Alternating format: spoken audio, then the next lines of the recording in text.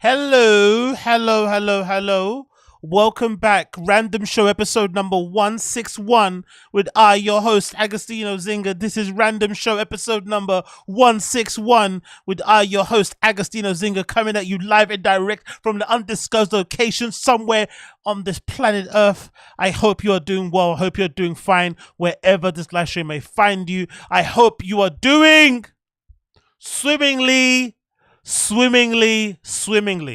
Big up everybody in the stream chat. Appreciate all of you guys coming in, jumping in slowly, little but surely, and all of that stuff in between. You feel me? You feel me? You know what I want? Yes. Big up everybody. Appreciate all of you. What's going on? What's the vibe? Talk to me nice or don't talk to me at all. You feel me? Big up the stream chat. Join in, smash the like, all of that good stuff. You know how it is. A little rare, midday, you know what I mean? Little affair today. Let's get it going. Let's get it crack-a-lacking. You feel me? I got my spirits out here protecting me and shit. Plants up and above and whatnot. Freshly showered. You know what I mean? You know how we're doing it. You know how we're doing it. But yeah, hopefully I appreciate all of you guys. Big up everyone. Look at everybody here there.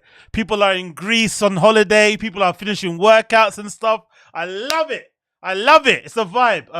I've actually got some of my workout clothes drying on a rack next to me right now. So maybe in an hour or two, I might open the window. So excuse the noise so I can get some breeze in here. But once that dries, I'm going straight to the gym. You know what I mean? And I'm going to get it in. But before we do that, on a rare day off, we're going to go do a bit of streaming, talk about some stuff that's happened, stuff I've missed out on. So I'm a little bit, you know, late as per usual with the stuff that's been going on, so please forgive me for my lateness, but there's so many things we need to talk about, so many things we need to get on top of, so I don't want to waste too much more of your time. Let's just get on it and let's get right into the beef, innit? Let's get right into the fucking heart of it. Let's get right into the heart of it. You feel me? The heart of it. The heart of it. Let's go. So first things first, you know me, you know I like to see people cry, especially when it's women. You know I have a good thing for watching people in pain. So let's start off with a good old public freakout video. This is titled Former Trump Attorney. Yeah, former Trump Attorney. What's this person's name? Former Trump Attorney JENNA ELLIS cries in court after pleading guilty. We need to watch this first. Before we jump into all the comedy stuff, let's get into some good old public freak out, good old women's crying, because that just brings me joy and it does something. You know what I mean? It sends some tingles up my spine. I know it's weird, I know it's freaky, but let me be who I want to be. Do you know what I mean? Don't kink shame. Don't kink shame. Don't kink shame. Don't kink shame. You know what I mean? I've got my stuff, you got your stuff. Let's go. Thank you, Your Honor, for the opportunity to address the court. As an attorney who is also a Christian, I take my responsibilities as a lawyer very seriously, and I endeavor to be a person of sound Let's get the volume up. Sorry. Let's get moral and ethical character in all of my dealings. In the wake of the 2020 presidential election, I believed that challenging the results on behalf of President Trump should be pursued in a just and legal way. I endeavored to represent my client to the best of my... I'm not gonna lie. If I'm Trump, right? I'm not gonna lie. If I'm Trump and all of these motherfuckers that were with me when it was good, when I was anti-establishment, when I was blockbuster, when I was all over the timeline, when I was getting all this free press, I was the hottest name out there in the streets. If I'm Trump and all these rats are jumping off of the ship while it's fucking sinking and they're in court crying, I'd be so pissed. You are dead to me. If I'm Trump, you're dead to me, bro. You were on this train, the choo-choo hype train, when it was all good, right? And now I'm looking at some time and I might go in fucking jail, or I might get fined, or I might be in big trouble. Now all of a sudden all the rats are jumping off of the fucking boat and they're crying in court. Shut up. ability. I relied on others, including lawyers with many more years of experience than I, to provide me with true and reliable information, especially since my role involved speaking to the media and to legislators in various states. What I did not do, but should have done, Your Honor, was to make sure that the facts the other lawyers alleged to be true were in fact true. In the frenetic pace of... Oh, you should have! In the frenetic pace, you didn't double check the facts, eh? Oh, it was just so busy. I had no time to check the facts, Your Honor. Even though I'm a fucking lawyer, I had no time to check the facts. I had to get my lunch, then I had to sort out my outfit for the rest of the day, then I had to get the kids looked after, then my husband needed jerking off, then the dog needed walking. I just had no time to check the facts. Come on! It's your fucking job! Of attempting to raise challenges to the election in several states, including Georgia, I failed to do my due diligence. I believe in and I value election integrity. If I knew then what I know now, I would have declined to represent Donald Trump in these post-election challenges. I look back on this whole experience with deep remorse. For those failures of my own, I have taken responsibility already before the Colorado bar who censured me, and I now take responsibility before this court. I take responsibility. Doesn't matter, man. You're going to jail, woman. You're going to jail. Get your affairs in order. Make sure your husband's got a little side piece that can look after your kids. Maybe somebody Hispanic because, you know, they get it in, right? Right? Maybe you might come back and she might not be there, but you got to run that risk. You got to roll those dices. You feel me? Or get them to stay with your mom if she's still alive. Whatever you got to do. But you're going to jail, miss. No amount of tears can save you. No amount of tears can save you. But yeah, I love a good old tears. I love a good old I love a good old tea session. I'm sorry. I fucking love this shit. Another one before we kind of continue on to the other stuff. Let's see this one. Male Karen has a meltdown. What's a male Karen? I don't understand what a male... Oh, a male Karen is just like a Ken, basically, right? Like a complaining white male. You know how... This might be the worst version because I think Karens and complaining and whinging and freaking out outside, it probably doesn't suit men that well. You know what I mean? You just come across like a bit of a bitch, unfortunately. Men can't really complain, right? You can't really complain. You can't share your feelings. You can't be emotional. You can't be vulnerable. People just look at you as a bitch. So if you get on your male Karen vibe, excuse me, I was first. No, you're not allowed to go. Hello, do you live here? Do you live here? Like, you just sound like a bitch. Know what I mean? No one is ever going to respect you. Excuse me.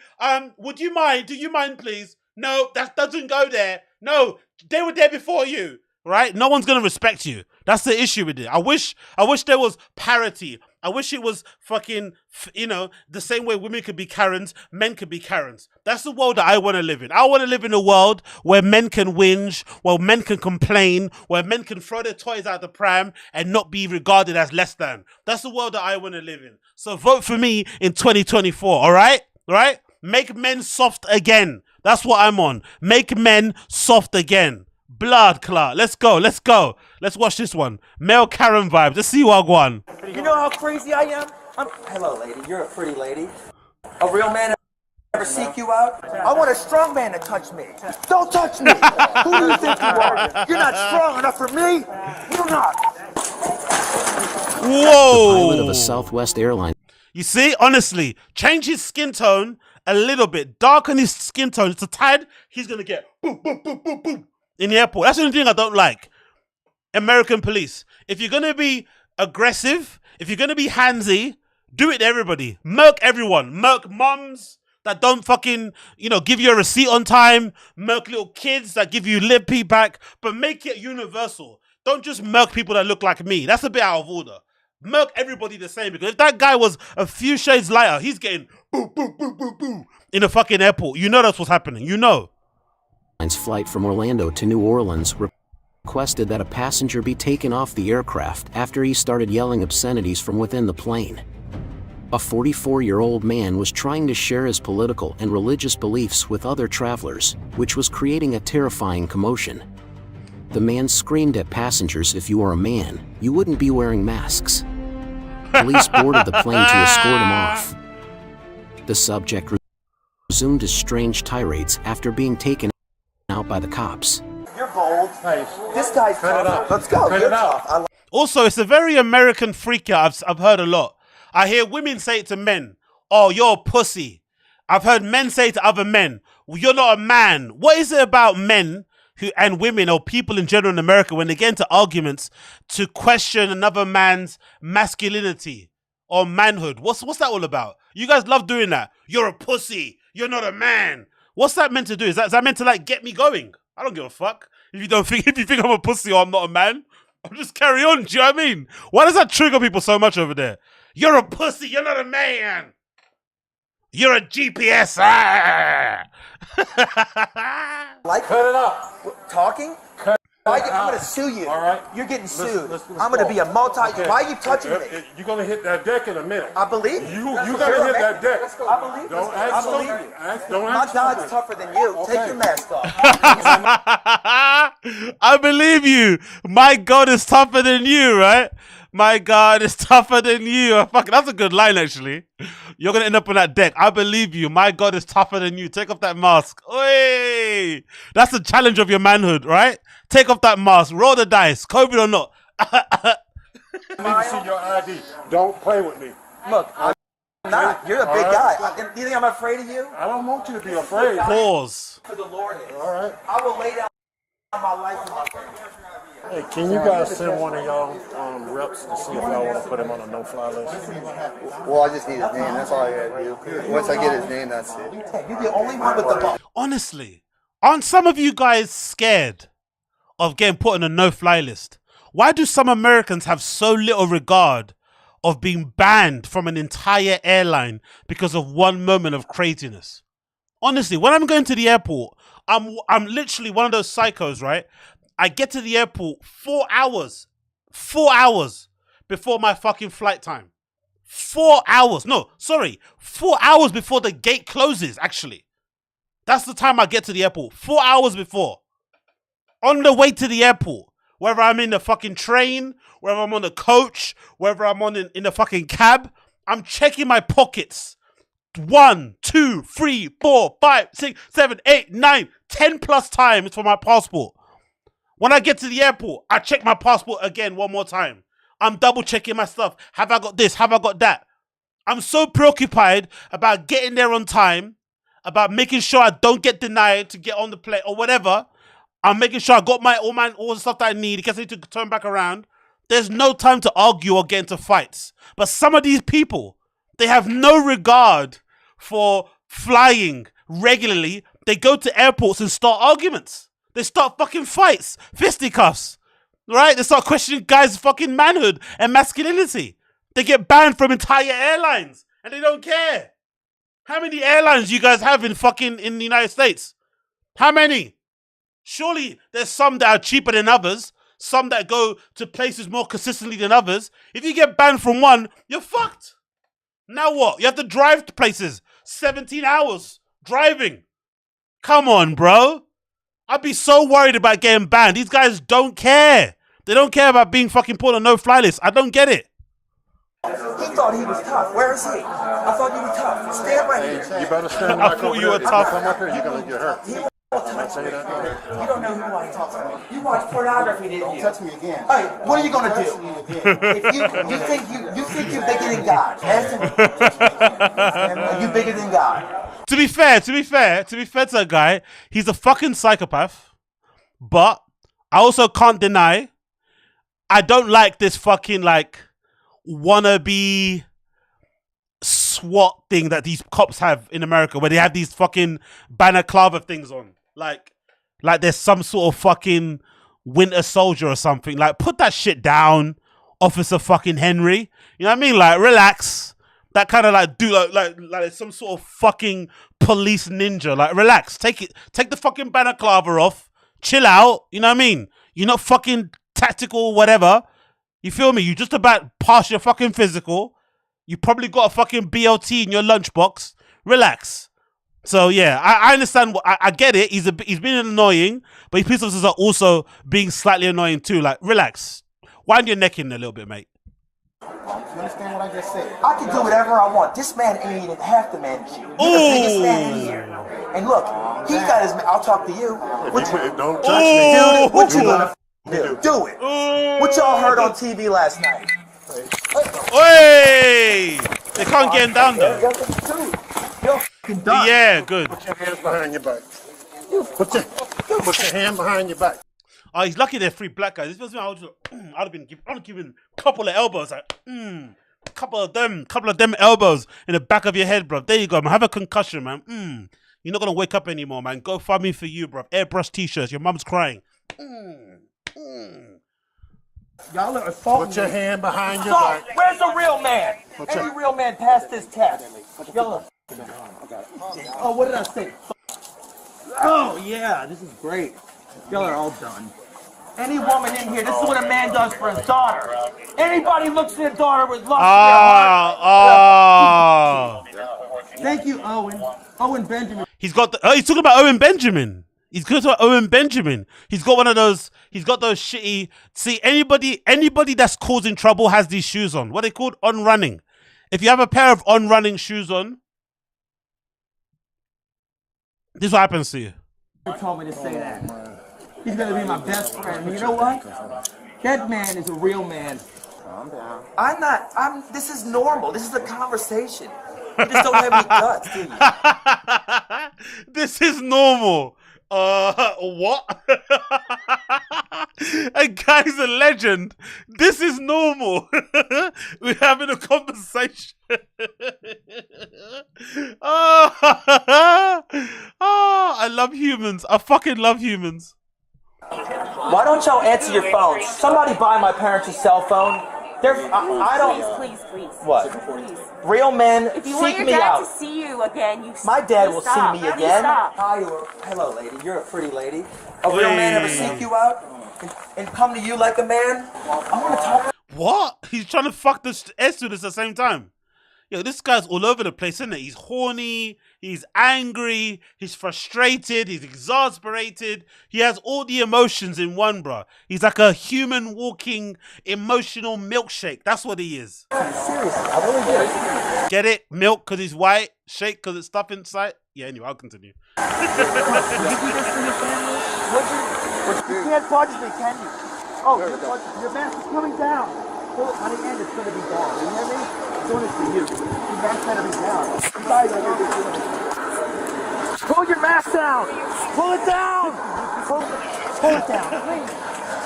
I love that threat. Pull your mask down if you're a man. Pull your mask down. I love that threat.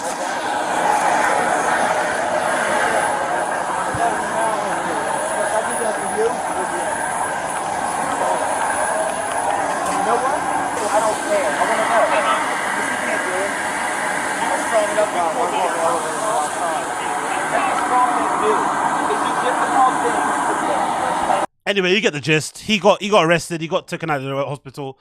Sorry, airport. See, even I'm getting confused with the crazy talk. Big up him. Hopefully he finds his way back to Bethlehem. Probably won't because he's obviously a psycho. But yeah, big up him. Big up what he's doing. Appreciate everything that he's done.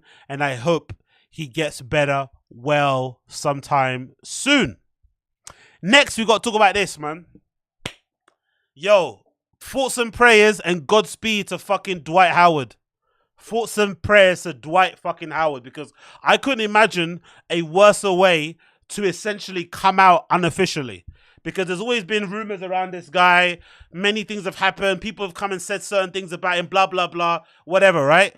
And now he's come out via fucking court documents. Do you know how fucking unlucky you have to be to come out via court documents, bro? You're trying to keep it on the low. Right, you're trying to be down low on the low. You're trying to do your little biting on your sly. No one needs to know Wagwan. You know what I mean? You lay pipe here, you lay pipe there. You're an equal opportunity pipe giver. You feel me? Right? No one's business. You do your thing.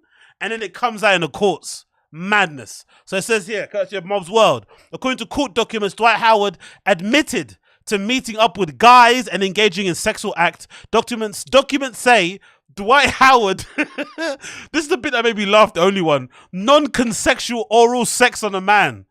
This guy is like 6'7", however how tall he is, 250 pounds, jacked, right? In shape, black man. Like he could legitimately suck your dick by force.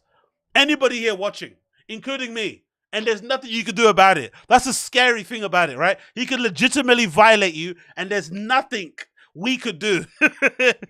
You know what I mean? Literally nothing. Anyway, more details on the case, courtesy of Baller Alert, the #1 news source in the world, right? This is the following. According to reports, Harper messaged Howard on Instagram. That's where it all goes down. That's the first mistake he made. The first mistake he made is having a public Instagram. Damn it. and shared his phone number, to which Howard responded. Howard's lawsuit claims Howard expressed interest in freaky sex acts. Freaky. Freaky zicky.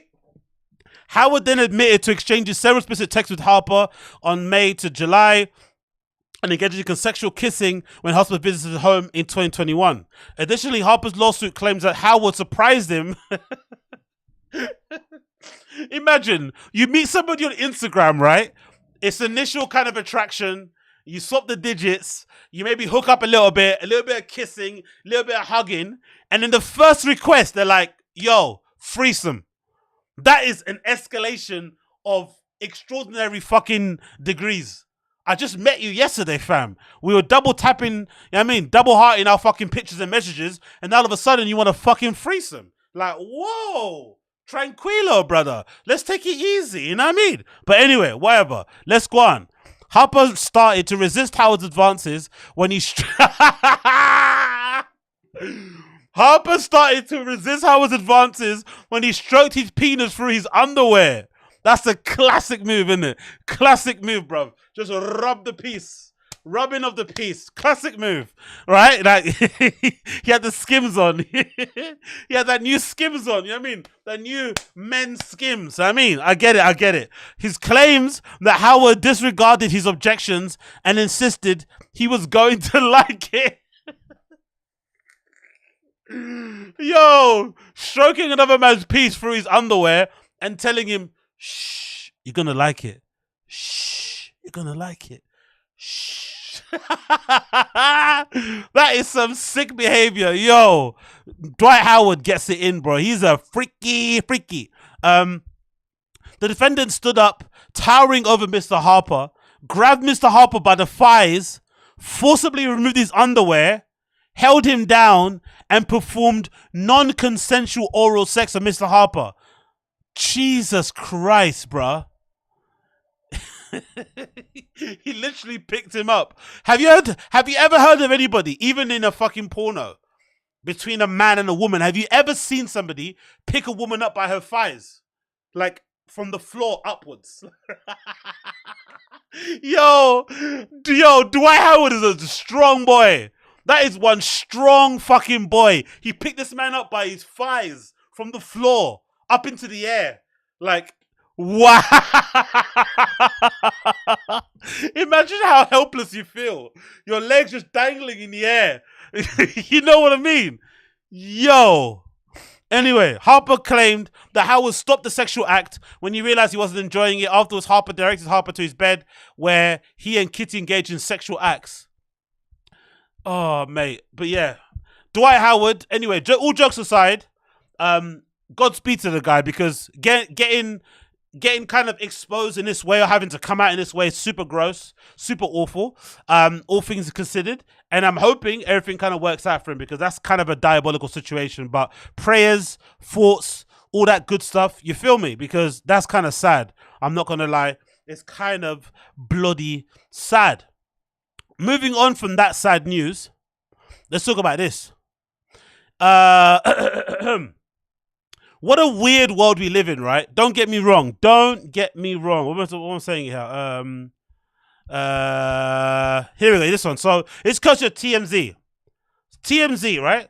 Somehow Blueface has managed to get his fiancée and wife-to-be, JAIDYN ALEXIS, a deal at Columbia Records. And it makes me wonder, all of those rumors they put out recently, or stories about the music industry is down, sales are down 40%, no one's going to live shows, albums, all that stuff comes out, right, about the music industry being in a bit of a weird place. And then suddenly out of the blue, here they are signing a girl off of one meme song, right? Don't get me wrong, the song, oddly enough, kind of slaps, right? She's got this song called Barbie, JAIDYN ALEXIS, and it's a kind of a banger, I'm not going to lie. All the girls seem to be liking it. It seems to be one of those tunes they're all putting up on their fucking profiles when they're wearing cute stuff and shit, so I get it. But, you know, does this girl deserve, or does this girl warrant a record deal because of that one track? Probably not. But it goes to show what the music industry is at, because maybe there's an option there to increase her fucking profile, up the bloody streams, have her do some other bits and bobs, but I can't imagine the album being any good. But it does put Blueface in a good light. It does basically show, as much as he's a bit of a psycho as much as he's a bit weird and shit, he has a good eye for talent. Let's be real. He basically A&R'd this entire thing. He most likely wrote the bars for the fucking record, right? And essentially he got his baby mum, his fucking fiance wife to be a record deal with Columbia Records, got her probably a nice fat advance, right? And whatever else may be going forward. So let's read the article courtesy of TMZ. It says, Blueface fiance JAIDYN Alexis is now in position to make her own splash in music biz, inking a record deal. The newly engaged couple popped champagne on Tuesday and toasted the immediate future. JAIDYN signed a deal with Columbia Records. The rookie rapper signed several pages of contracts with Blue by her side. A rep for the label also confirmed TMZ the move was not a publicity stunt. JAIDYN was started hitting a booth this year. Imagine how pissed you'd be if you're an artist who's been making music for more than a year, more than 5 years, and this girl, JAIDYN, happens to be, you know, just got a deal because she's in a relationship with a fucking Blueface, has got a legit deal with Columbia Records. How angry would that make you? How unfair is the world? But the thing you have to realize or focus on, this is always going to happen. You know, this is always going to be the deal. It's going to be these random signings that pop up. It doesn't take away from your journey. It doesn't take away from what you are destined to get if you keep on the path. Just focus on what needs to be forward. If anything, her getting a record deal should encourage you that it's possible for you too, because if she can get it, it means it's not impossible, because she's not, you know, incredibly talented or anything, but it's just a bit of a song that hit at the right time. You know, there's timing, all the history, blah, blah, blah, blah. We get it. So don't be, what's that thing called? Don't be discouraged if you're watching this and thinking, how the fuck did JAIDYN get it? No, I didn't. It's like, relax. Following the Las Vegas arrest last year, JAIDYN bailed him out and was ordered straight to the studio to get her skills up. Her last string of music videos have amassed several millions of views. Just type of motion a record label like Columbia is looking for in this social media era. So, big up her. Great to see. Rare, you know, fucking that Barbie tune is going off, and hopefully we'll see some good stuff coming from going forward. But don't get me wrong, I'm not holding my breath. The album's not going to sound good. You know what I mean? I'm not holding my breath because a lot of these girls out here are kind of trash. So I'm not holding my breath that she's going to be good. I'm not going to lie. I'm not going to lie. Next on the list here, courtesy of Shadeborough. This might be one of the most confusing, weird news stories I've heard in a long time, but also a clear indication of what happens to an app when it hits a bit of a stagnation. Or no, when it hits a bit of a plateau, sorry, right? If any of you guys in the chat have worked for a startup, you would know exactly what I'm talking about. There is a period when you're working for a startup when all the hype is kind of died down and all the new features have been exhausted, where they don't have a way to go, but they've received all this fucking venture capitalist money, all this venture capital money, which comes with its own fucking requirements, which essentially is you have to keep innovating, you have to keep hiring, you have to keep building, you have to keep growing. So you get that money to basically give you some runway to allow you to keep the company going, but you have to keep on pushing things and pushing the envelope, even when there's nothing left to push. So when I see this headline, courtesy of the Shadeborough, it makes me feel like Tinder is on the downward turn. That's my prediction. It makes me feel like Tinder, sooner rather than later, is probably going to be on a downward turn. Because now they're just doing anything just to stay in the fucking news cycle and to kind of stay fresh. Because this is fucking nuts. It says the headline, Tinder to allow family and friends to suggest potential partners in a new feature. What? Tinder to allow family and friends to suggest new fucking partners in a new feature. Do you know how fucking insane this is as a feature? Like, what the hell does this even mean? The dating app Tinder is set to allow users and family members to suggest potential partners on the platform with their new feature, Matchmaker. The new feature allows users to give access to their potential matches to up to 15 friends or relatives in a 24-hour period. Those chosen can then view profiles, suggest possible messages, even without a Tinder account. But fortunately, they will not be able to message potential partners on the user's behalf. So you'll be able basically to make a little shortlist, send them to your friends or your family members, and they can suggest the ones that they think are good for you. It's like, bruh. Most people that use these kind of apps, I'm assuming, the ones who are not looking for a relationship, are just looking to get their beak wet. Imagine asking your mum what girl she thinks is going to make you come good. Imagine what kind of psycho you'd have to be to fucking text your dad and say, yo, what girl should I go for? Who's got the biggest tits? Like, what the hell is this? What the hell is going on? I really question my sanity. I question society. I question everything about the world around me when I see this type of headline, because this is absolutely batshit crazy, but also a clear indication for me that Tinder's on a downward step. Because what the fuck is this feature? Really and truly. What the fuck is this feature? The last time I checked, people online who are complaining about dating and relationships, who should pay for a date first, all of those fucking boring topics, most of the crux of their arguments are to do with there's no good amount of good men or good women out there, right? That's the consensus everybody can agree on. Fat, white, gay, straight, whatever. Everybody kind of agrees that out there the dating pool is a bit struggle city. Okay, cool. If the dating pool is struggle city, maybe they should find ways of acquiring new leads, of getting new users on the app. How do you get people who don't use the app to jump on the app? So basically you have more options, so I have more good people to pick from. Not, oh, let me ask my fucking auntie which girl I should finger bang at the back of a fucking cinema. That's not what we want. You want more options, more better options, right? More options with potential, short-term and long-term. You don't want to fucking open it up for your family members to find out what makes your dick hard. That, to me, is a fucking nightmare.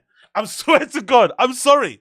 This sounds like a terrible, terrible dream, and I don't know what the hell's going on. But again, having worked in startups, having been a bit of a businessman myself, I can tell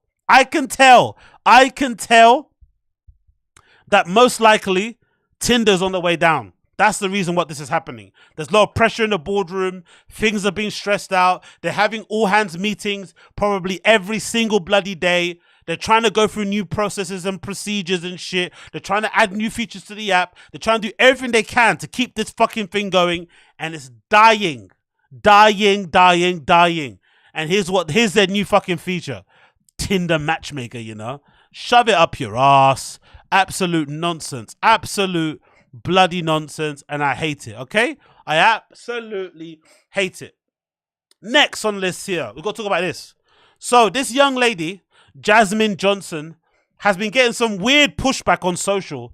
I guess because the characters she played on Top Boy, she played it very well, to be honest. She played this lesbian gangster in Top Boy, and she played the role spectacularly. But I guess some people are a bit miffed that an actor can play a role, but then not be anything like the role they played in real life. I don't know why people's brains are so, you know, fucking small in able to kind of realize that, but some people aren't able to realize it. So she getting a lot of pushback online. So she had to come out and make this statement, which is fucking insane, right? She said on a statement on her Instagram, "I'm an actress. My job is to play dress up and pretend. I take a script and I make it palatable for your eyes to watch. I'm also a human being like you, just living my life. Be kind." So I don't understand why she has even posted this. It's fucking ridiculous. Essentially, she's basically apologizing for not being a lesbian.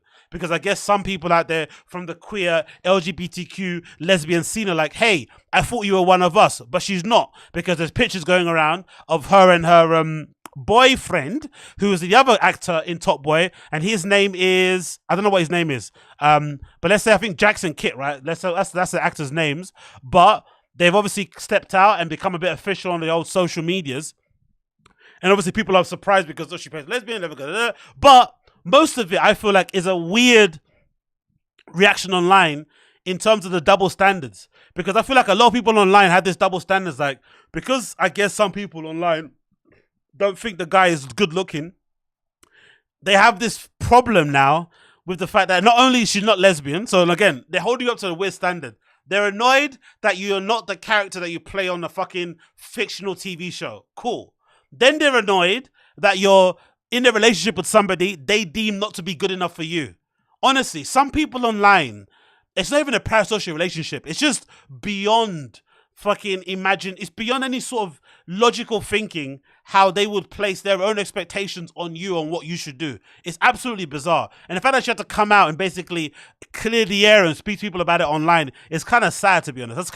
It kind of broke my heart, because if anything, People should be congratulating her and giving her pats on the back, clapping and saying, wow, good job, because we all thought you were this person. You played that role so well, we just assumed she was like a character from like The Wire, right? The Wire, I forgot who the person is, the character in The Wire, the lesbian woman. She basically is that same character off camera. Right, they basically got her from the streets, her first real big acting role, and she fucking smashed it. So people just assumed she was that type of character where they kind of found this girl on the roads. She had the talent for acting. She fit the role. Boom, they put her into Top Boy. No, she's an actor. You know what I mean? Gave her a script, she read it, and she fucking smashed it out of the park. But obviously, off screen, she gets up to other things and she presents herself in another way. And obviously, you know, they look good over here. So leave the girl alone. Let her act in peace. Please be kind, be nice, and leave her the F alone. Okay? It's not too difficult. It's not too difficult. So, we did that. We did this. Let's move on to this clip here. Oh, big up the stream chat, by the way. I appreciate all of you for hanging in there. What are you guys saying here? My mum wouldn't let me date girls with tattoos. Here, lols. There's a video of a grandma on Tinder. Funny as fuck. Just bought some rapists. How dare she be good at acting? Exactly, Tom. Wig up Josie Wagwan. The Watcher, you telling me Johnny Depp didn't have scissors in his hands? Good, exactly. But yeah, anyway, let's move on, right? So, there's this clip here that I haven't watched just yet of DESUS from the legendary DESUS and MERO doing a little segment on The Daily Show about DJ Envy. And I have to watch this because if you're familiar with DESUS and MERO, and DESUS in particular, you will know that DESUS had a bit of a beef with DJ Envy back in the day when they went up on at the Breakfast Club, and DJ Envy wasn't too pleased about how they were laughing and joking about him and shit, and he kind of put it on them, and it caused some static on the radio, and it turned into like a long-lasting feud. So you would imagine DESUS is gonna be wanting to, you know, spin the block on fucking DJ Envy's head top. So let's see what he's saying, because this is gonna be super funny. Big up DESUS. It's time for some financial news. The Daily Show is a serious show. I know some people expect me to come on here and do my thing where I just roast people that I have beef with, but this is a serious show. This is a serious chair, serious desk, and now I'm going to give you some important financial news. So important, I have to put on my spectacles. I report on the serious financial news. Popular radio host DJ Envy now distancing himself from an alleged multi-million-dollar fraud scheme. Not DJ Envious. That was never on my radar. Go on. Federal agents arresting his longtime friend and one-time business partner CESAR PINA on charges of wire fraud, accusing him of a Ponzi-like real estate scheme that allegedly defrauded investors out of millions. PINA often appeared on The Breakfast Club, a top 20 iHeartRadio show with millions of listeners and YouTube subscribers to promote real estate investment. He also held seminars and created YouTube videos with DJ Envy. DJ Envy has not been charged in connection with the case, but many of the alleged victims say they were influenced by his celebrity status. Oh no. Wow, DJ Envy is in trouble for real estate fraud. What a serious story. It's definitely not funny. There's certainly nothing personal that makes it funny to me. It's not like Rashawn accosted me on the radio for making a little joke about him and his wife, which I only thought we were friends. It's not like he called me dickhead and then got so mad he locked himself in the studio for the rest of the show and then told the building security I was a threat. But even if that happened, that's all in the past. I'm just reading the news. Listen. And apparently the news is DJ Envy might go to jail for an alleged Ponzi scheme flipping houses in New Jersey. That's not hilarious. It's tragic. Because he's just a DJ. I mean, there's no way he could have known he might have been involved in a Ponzi scheme, right? When I first got into real estate, I called 3 people. I called Clue. I called Fabulous. I called Joe Budden. Joe Budden told me it was a Ponzi scheme and I was going to go to jail. That clip is not funny. We are not laughing at this. We're also not asking who's the dickhead now. I'm being serious. Look at these spectacles. This could have happened to anybody. Whenever I'm doing financial transactions, I also get advice from Joe Budden, Fabulous, and DJ Clue. Exactly. Everybody knows those are the Lehman Brothers of hip-hop. And look, I don't want Envy to go to prison. I mean, imagine getting locked up for one of the corniest crimes in hip-hop history. This is a Property Brothers-ass crime. Forget the Bloods. He's going to have to join the House Hunters. But again, I'm just doing the news, and the news is that DJ Envy is a DJ, a man who turns tables. And now, The tables have turned. Hey, you know what though? You know what? If DJ Envy gets away with this, it's gonna be up there with Ja Rule getting away with the whole Fire Island shit. Do you remember? Because that was something that really did shock me. When Ja Rule got away with no prison time, no fines, no nothing for that whole, what's that? Was it Fire Island? Whatever that fucking thing was that he did, right? I was like, how the fuck did he get away with that? Because he was all up involved in it. He was invested in it. He was kind of organizing it. He was all over the documentary. Firefest, sorry. He was next to Firefest. Thank you, Jared Mellerick. He was standing next to the fucking founder. He was way in. And somehow, Ja Rule kind of wormed away. You know what I mean? Wormed out of it really, really elegantly. So big up him doing so. So it is possible that DJ Envy could turn the tables and actually do the unthinkable and not get charged. Another thing that might happen actually, right? He might just flip on fucking Caesar. He might just say, you know what? I'm out.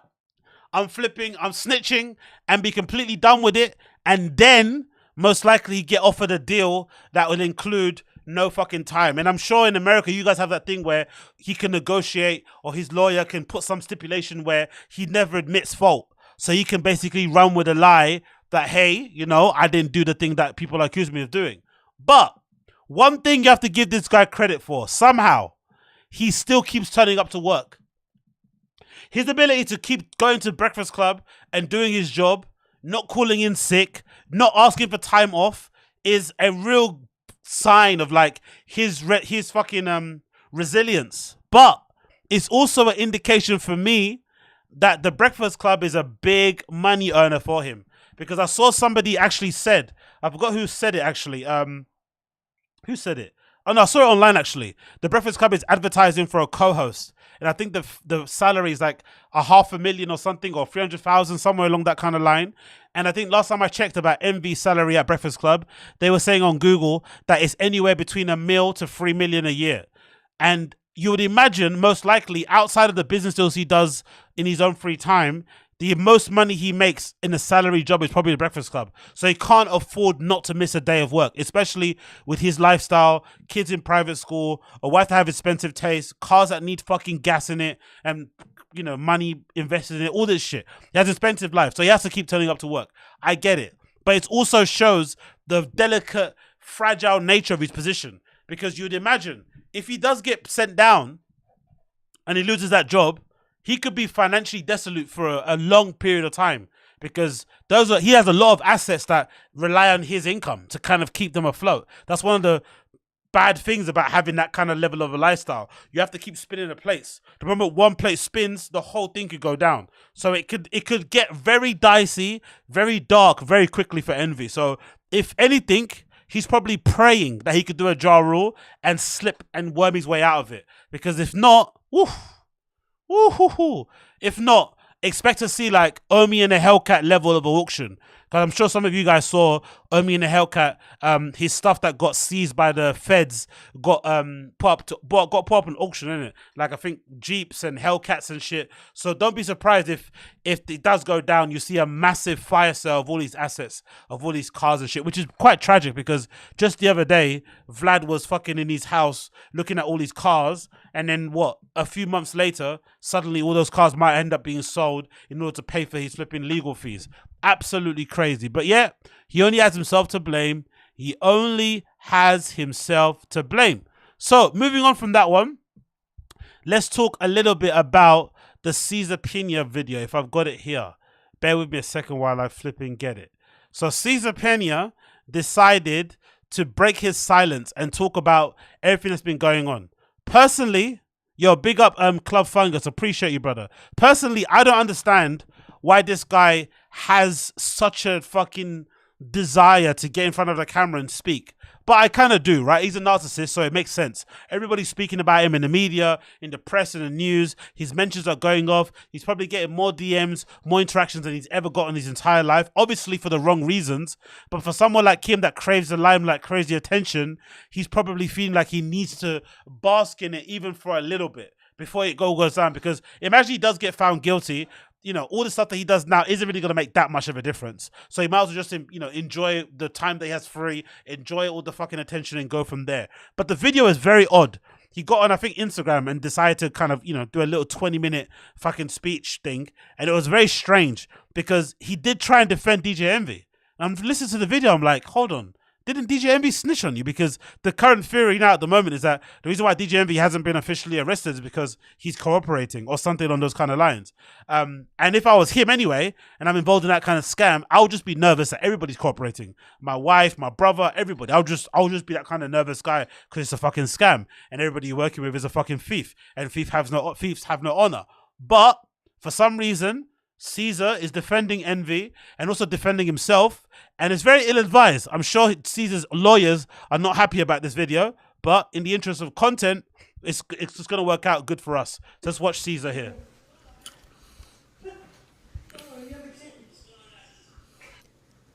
I am surprised by the amount of people, yes, there are on this live right now. Also, is he high or is he just zesty? Or is he Dominican? What's going on? Is he zesty? Is he high? Or is he just Dominican? Like, what's happening here? Because some of the mannerisms as he's talking are a bit strange. But anyway, let's continue.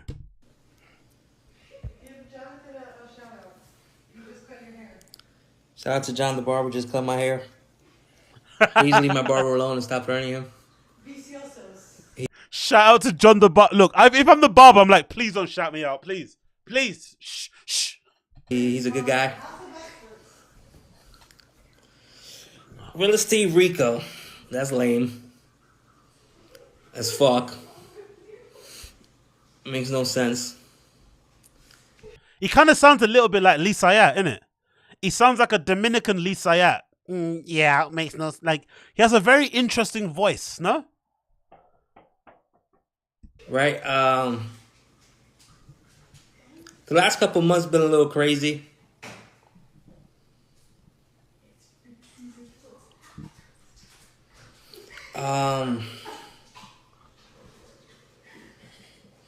You know,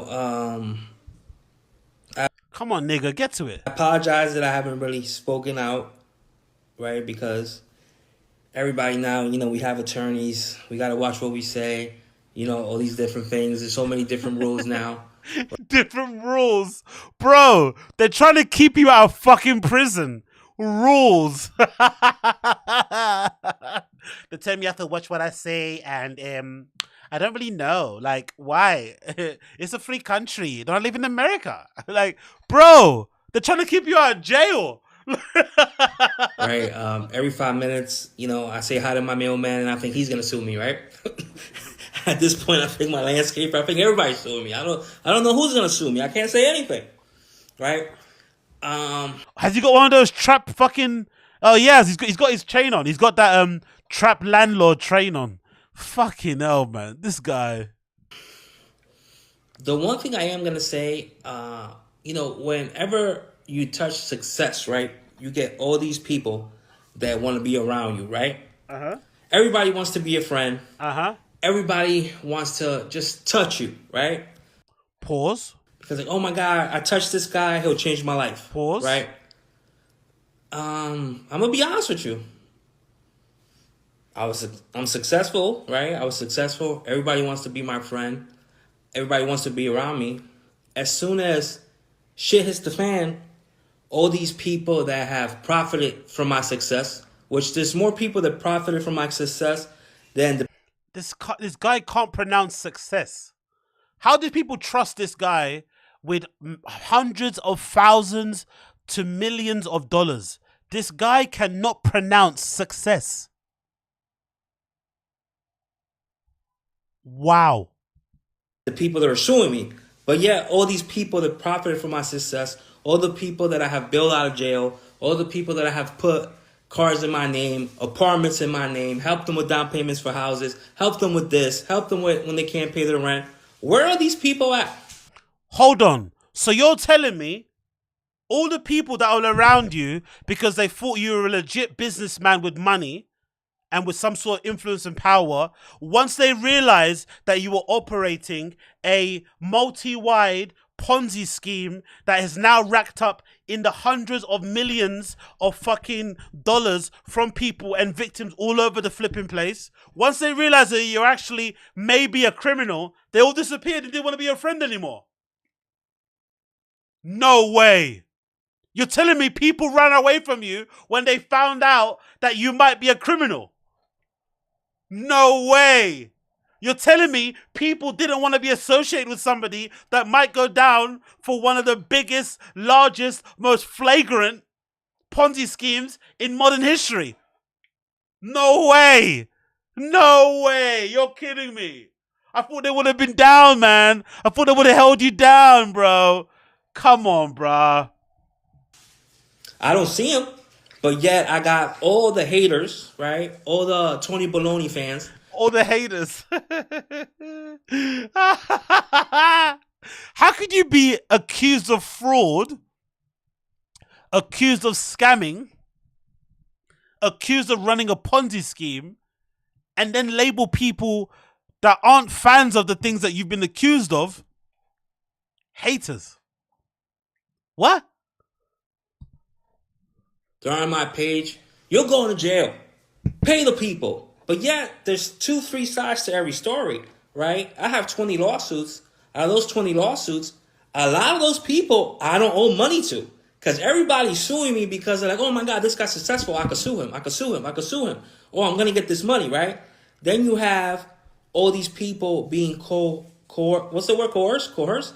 Whatever it is, whatever the word is, right? To sue people affiliated with me just because they're a bigger name, right? They're a bigger name than me. Yeah, that's how lawsuits work, that's the you situation idiots. that breaks my heart the most is how in all these lawsuits, these 20 lawsuits, DJ Envy was never in the room. DJ Envy has nothing to do with any of these 20 lawsuits of these people that are suing me. Yo, the way he's riding for DJ Envy and he has no idea what DJ Envy is going to be doing to him in the background. Do you think DJ Envy is going to ride for you also? Do you think he's going to hold you down when he's faced with the prospect of facing some level of prison time, having his reputation besmirched, having his family ripped apart, having his assets taken from him? Do you honestly think he's going to say, nah, he did nothing wrong, Caesar's my guy? Do you honestly think he'll do that? The faith and the blind ignorance, naivety of this man is quite startling. He's quite infantile in the way that he thinks, isn't it? At this point, if I'm him, and again, scamming shit, so he deserves everything he's getting if he's guilty, or if he's, if everything that people are saying about him is true, he deserves everything he's gonna get. But if I'm in his position, you have to assume everybody's snitching. You have to assume everybody's snitching. Why? Because you're running a scam. It's good when it's good. When it's bad, it's bad. Because you have various points of weakness. Every person you're in business with is a point of weakness. Your wife, your business partner, your accountant, your lawyer, the studio fucking manager, the receptionist you're fucking. They're all people that could hurt you. So if it's me and I'm in his position, you have to assume everybody's snitching. You have to protect yourself and shut the fuck up. Why is he trying to cap and fucking ride for and white knight for Envy at this point? God damn it, bro. Envy's got his own family too. Envy's got his own family to look after. He's not going to be thinking about yours. You have to protect not even your family. You have to protect yourself at this point. Because guess what? You're being investigated for fucking fraud. And there's many people involved. And there's hundreds of millions of dollars at stake. Jesus Christ, bro. Envy wasn't in the room. What? And it fucking sucks, bro. It pisses me off that all these people are bashing DJ Envy. Nah, this is Lisa.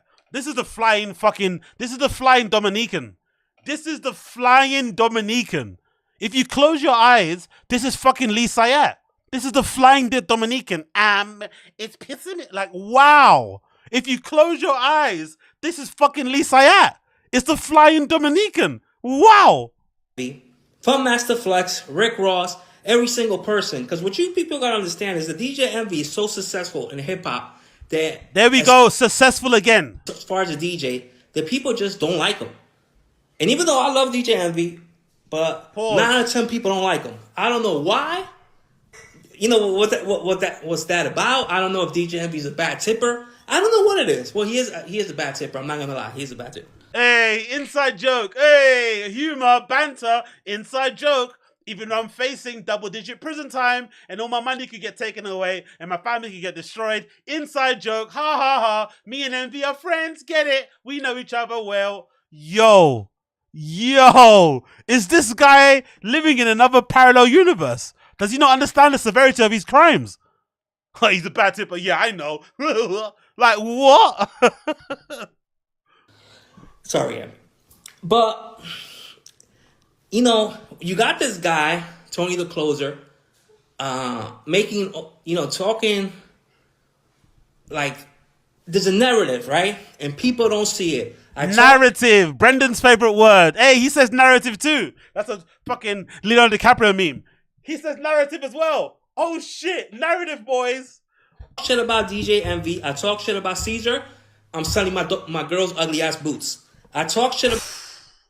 I was about to say, I honestly thought you were about to say I'm selling my girl's pants or something, or underwear. I swear down. I don't know why my mind went that way, but I thought, what? I thought he's gonna be like, that's gonna be like his origin story as an entrepreneur. Instead of selling comics, I used to sell my girl's underwear, man. Like, whoa, okay. About DJ Envy, I talk shit about Caesar, I talk shit about Jenny Tips. I'm selling a real estate course. I talk shit about Caesar, I talk shit about DJ Envy, I'm selling an ugly ass t-shirt. And people don't see that, right?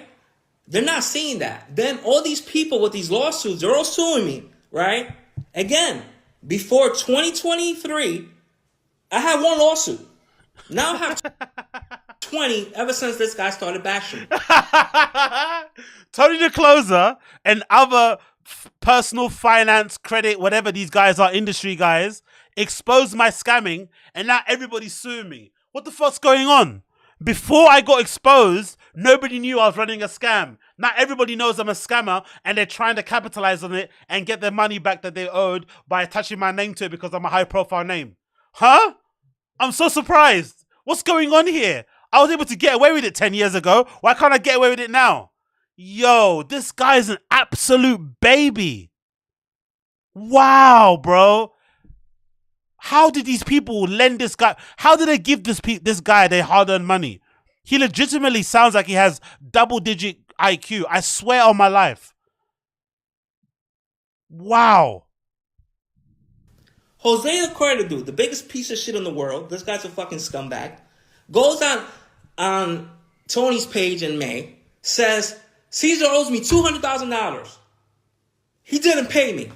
Yet, Jose the credit dude, I have the receipts that I paid you back in November, back in January. Now you go in May and you make up this lie. And you start this whole thing where now all these people are being affected, right? Because at the end of the day, it is what it is. If I owe somebody, I owe somebody. Nobody is here If I scammed, I scammed. If I ponzied, I ponzied. Yo, it doesn't work like that, bro. You're under investigation from the feds. It doesn't work that way. It's not like you owe somebody like a round of drinks. I'm sorry, my bad. I forgot to buy the round. Next round's on me. Apologies. It's not about that, mate. It's not that. He's acting like he forgot to buy everybody shots. Yo. Yo, this guy is fucking bugging. Holy shit, Cesar Pena. It's a lie or whatever. I owe you, you sue me, or court of law will work the shit out, whatever it is, right? But now all these people are putting this energy behind this machine, putting this energy. Huevos rancheros. Tony the Closer does not give a fuck about victims. All the money that he made from the t-shirts that he sold or the badges, he is not donating to victims. He's not giving them money. He's just in it for the clicks. Just like everybody else, right? So all these people are feeding this machine. You're feeding this machine. You're feeding this machine. Oh, I hope he gets locked up. I hope he gets locked up. I hope he gets locked up. I got locked up. I'm still here. Right? Oh, this is going to be used in another video. When he eventually gets his time, this is going to be used in the video. And they're going to play that fucking Larry David fucking theme tune.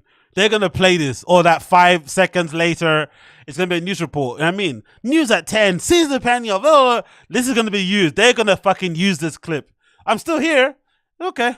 Okay. Be careful what you wish for. So now, I'm here. And guess what, you fucking geniuses that you all wanted me seeing get charged and get locked up? Now the government is involved. Now the government's going to come in and say, we're staying all these lawsuits till your criminal proceedings are done. So guess what? From a year to 2 years to getting paid, now it could be 3 to 5 years. This guy's a piece of shit. Yo, big up Young Old Vibes. Wagwan. Heart. Wagwan, Young Old Vibes. What's the deal? What's the deal? Bang your doors, shake your chairs, shake your flipping fist in the air. What's good? What's good? And if you guys will be lucky if you see anything. And this is like the most retarded shit in the world. Instead of having a conversation with somebody that's been successful for all these years, I have a track record from 2017 to 2020. This guy's saying, hey, you guys have now hand me up in lawsuits. You won't get your money back for ages. It's like, bruh, what kind of defense is this? What kind of defense is this? So he's basically saying in a roundabout way, if you wanted your money, you should have came to me directly instead of putting these lawsuits together. Because now, because of the lawsuits and the government being involved, you won't get your money for another 2 to 3, maybe more years. That's why we're doing it, you fucking idiot. They all tried to come to you directly, and people kept saying that he's the best excuse maker. He talks about his parents dying, he was busy, something happened with his kids, flat tire, blah, blah, blah. He never really comes through with the money. He sends people fucking, you know, he writes people bogus checks and shit, gives them jewelry because he can't give them the money yet. So they tried to come to him directly, and he didn't follow up. He didn't come through. Hence why the lawsuits happen. It's pretty easy to understand. 22 of no lawsuits, no problems. Then this guy starts bashing me. I got a shitload of lawsuits, right? You know what? Maybe if you don't scam, you don't get lawsuits. And again, you know, it is what it is. If I owe, I owe. If I scam, nobody I scam. is here saying If I Ponzi, that I'm a victim. Ponzi. I don't give a fuck. Oh. I'm honest with you. You know, people come on my page that I don't owe money to or have any deals with, and they're talking shit all day. Como se dice, I don't give a fuck in español. All these trolls, right? I wish all these people would put this energy to actually get a fucking job or be successful at something, right? Tony the Closer doesn't own any real estate. He's a fake real estate guru. You're flexing on somebody else's business acumen and their real estate portfolio while you're getting investigated for multi-million-dollar Ponzi scheme that involved real estate is absolutely insane. Sir, you're under investigation by the feds who have a 98 plus fucking % conviction rate. Focus should be on other things, my friend. Not on trying to prove or demonstrate or make clear who is the better businessman out of the other. You know, like this is not the time for flexing businessman credentials. Please. Right? I'm the real deal. Even though now I'm going through some shit that I gotta deal with, because I'm a fucking man first. So whatever I am responsible for, I am responsible for. And if I hurt anybody in any way, made their life difficult, I apologize. He's admitting fault. He's basically, this is an admission of guilt. His lawyers must be absolutely ripping their hair from their fucking heads. Their client is basically admitting to the crime. What the fuck is going on here? Oh, this guy's a fucking idiot. Damn. But my life has been difficult. All of my friends and all the people that have success with me, where are they? Have any of them come up here and told me, yo, see, mi hombres have disappeared. Where are my hombres? Where are my chicos? Where are my chicas? ¿Dónde estás? you good? Caesar, somebody put online, they're going to kill your daughter. They're going to kidnap your mother. They're going to rape you. They're going to rape this person. Even they said they're going to rape me. Who the fuck wants to rape me? He's calling himself mid. He's calling himself mid. Who would want to rape me? He's calling himself mid. Who would want to rape me? Have you seen me? Have you seen the size of me? I'm a fucking unit. Who'd want to rape me? Yo, he doesn't know he's got those big fucking fat boy milkers. Someone would want to rape him. Oh, that's fucking incredible. Calling yourself mid in the middle of this rant is fucking great. Crazy, right? And oh, that was very. Look at his face. That was very zesty, isn't it? He has some very dirty thoughts there. Look at his face at the end. Look at his face. Your mother. They're gonna rape you. They're gonna rape this person. Even if they said they're gonna rape me, who the fuck wants to rape me? This is crazy, right? He was imagining it. He was imagining it. It was like, ooh, they're gonna rape me. Ooh, tranquilo, hombres, tranquilo. Calmate, hombres, calmate. One more time. Put online, they're gonna kill your daughter. They're gonna kidnap your mother. They're gonna rape you. They're gonna rape this person. Even if they said they're gonna rape me, who the fuck wants to rape me? This is crazy, right? And it's like, wow, this shit keeps on. You know, then you got these reporters, right, making up, like, the other day, Our Heart Radio's office got raided. They didn't even raid my house, and I'm the target. How the fuck are they gonna raid the radio station? What are they gonna take? The fucking CDs? The records? What are they taking? Like, this shit is crazy. This shit makes no sense.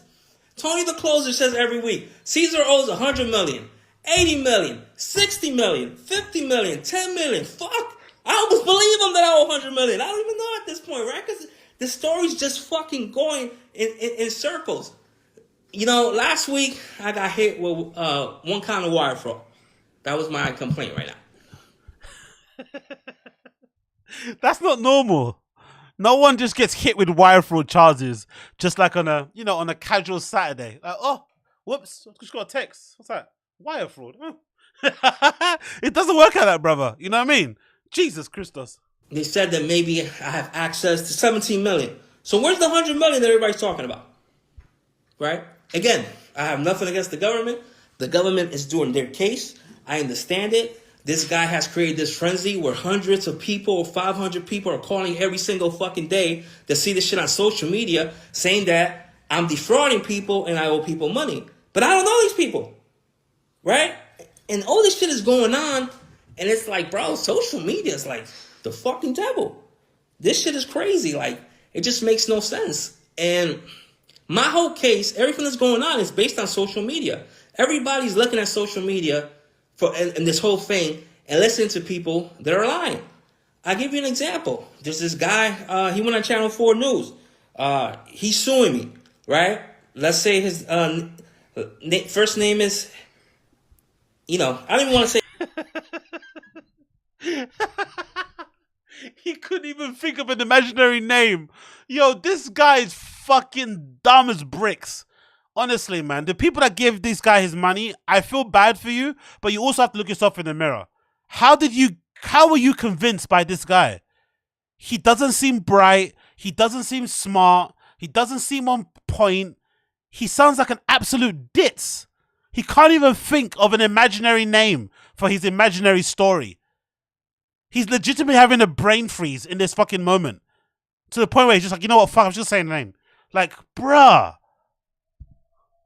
Say his name, right? But his name starts with an N. He sues me ahead of our transaction is done and says, I'm only suing you. Every single woman that complains when you read them, I'm suing you because Tony the Closer said you're scamming people. I'm suing you because I saw it on social media. This is what people say in these complaints, right? You know what? Why don't you talk about Jeff? Oh, the wife in the background with the Chanel. What's she wearing now? Before she had a Chanel jumper on. What's she got on now? Bottega Veneta, Louis Vuitton, Chanel. What's she got on now? Gucci. Let's see her on camera. Come on camera, love. Yeah, but hold on. So this guy, letter N, sues me before his deal's done. He goes on News 4 the other day, and I text him back, which I have the receipts, and people are going to see that. Bro. Why are you texting back but victims of the crimes that you are being accused of while you've got an open case? Why are you in communication with anybody except for your fucking legal counsel? Is this man legitimately redacted, or is he actually innocent? Is there a situation, a scenario where Cesar Pena could be legitimately innocent? Is that possible? And everybody could have the wrong end of the stick. Everybody else could just have got it wrong. They're overreacting. They're jumping on the bandwagon. They're listening too much to Tony the Closer and all these other financial guru people online. Could that be possible? Because how else can you explain this level of ineptitude? How else can you explain this level of lack of foresight? How else can you explain this level of absolutely deranged thinking? He's texting, communicating with people who are suing him. People who may be involved in the case that's currently going on with him now, that's in the fucking hundreds of millions. Does he seriously think he's innocent? Or is he just having one of those narcissistic breaks where he just needs to fucking be the center of attention? What the fuck is going on here? DJ Envy was never in the room with you. Jennifer, my wife, was never in the room with you. My brother wasn't in the room with you. Why are you suing him? It was just me and you, baby. It was just me and you, papi. Just me and you. You know what he texted me back? It's just business. What's dick in Spanish? Is it pinga or something? What's dick in Spanish? Is it tinga? Pinga, like the slang word. Is it pinga or tinga or something? I forgot the term. The other day, this guy from Patterson, Jeff, his son passed away, you know, R.I.P. Jeff. He goes on Channel 4 and says that I owe his son $900,000. I changed that kid, Jeff's life. Oh, this is disgusting. Caesar, come on, bro. So basically what he's saying, there's one person in this who's involved in the lawsuits and the cases. It was a guy who unfortunately passed away recently in a car accident. And now the guy's father is trying to collect the monies that was owed to his son or that he never got back from the investment. So the guy's dead. You imagine there'd be a little bit more consideration, a little bit more grace when speaking about this guy because the man is dead. And if I'm not mistaken, the dad is alleging that when he tried to collect the money from Caesar, get the money back from him that his son invested in the properties that he didn't get, Caesar told the dad that I gave it to him when he was alive. That's some dark shit. He told the dad, no, I paid him back when he was alive. Obviously he didn't. So watch your words, man. Speak with some level of respect and grace. This guy's fucking dead. It's fucking crazy. His father was in foreclosure, losing his car wash, losing his the dry cleaning place, or wash and fold. I changed Jeff's life when he met me. Christ. And people in Patterson know this. And I have the receipts and I have the text messages. I helped him save his car wash. I helped him save. I even paid for his property taxes. The first house that he bought, I gave him the down fucking payment. Oh my God, bro. How far are you going to go with the disrespect? His wife, I'm the one that fucked her first. His children, I'm actually their father. Yo, man. Come on, Caesar, bro. Have some respect. Come on, bro. Respect. Respect. Come on. Tiny respect. Come on. The guy's not even here to defend himself. Come on, bro. His family are going to be watching this. Come on. Come on, brother. Come on. At least, come on. Come on. I know you're fighting for your life, but come on, bro. The guy's dead. Like, really. Have some grace, man. Have some decency. Yowza, amigo. And also, it doesn't get to answer the question. Give the guy back his money. You said all the stuff you did for him. You changed his life. You fed his kids. You saved his dad's fucking business. You fucked his wife. You fucked his mum. You did all that good stuff. Okay, cool. Give him back his money. And I have the receipts. And these people are talking about it. They're all talking. Making up these stories. Bro, I have a text message from you. When your son passed away, you text me and said, if there's any money left, it goes to me. Don't give it to his daughter. Don't give it to his mother. Bro, I have the fucking message. Gross, man. He's trying to cause division within the family as well. Gross. Come on, Caesar, man. You a fucking bad human being, bro. Too many receipts on all these transactions and all these things. but people are still making up lies, and this thing is like out of control. You the bad guy, bro. You think you're the good guy, but you the bad guy. You the bad guy. Again, DJ Envy has never been in the room with me in any of these transactions for these 20 lawsuits. My wife was never in the room with me. My brother was never in the room with me. You see how he started on that one? His wife wasn't in the room, but his brother was. What were you and your brother doing in the room alone? Huh? What were you and your fucking brother doing in the room alone? You fucking zesty fucks. The wife wasn't in the room. Brother, he stuttered. One more time. My wife was never in the room with me. My brother was never in the room with me. All of this falls on me.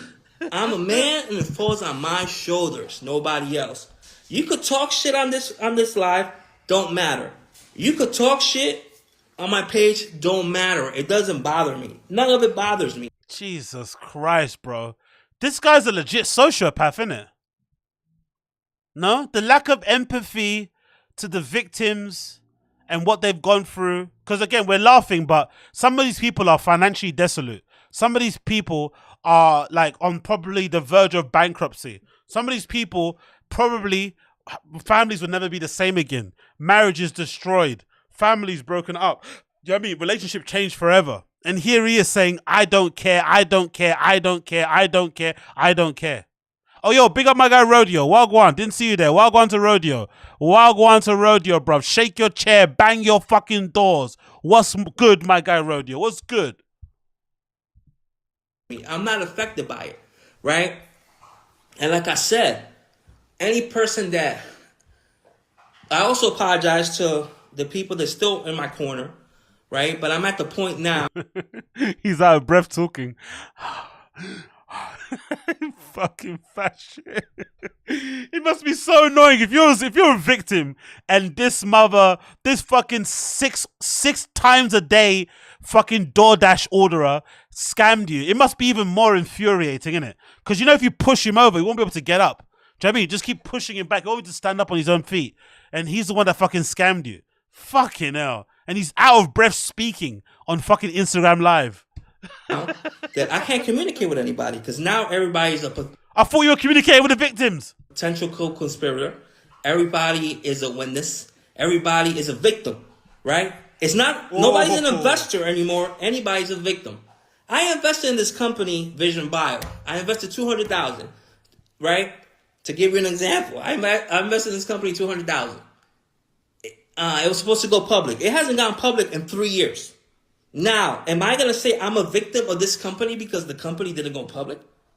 What? Everybody's a victim. What? What kind of example is this? Yo, this guy's fucking tapped. This guy's fucking tapped. He's going down. He's going fucking down. I'm almost sure of it. You know why he's probably going to go down?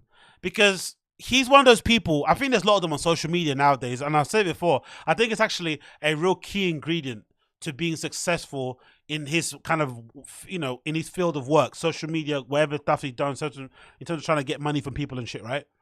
He is delusional, but he's also somebody who doesn't know the limits of his own intelligence. He actually thinks he's smarter than what he is.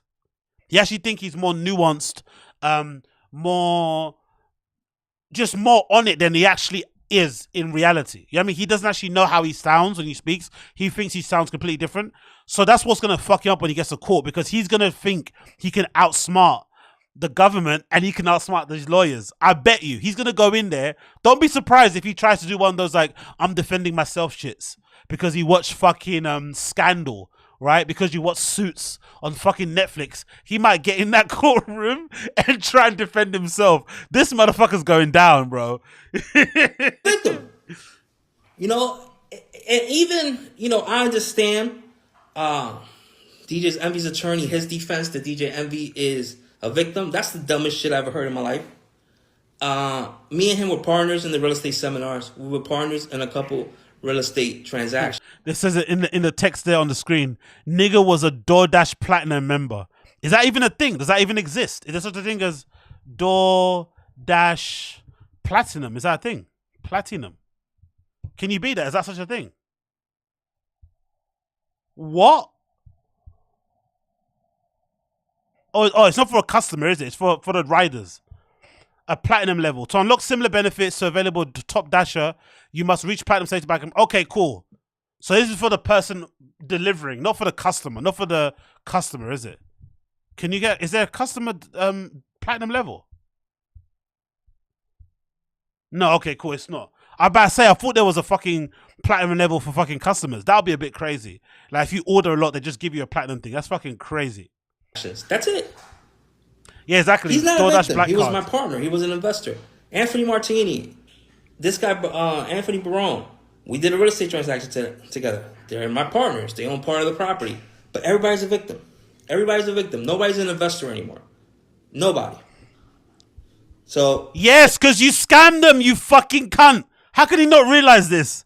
They say you scammed them. You don't think you did. But of course they're victims because they're the victims of the scam. Holy shit.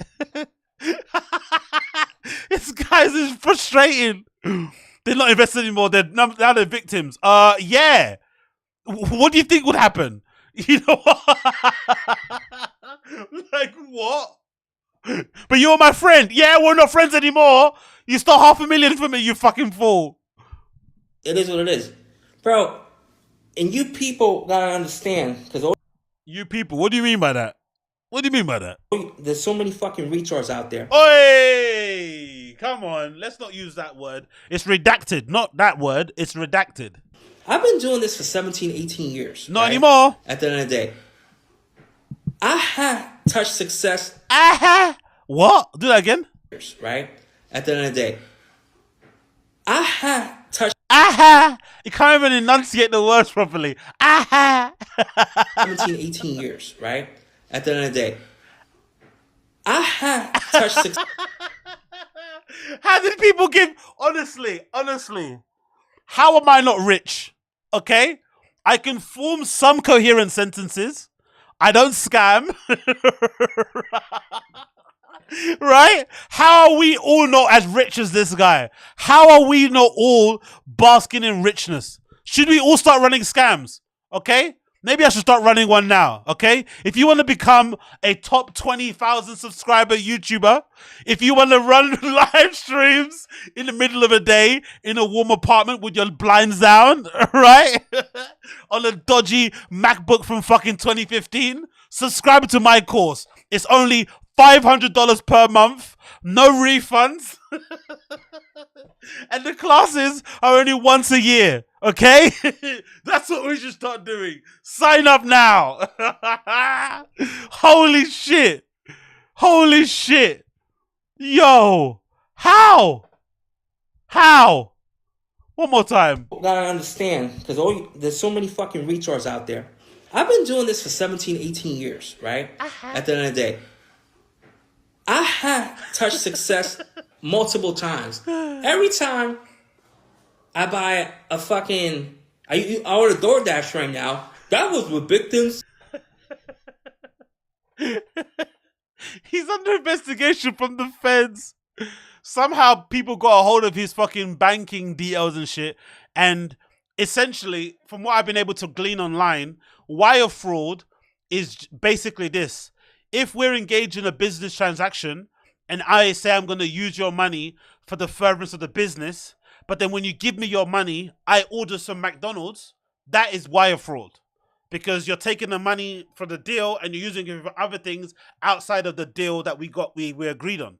So somebody was able to get hold of his account. I don't know how they did it, but they got hold of his account and they saw many instances where when people deposited money into his account, wired it into his account, that money went straight to ordering shit on DoorDash and shit and going to fucking fancy stores and buying stuff. So that already is a crime in itself.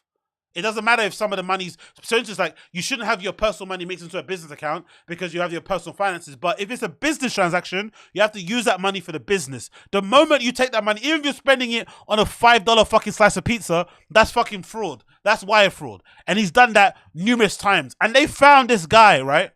And imagine... We don't have DoorDash in the UK. We have Deliveroo, we have Uber Eats, and we have Just Eat. But I'd imagine all of these delivery apps are the same around the world. most likely they all charge a premium, right? The menu prices on McDonald's on those apps are more expensive than the menu prices when you go in store. That should be common sense. Then on top of it is a delivery service, then whatever fee they put on whatever, right? So usually the money that you pay for a meal on those places is probably way more than you'd pay if you go into a store, but you do it for convenience. So there can be times when you make a McDonald's order and it's over £30, over $30, easy, right? This guy was ordering that type of shit more than 4 times in one fucking day. That fat shit. 4 times in one day. And you know, most likely it wasn't for his family, it was for himself. So not only was he being greedy, was he being a gluttonous pig, he was also using the funds, the hard-earned money of people that they used to invest or that they're wanting to pull their family out of depths of poverty, that they want to change the fucking future of their family, all of that good stuff, right? Using their hard-earned money, their dreams, their aspirations, their goals, wanting to put their kids in private school. He's taking that money and spending it on fucking Subway and shit. Like, honestly, the lack of respect. Money. I go out to a restaurant and eat a steak. That was victims' money. No, you stupid fucks. I am successful. I have successful businesses. It ain't none of that bullshit. Like, dude, it's ridiculous what people think. Oh my God, his daughter went to a concert. That was with our money. No, it wasn't. Like, this shit is crazy. It's fucking crazy already. But I hope I get that DoorDash contract and hopefully, you know, I get a commercial or something out of it. Jesus Christ. Anyway, I'll leave it there. This guy's a piece of shit. He's going to go down. His own hubris, his own arrogance will definitely take him down. If he's not guilty by the evidence that's going to be available, his own hubris, his own arrogance, his own fucking inflated sense of self is definitely going to put him in big trouble. And if he doesn't think Envy's snitching on him, he's in for a big, huge surprise. DJ Envy has a family. He has responsibilities of himself. He has his own reputation to save. If he doesn't think Envy's snitching on him, he's dumb. If he doesn't think his wife will switch on him, he's even dumber. Personally, my opinion. But again, what do I know? So, moving on from that one. Let's talk about YURIY. YURIY, formerly of No Jumper, now of his own channel, Harmonious Man Streams, all of that shit, reconnected with fucking HOUSPHONE and Blasey and Toke and all that malarkey. He's in a weird position. He's been live streaming, doing all this IRL stuff, trying to live up to the image of his idol, Ice Poseidon, trying to make a way for himself, but it isn't going that great. He had a good little run where he was making some decent money. Things were going successfully for him, but somewhere along the line, it kind of fell off. I don't know if it's because his fans got fed up of the whole like paying money to add more minutes to his streams and then he just do the stream longer anyway. I don't know if it's because of the drama with him and his girlfriend Riley on camera, which I've documented and talked about and commentated on this very live stream myself. I don't know if it's the toxicity of their relationship on camera, the rudeness that he treats, the way he treats his girlfriend on camera, how rude he is, turns certain people off. I don't know if it's because of his sort of like arrested development phase where he's sort of like this adult Peter Pan type of character where he's 30 going on 18. That gets on other people's skin. I don't know what it is, but somewhere along the line, the kind of, the hype train on YURIY, the money train on YURIY, the TTS donations train on YURIY kind of started to die down. And things are not going that great. So, in an effort to kind of bolster the stream, he's doing more stuff. He's getting himself out there again. He's pushing himself, trying to make new content to get the fucking stream and the channel back up where it should be going. But it's funny. I'm going to show you this clip of YURIY's live stream when he went to the Big Chief store grand opening. I think Big Chief is like a weed brand or something over there in LA, right? They sponsor quite a few streams and channels and whatnot. He went to the Big Chief grand store opening and he happened to bump into Pun from Community and 80's friend and all that shit. The funny thing about it is that he tried to weaselly, in a very pathetic and lame way, apologize to Pun for not turning up to an episode of Community/Ladies Night. Him and his girlfriend Riley at the time were meant to go on there, but they had some sort of argument, I think, before they were meant to go on the show, or maybe they got cold feet, or maybe they thought they were too big for the show. Something happened and they cancelled last minute. And of course, it didn't sit right with Pun and he wasn't liking it. But since then, Community back on Fig, you know, they've all kind of gone up, right? They've all kind of gained their own popularity. They're doing pretty well. They're getting really good amount of views. They've got a great community around them. So they're in a better position than him. So now it looks like he's groveling to Pun to get back on fucking community and be a part of that whole gang again, or Ace Boy Streams, whatever it is. But that chance is now gone. So notice the dynamic. Notice how weird and awkward it is when Yuri tries to say hi to Pun, or sorry, tries to apologize to Pun for cancelling last minute when he didn't show up to the stream. Look how pathetic he looks. It kind of is a bit embarrassing, to be fair. But look at Yuri trying desperately to get Pun to be his friend again after he cancelled last minute. Last time he's meant to go and fucking what you call it, community Ace Boy Pun stream, ladies night thing that had meant to happen. Let's go. If I can. Alright. Do you have like a Zelle or something like that? Oh really? I can just have them. Thank you so much. Let's go. We got chocolate chip cookies. Yo, Pun. I have to apologize in person for missing the show that one time. Yeah, ladies night. I'm sorry, man. I apologize in text, but I haven't seen you since then, so I'm sorry, man. I really wanted to make it, but shit happened. That's a long time ago. Yeah, I know, but I haven't seen you like you know, literally it's all good, bro. Since then, man. I'm sorry about that. It's good, brother. But you know, if you ever want to have us back on, we're more than down. Just let us know. Ready to rock now? We won't flake. I promise. Y'all ready to rock? I don't know about the. Pun's looking at me. Yeah, you ready to, like, he didn't even say yes. You're ready to rock? He kept giving him that look of like, oh, gross, man. Yuri, bro. Have some self-respect, Yuri. You didn't want to have us on again. Look at that little spud he did as well was so gross, so cringy. Let's go back to the spud. That spud was fucking awful. Like, if you want to have us on again, look at that spud. Look how high up his arm was. Why is his arm so high up? Let's do that again. One more time. Let's go for that spud. I want to see that spud. Let's see that spud. Bear with me a second. Let's see that spud again. That spud was awful. Yeah, ladies night. I'm sorry, man. I apologize in text, but I haven't seen you since then, so I'm sorry, man. I really wanted to make it, but shit happened. That's a long time ago. Yeah, I know, but I haven't seen you like you know, literally it's all good, bro. Since then, man. I'm sorry about that. It's good, brother. But you know, if you ever want to have us back on, we're more. You're gonna have us back on? Look at the little head wobble. The little fucking Pakistani head wobble, right? The little Indian Pakistani head wobble. If you ever want to have us back on. We're like, come on, bro.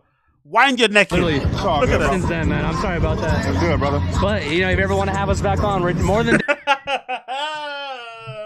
Have some shame. Have some fucking shame. But down, just let us know. Ready to rock? Look at this. I'm sorry about that. It's good, brother. But you know, if you ever want to have us back on, we're more than. By the way, funny how the tables have turned, isn't it?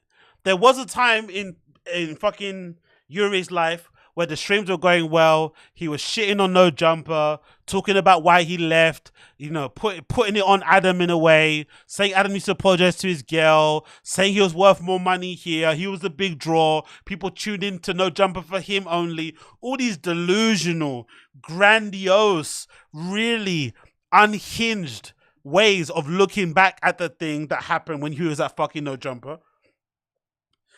And now that his hype train is slowly coming to a grinding halt, now all of a sudden he wants to collab. Now he wants to have an interview. Now he wants to be your friend. These are the people you have to watch out for in your life. Watch out for the people that are only going to help you out when it's advantageous to them. Right? And in the moment they feel down bad, then now suddenly they want to be your friend. They will want to be in there again. Nah, mate, that chance is gone. That ship has now sailed. It's over. But yeah, Yuri trying his best to get back into Pun's good graces. It's not happening, son. It's not happening. I'm sorry. So, moving on from that one. Next clip. Adam22 went on a rant as well. Everybody's going on a rant. Everybody's ranting. Everybody's kung fu ranting. All right. Adam went on a bit of a rant. He decided to jump in his car and just start going off on people. Now, personally, if you have to ask me what the reason was, I personally think, having been a fan of No Jumper, I've not watched it anymore. And I've not really watched the other channels either, to be fair.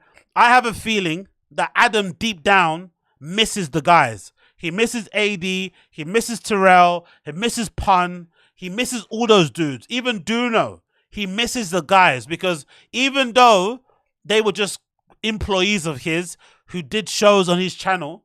They were also his friends. They hung out together. There was that famous clip of Adam out to dinner with his wife, and AD surprised him in a restaurant. He was actually in the kitchen cooking the steak, and he brought it out to serve them on a table, and Adam was quite surprised by it. Like, they used to actually communicate and hang out outside of the office, outside of the studio. And I don't think Adam has any friends really outside of the people that he probably hangs around with in the porn industry. He doesn't really have any real friends. So that was the first time in his life he had some real friends. It was a bonus that they were all gang affiliated. You know, he loves a good old gangster. He loves a good nig-nog street gangster. So that was a good advantage. And they were actually people that he enjoyed being around. So now they're not in his life. He's absolutely spurging out because he's realizing as he approaches his mid-40s and shit, he has no real friends. He has no real community, no real social group. And he's just on his own here, banging slows with his wife. And it's not as fun as it first seemed. So that's my thinking. I think that's an undercurrent that's going on. But it also could be an undercurrent where Adam could be like, you know what? These guys were dancing on my grave when times were bad for me. When they all jumped ship initially, all those guys from back on Fig Community, Ace Boys, and Community, when they all jumped ship, they were all dancing on his grave because Adam went through like a little bit of a depression-y, disappearing from social media place where he wasn't really online and whatnot. And he was probably going through it. Then, of course, he bounced back. He got things in order, hired some new hosts and shit. And now the jumper's sort of like doing okay. Not what it was before, but it's surviving. It's doing what it needs to do. So now he's probably thinking, you know what? They were dancing on my grave when I was quote unquote down. So I'm going to dance back on their grave. And he's putting it on them. So it could be one of those two things. It could be he misses his friends, or it could be he's getting his get back. You tell me what you think. Doing this. This is such a rapper thing to do, to just be driving around on live. It's like, am I going to regret this? Is this just bad form? It's such a rapper thing to do. But what I'm not going to do is do the rapper thing of like pulling the camera up and letting everybody see where I'm at. That's what I'm not doing. That's a little too zesty. I can't do that sort of thing. But I'm definitely out here on live while I'm driving around in the morning doing various different chores and activities. You know, this is like time during the day where typically I would be engaging with other people's content, listening to something like the New York Times, The Daily, listening to some news about Afghanistan and Pakistan and what's the one right now? Israel and Parmesan and Palestine. That's what I was trying to think of. I was going through all the P words. But instead, I figured, you know, why not get in? Ooh, edgy. Instead of saying Palestine, he said Parmesan. Yo, Adam is a fucking lame, innit? Adam is so lame. Here, make some content.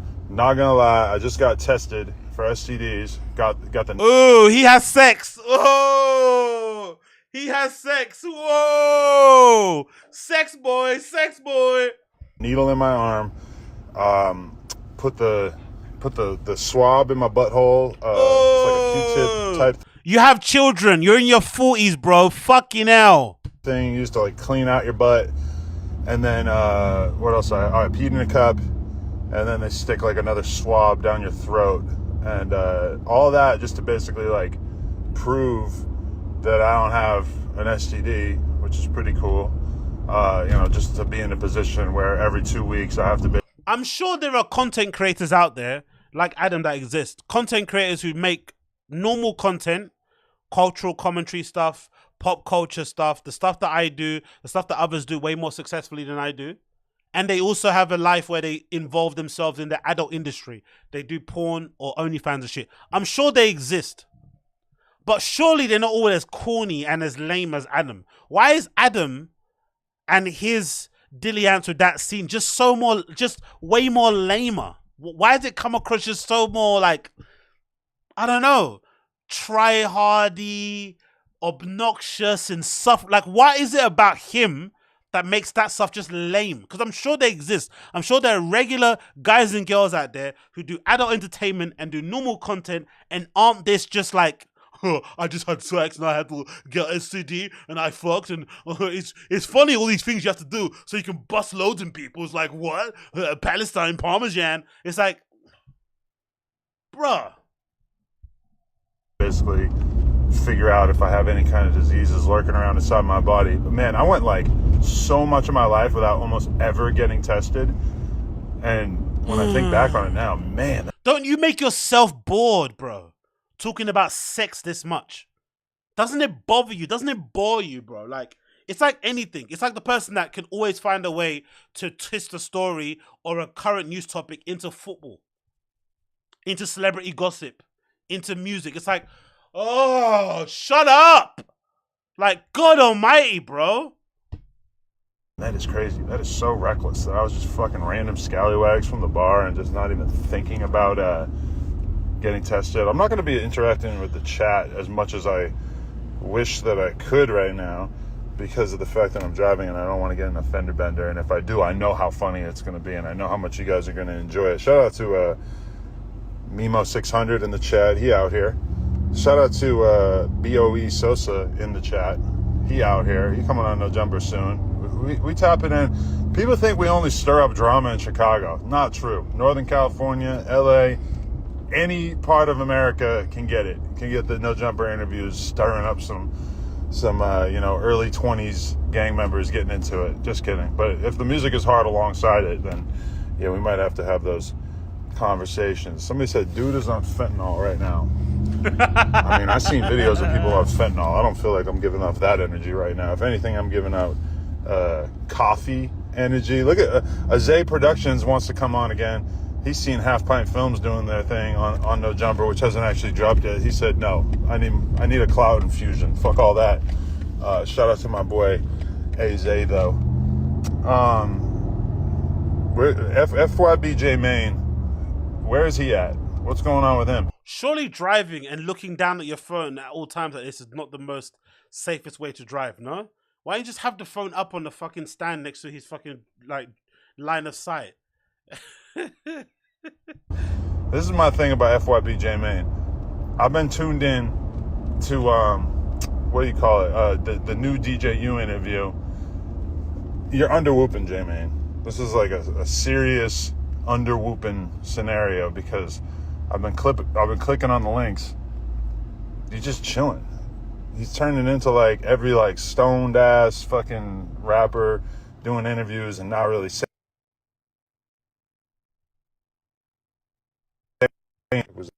Up in there. Oh, this is stream. Like damn, like J Main is kind of like going through the transformation that a lot of rappers have, where they start getting money, and then all of a sudden they're like, oh, this is dope. Yeah, I'm gonna buy hella weed. I'm gonna buy some lean. I'm gonna buy some perks. I'm not saying that J Main's on lean and the perks. I have no knowledge of that, but let's just put it out there anyway. You know, it's just they start getting too fried, and then all of a sudden the music gets boring, the interviews get boring, and then all of a sudden just shit is not the same, and that's a problem. So that's my advice to J Main based on the last couple of clips that I clicked on. We got to whoop more. You got to over whoop, because keep in mind this is a guy who was like fake tattooing OTF on his face. He was, fake pretending to be a doctor. He was just doing the most at one point. And now it feels like he thinks that he gets to like just do an interview and not really whoop, and that people are going to still be impressed. I don't think that's really how this works. You Ain't Hard Foo said that he wants to come through and smoke a blunt. Buddy, I'm doing 3 interviews today. I don't got no time to smoke a blunt. I don't even smoke blunts, so clearly you don't know me too well if you think that idea makes sense. People always hit me with that. Like, let me just come through and chill. I'm like, I'm not chilling. I'm stressed out all day. I'm pulling my fucking hair out. You see this hairline? I'm pulling my hair out all day. I'm trying to make some content. I got no time to chill. And if I do have any time to chill, I'm probably going to be like eating my meal prep. I should have probably worked out when you were speaking about AD and thing, because this is boring. And come on, get to the point. Where's AD and stuff? Oh, he got me fucked up. Oh, right. Sorry. My apologies to THF. I don't want to get involved in a new relationship thing. I take it back. On phone now.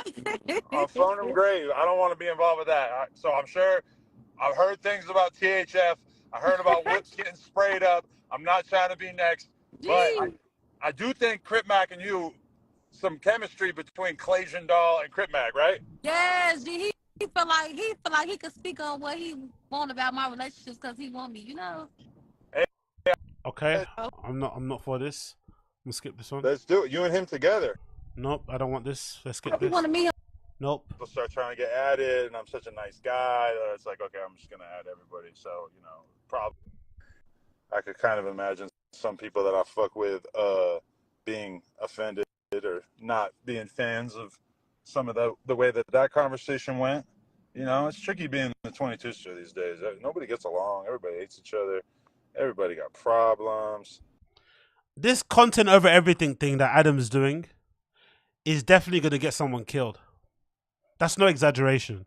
This content over everything strategy that this guy is currently engaged in, somebody's definitely going to die. I don't know who, I don't know when, but this content over everything approach is definitely going to result in somebody's death. Oh, look, this is a list of invites, not a list of requests. See, this shit's very confusing to me. But, yeah, man, I woke up this morning, and it's crazy how, like, this is what pisses me off, is that when all these hosts left, Here we they're go. all throwing dirt on my name, right? Here we go. They're all Here we trying go. to make me look bad, spread fake narratives, act like I was a bad friend, act like I was trying to get people set up and exposed as being trans people lovers, etc., instead of just really like riding with their boss, like the guy who gave them opportunities through their whole. If I'm house phone, I'm gonna be so like. This is the thing about Adam that's really odd. As a fan of No Jumper back then, the obvious thing for me in that whole breakup was that, especially once the dust settled, it's obvious that the way AD, TRELL, DOKNOW, Pun and all those guys painted the breakup wasn't exactly what happened, right? It's sort of like the breakup happened, the split happened, the friction happened, and it was an opportune time for all those guys to go full time in what they were doing anyway, right? But the crux of the issue is, for me, was that it was fairly obvious that the issues kind of stemmed a lot from Adam's side of things because he was not a good boss. He was an ineffective communicator. He just didn't know how to get across that he wasn't happy that those guys were doing their own thing on the side. That's what it felt like in the beginning. In the beginning, it felt like he wasn't really happy that they were creating drama at the office, taking that drama on their platforms, using it as content pieces, boosting their platform, getting the views on their side, not having them come to No Jumper, or exhausting all the talking points on their show. By the time they speak about it on No Jumper, they're kind of tired and bored of it, or they don't have any hot takes, or Adam has every right to be annoyed if he's the boss and he's the owner of No Jumper, that his hosts are taking drama from that place and doing it on their own thing. You shouldn't be doing that. I'm sure there's some sort of rules like people like Barstool put in place to avoid those sort of situations. Everything should be kind of in-house and kind of serving the bottom line or coming back home under that same roof. I get it. But he didn't communicate properly with anybody. It let it fester. It rumbled on. People started taking liberties. They started taking the piss a little bit more. It started grating with him. He started some friction with people individually. And then eventually kind of broke down. But the crux of the issue, I feel like, was his own inability to accept personal responsibility for things that he did wrong and also to rein these guys in earlier. He just didn't do it soon enough. And by the time he wanted to do it, it was too late. But for me as a fan, one of the really gross things about that whole breakup wasn't even the AD, TRELL, Pun, DOKNOW shit. It was the stuff that happened with HOUSPHONE. Adam 22 being a close friend of HOUSPHONE and allowing that trans woman to get on No Jumper and basically expose HOUSPHONE for fucking him or whatever they did was, I feel like, one of the biggest betrayals of trust I've ever seen online. And if that happened to me personally, I'd want you dead. It's 100%.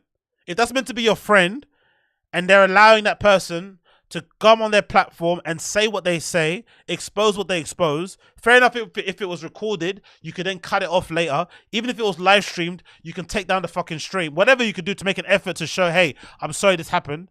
But the fact that he made no effort to do so, he put the blame on the fucking producers, he absolved himself of blame, he accepted no responsibility of that shit, was fucking gross. But if it was me, and I was those guys, and I saw the way Adam treated HOUSPHONE, who was a close friend of his, I would have been like, you know what? This is a warning sign. This is a big red flag. Because if he can do this to somebody that he knows, who's meant to be his close friend, imagine what he'll do to us. We're already on thin ice with him anyway. Imagine what he'll do to us. So the fact that he can't even look at it from that point of view and understand why some people didn't like the way he approached things, or how it could have maybe left a bad taste in some people's mouths, paws, whatever it may be, is baffling to me. But again, narcissist behavior, it all kind of makes sense.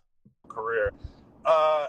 And that was rough for me. It was a tough time in my life to realize that a lot of people that I had a lot of faith in were basically snakes, and that they, you know, ultimately didn't give a fuck about me, and were happy to paint fake negative narratives about me on the way out the door. But now that like the and I also got the feeling too, there's a part of him that just must be embarrassed that he let such a lame guy like Lush bring his entire network down, bring his entire platform down to its knees. One lapse in concentration,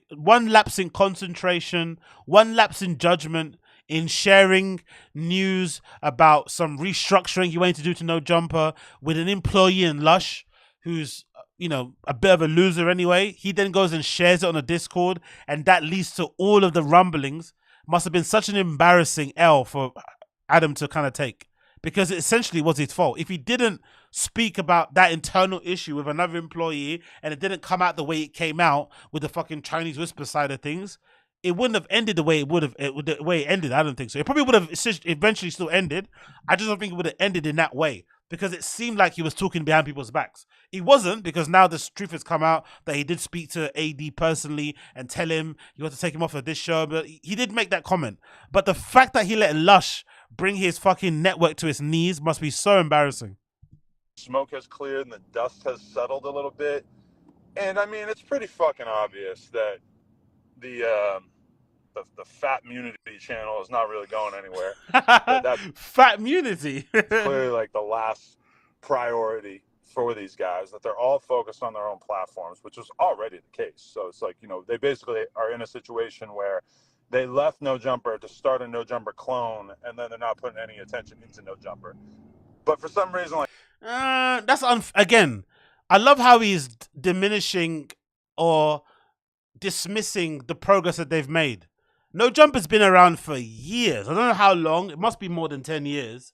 And again, most of it has been off of the back of their legendary interviews with some of the most legendary rappers. Some who are still here, some who have passed. But essentially, they've had a long time to build some social capital, some social credit, to build up its reputation. And even till now, to this day, some people don't like Adam, but they respect the platform. And that all comes from all the work of those of yesteryears. So those guys are only, 2 years in or something? They've done pretty well to be able to have a platform where they can put their friends on, put some money in their pocket, or in other aspects, put weed in their pocket, because most of those guys don't pay each other. But regardless, like, for them to be able to have channels that are still able to garner a decent amount of views, decent amount of followings and shit, that's pretty much still a big achievement, especially when you consider most of those guys outside of being associated with No Jumper, they're no ones, really. Do you know what I mean? In a grand scheme of things, right? They're not really like, you know, they're not big rappers, they're not big personalities. They're able to take whatever little fame and attention they were getting on No Jumper and parlay into doing what they're doing now. That's fucking amazing. That's actually quite sensational to see. Don't get me wrong, it's not as big and as bad as it probably should be, but the way he's dismissing it is kind of funny. Like, people don't want to see me acknowledge this. Anytime I call out the fact that everybody thought that my career was over, anytime I acknowledge the fact that that is not the case, that our YouTube channel is killing it, that I think we got... Hold on, but didn't you think your career was over too? He's the one that kind of played into that narrative by disappearing for, like, I don't know how long it was. It felt like 2 weeks or 3 weeks. He wasn't on any shows. He would bounce in and out of the new show here and there, but he was obviously going through a bit of a downtime. Like, why is he acting as if, like, that narrative just came out of the blue? People bought into it because you were not on camera. 45 million views last month. As soon as I start acknowledging how funny it is that you dumb fucks, not like all of you, but some of you, that some of y'all really believed that Snake Boy was up next. Like, Like, people really thought that Snake Boy's name was gonna be in the Hip Hop Hall of Fame right next to me and Academics and Vlad and Joe Budden and Charlemagne or whatever. Wow. Adam 22's letting his nuts hang, yo. Fair play. I don't know about the Hip Hop Hall of Fame shit. He needs to relax. And now that the smoke has cleared a little bit, people are realizing that the motherfucker can barely put a sentence together. He's zesty as fuck. He thinks that he's like gonna get a Skims deal. I don't even know how to put into words how insane this is, that people thought that the next Adam 22 was gonna be somebody who really has almost nothing to offer when it comes to takes. To be fair, he can't be saying this about, I don't know if he's talking about AD or TRELL, but either person, he believed in both. He believed heavily in AD and he believed heavily in TRELL. To the point where, you know, he was starting to become a little bit more closer to both of those guys and shit. So I like how he's rewriting the narrative, but you saw a potential in both of those dudes, hence why you brought them on, hence why you want them to do their own shows, bring their people on the shows as well. Like, let's relax a little bit. He's over woofing here. And whatnot. And shout out Sauce Walker. I see you in the chat. I'm really trying to get down with Sauce. Not get down like that. Like, I don't want to squabble. He'll probably beat the shit out of me. But Sauce Walker, that's my boy. 5K interview. He's telling me the price on live? Sauce Walker, what the fuck? I've seen you laying pipe on OnlyFans before. Don't tell him. Don't give away the game. Don't tell him how much the interview is going to cost. See, I fucked up because Sauce Walker invited me to his live show a couple weeks ago, and I forgot about it, and I didn't go because I was doing interviews all day. And then I was like, yo, but we should do an interview anyway. And I'm like, you're not going to do it. You're not going to do it because I didn't go to his show. Like, maybe he would come through do the interview if I had gone to his show.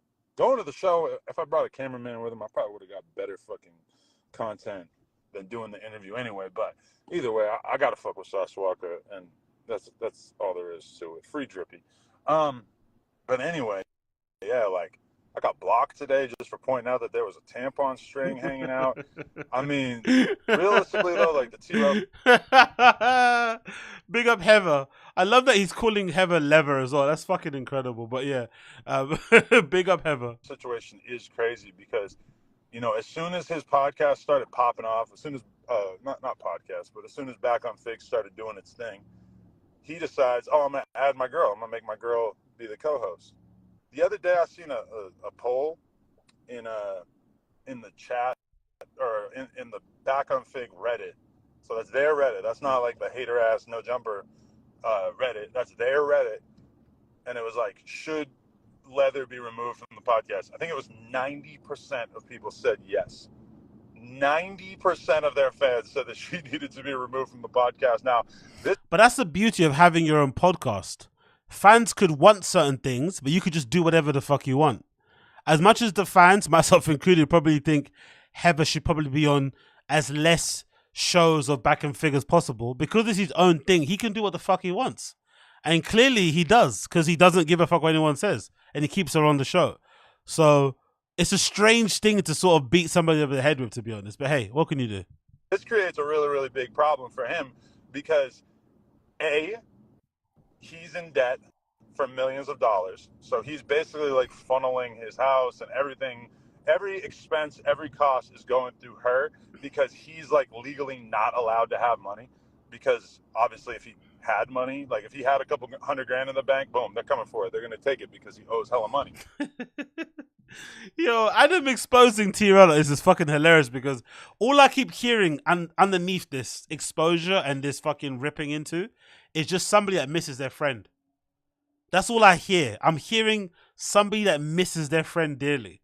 And the sad thing about men is that we can't just say stuff like that. Like, you can't just be open and say, you know what, I'm really hurt and I feel betrayed. I feel like these guys are my friends and I miss them. I miss them dearly. Like, we spent a lot of time together. We were colleagues at first, but it obviously the relationship kind of evolved from then, and it kind of turned into an actual friendship. And I miss their friendship. I miss speaking to them.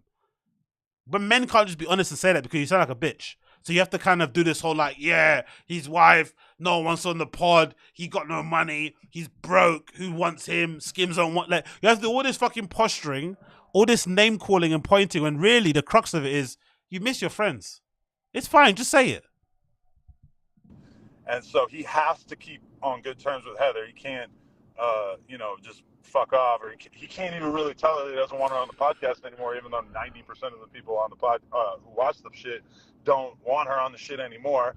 Adam doesn't understand being in a relationship where if you agree to something and then it doesn't turn out to be the right thing, you can't then just turn around and change your mind because you're in a relationship with that person.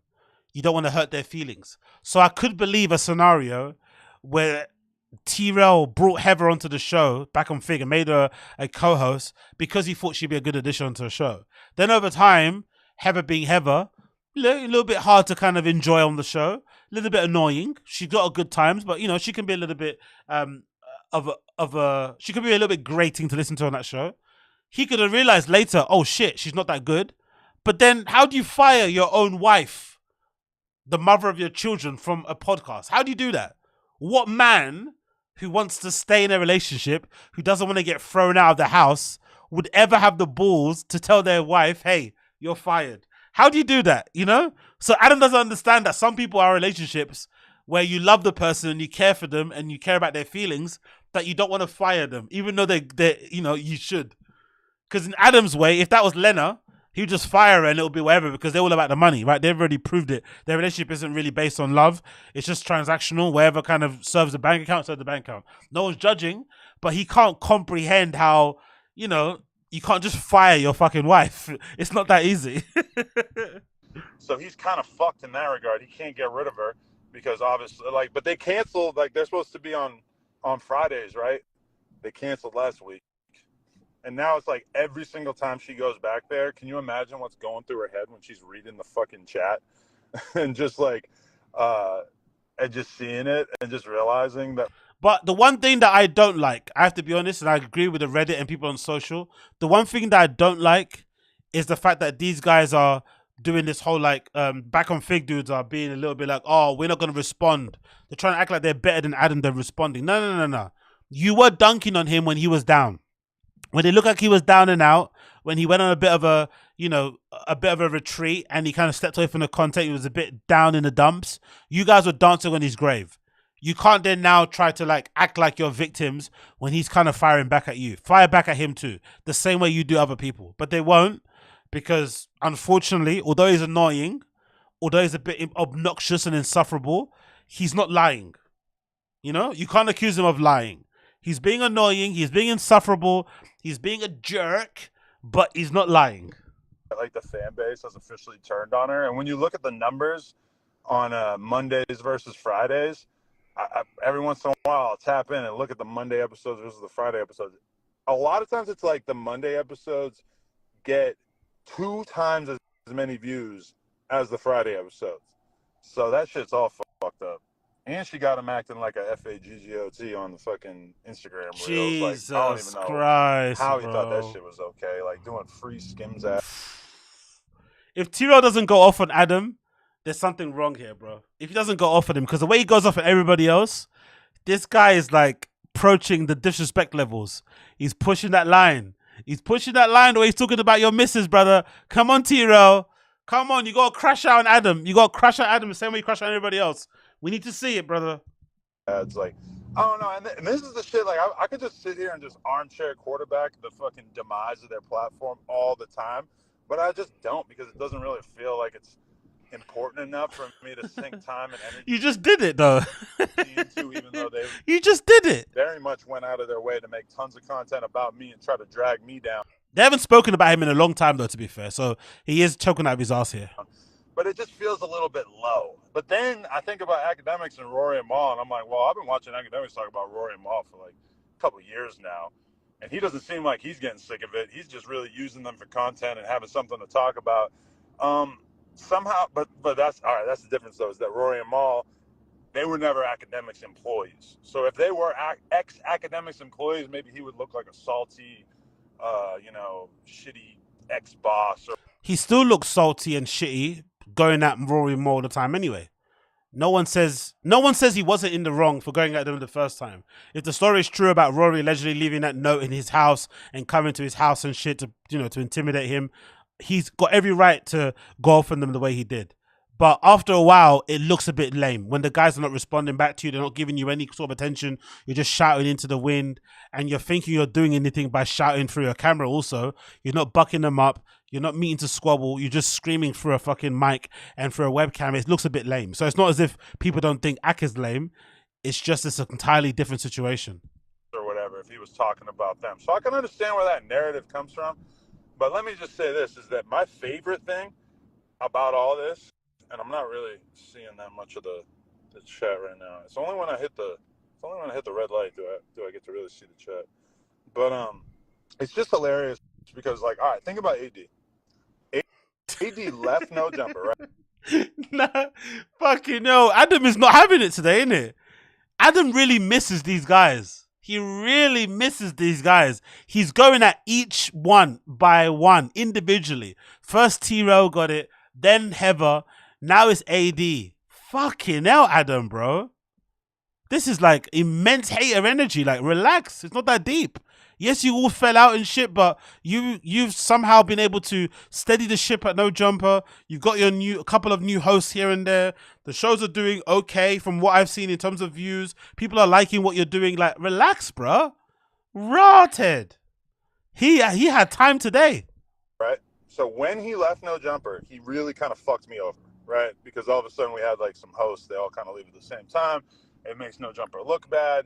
It fucked me over, even though we got it right back and we're now making more money than we were making when they were with the channel and everything. Yeah, but that's because you got less people to pay. Come on. Again, come on, Adam. That period of No Jumper was the best it's ever been, ever. Maybe prior, maybe since the time that you was, maybe since he was, yeah, that period of AD, TRELL and those guys in HOUSPHONE was the best since the last best, which was the time when he was interviewing all the SoundCloud rappers and shit, right? That era of No Jumper. But that also was something that couldn't be sustainable because it relied heavily on the talent of that era. And obviously, if they get locked up or pass away, it kind of takes away from your platform. But HOUSPHONE, Blasey, Yuri, Toke, AD, TRELL, all those guys do know, they kind of added another lease of life to No Jumper. They made it somewhat relevant again. You know what I mean? Like, come on, man. This guy's acting a bit weird. Like, let's be real. So that's why it made those shows popping. They'll get hundreds of thousands of views, people tuning into live streams, the chats were going off, loads of drama, loads of beef, loads of arguments. Like that was a good era. So him to say they're making way more money now with objectively worse hosts, like, yeah, because you've got less people to pay. You know what I mean? Not less mouths to feed. Come on, bro. Thing like that. But the crazy thing about it is that he totally fucked me over. Me being basically like the person who's helped him more in his adult life than anyone else. Wow. Think about it. Somebody. Everybody else. Wow. The disrespect is crazy. Yo, Adam saying to AD, I'm your father, bro. I'm your dad. Call me Papa. Call me Papa. Call me father. Call me Daddy.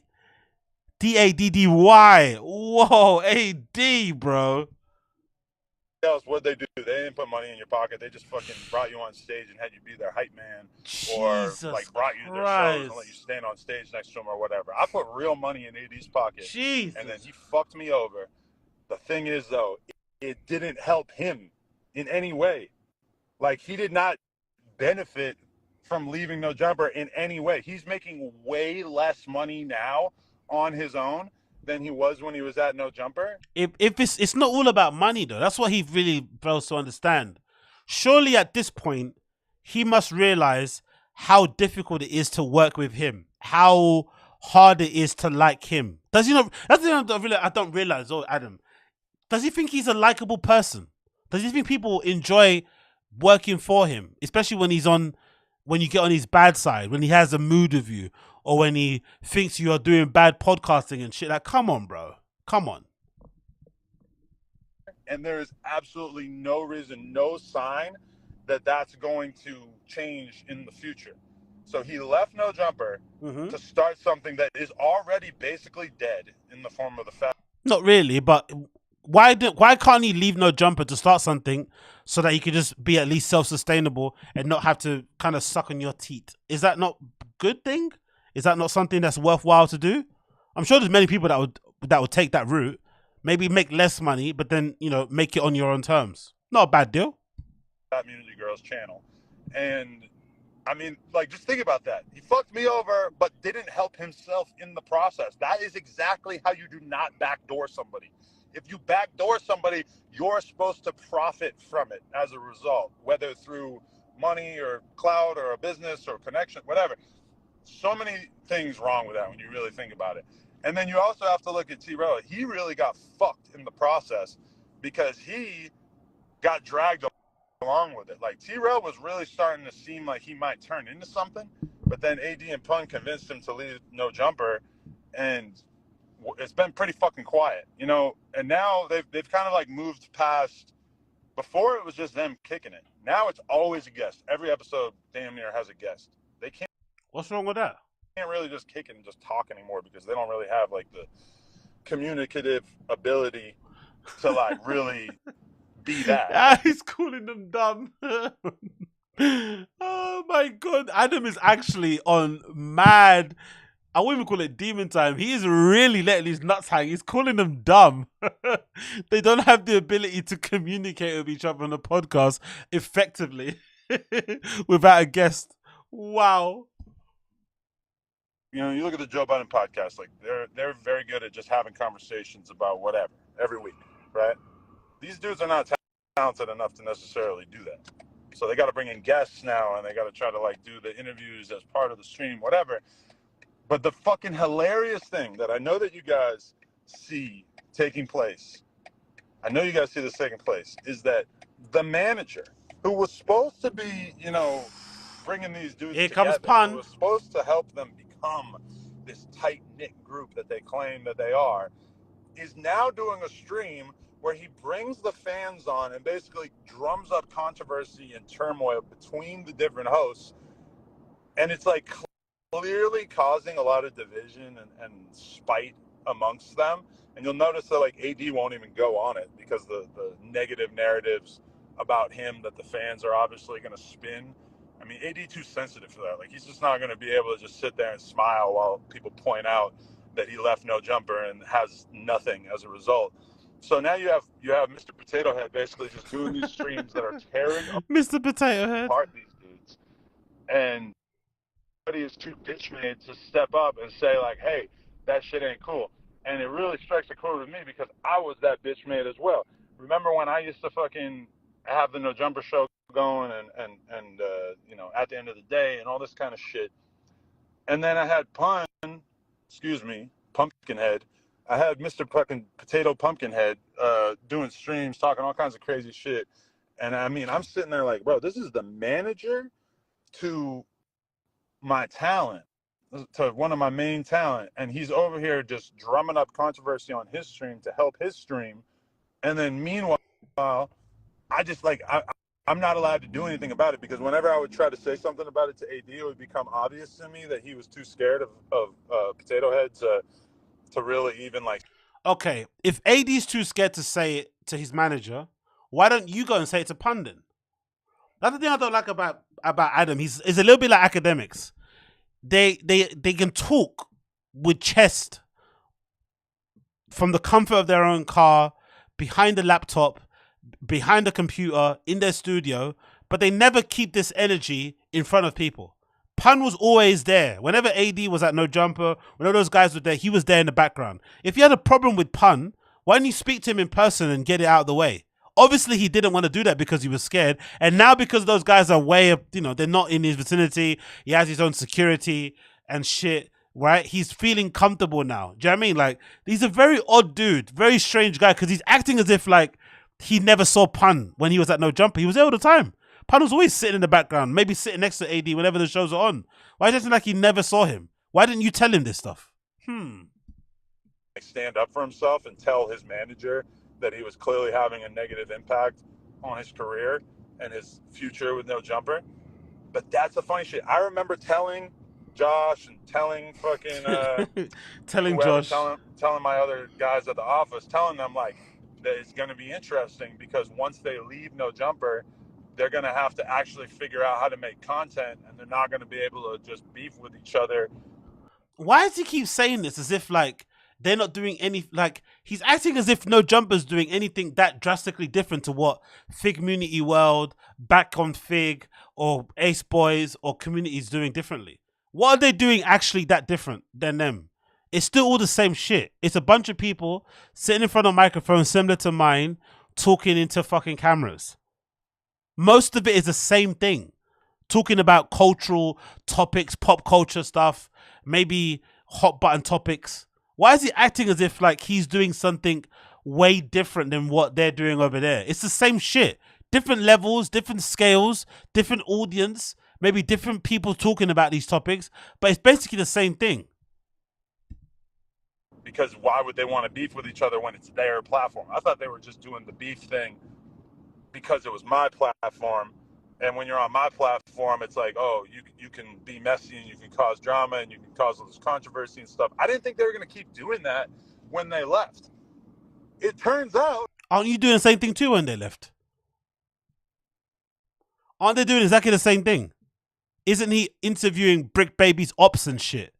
Like, isn't he having like manufactured beef and, you know, conflict with fucking Whack 100 on his show? They're doing exactly the same things. They're manufacturing drama. They're leaning into the fucking conflict, leaning into the disagreements for clicks and views. They're all doing the same thing. So why is he acting like he's better than them? That's all they're doing. They're doing that way worse than they were doing it when they were at No Jumper. Just constant drama. And it's funny as fuck too. Weren't you were the main protagonist of the drama? You kept the drama going at No Jumper. You did not at one point try to stop that shit. You did make tentative efforts, but you kept doing it.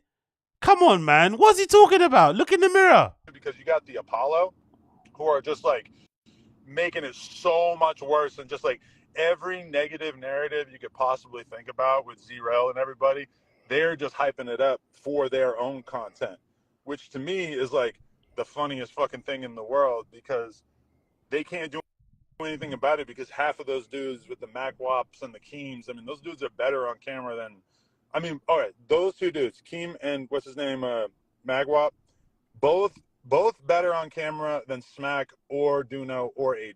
So you guys picked the wrong starting lineup. Let's start there.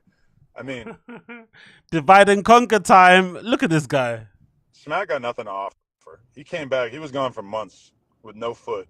He came back, did nothing. Like, there's no boost in views.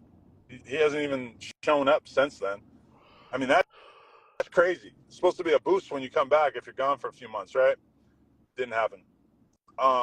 If he gets beaten up, I don't want to see him complaining. Don't press charges. Don't crown the internet. Like, you're doing a lot. Adam's doing a lot, bro. Like, this confidence and this kind of bravado he's speaking with, I think it comes from a point of view where he knows he's not going to ever cross paths with those type of dudes. But god damn it, Adam, man, you need to relax, brother.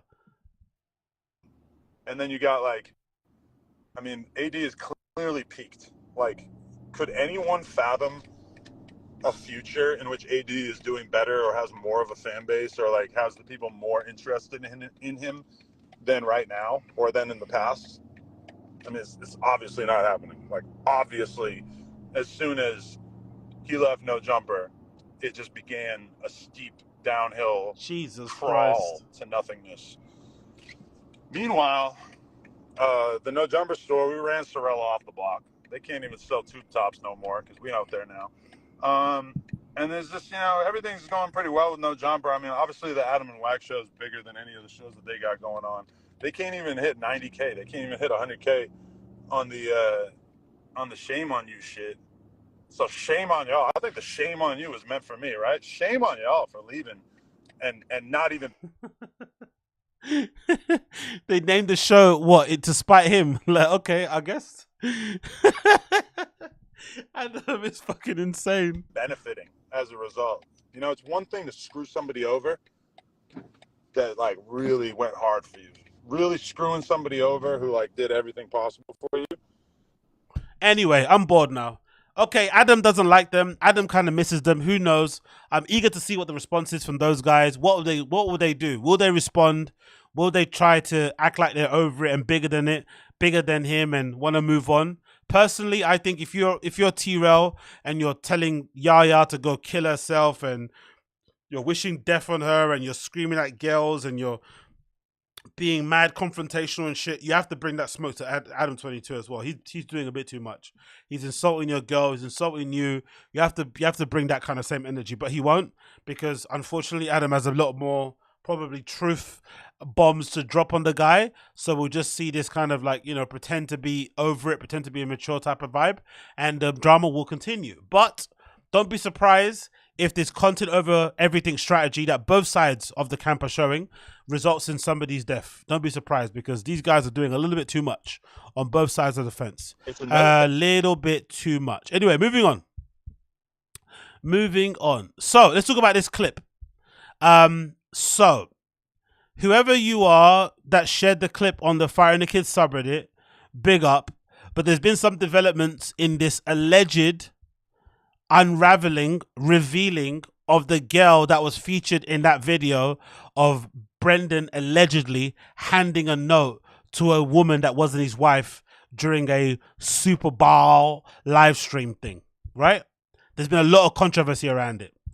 And this video put together by somebody features some damning information where the lady in question has come up again and clarified what's happened and provided more evidence and more things going on. So I'm not too sure where I stand on it. I gotta be honest.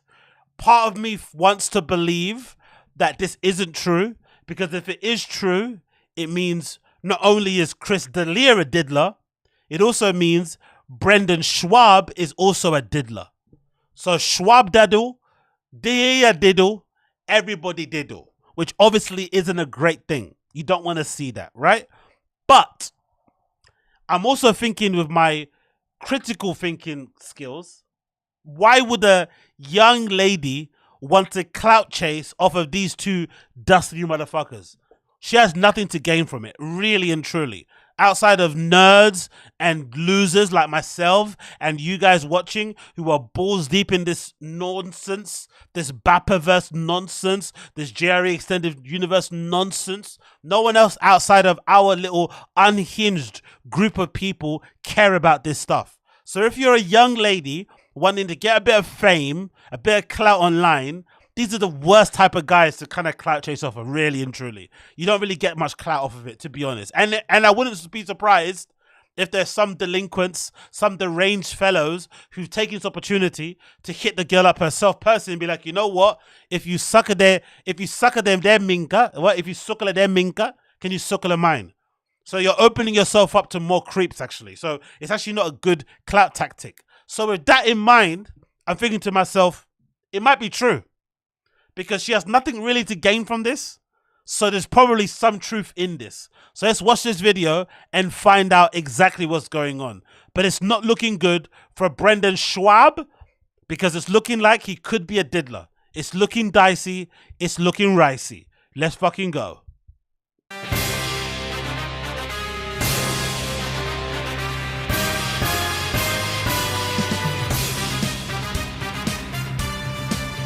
Now I want to talk about the funniest fucking... All right.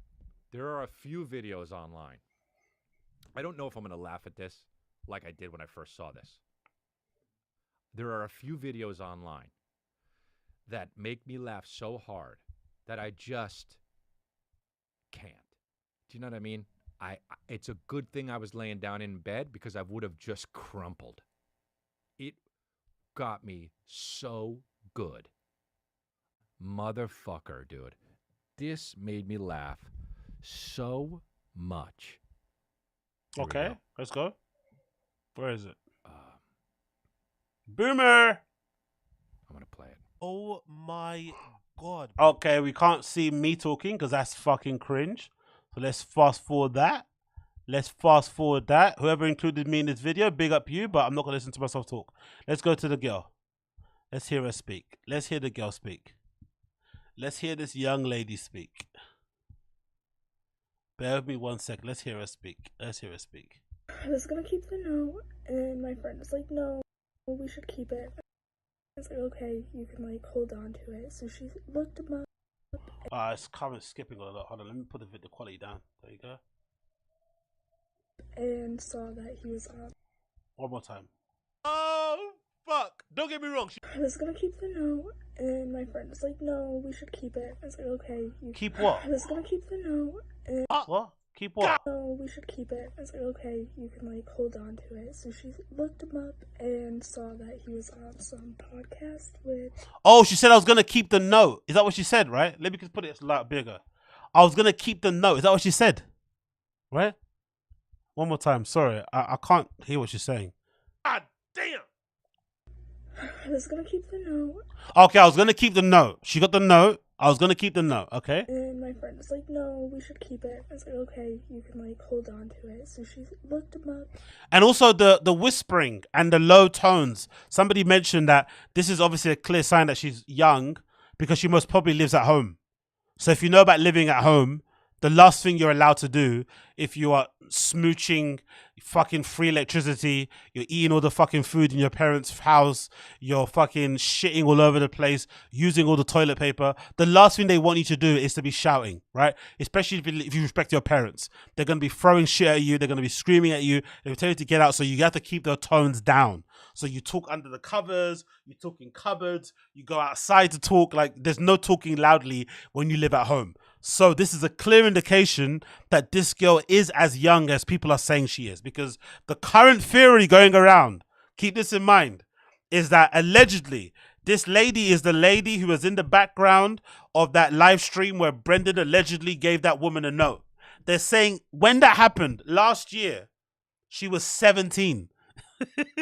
How she got let into a Super Bowl live stream party that happened to have Mike Tyson and Daniel Cormier as a guest, being 17, I'll never know. But it's LA, it is what it is, whatever. She got into the party, Brendan sees her, likes the cut of her chin, likes the cut of her jib, likes the face, likes the hands, likes whatever he sees, and he's like, hey, here's a note with his fucking crayon named in it, and gives it to her. And she was 17 at the time. Now they're saying she's 18 or going on 19. Or she might be 19. But she was definitely 17 at the time it happened. Hence the diddler accusations. Because the legal age of fucking whatever it may be over there in the States is over 18. Yikes. And saw that he was on some podcast with Chris D'Elia. And so that like got her attention. She told me, it was like, hey, he's in big with some like higher celebrities or whatever.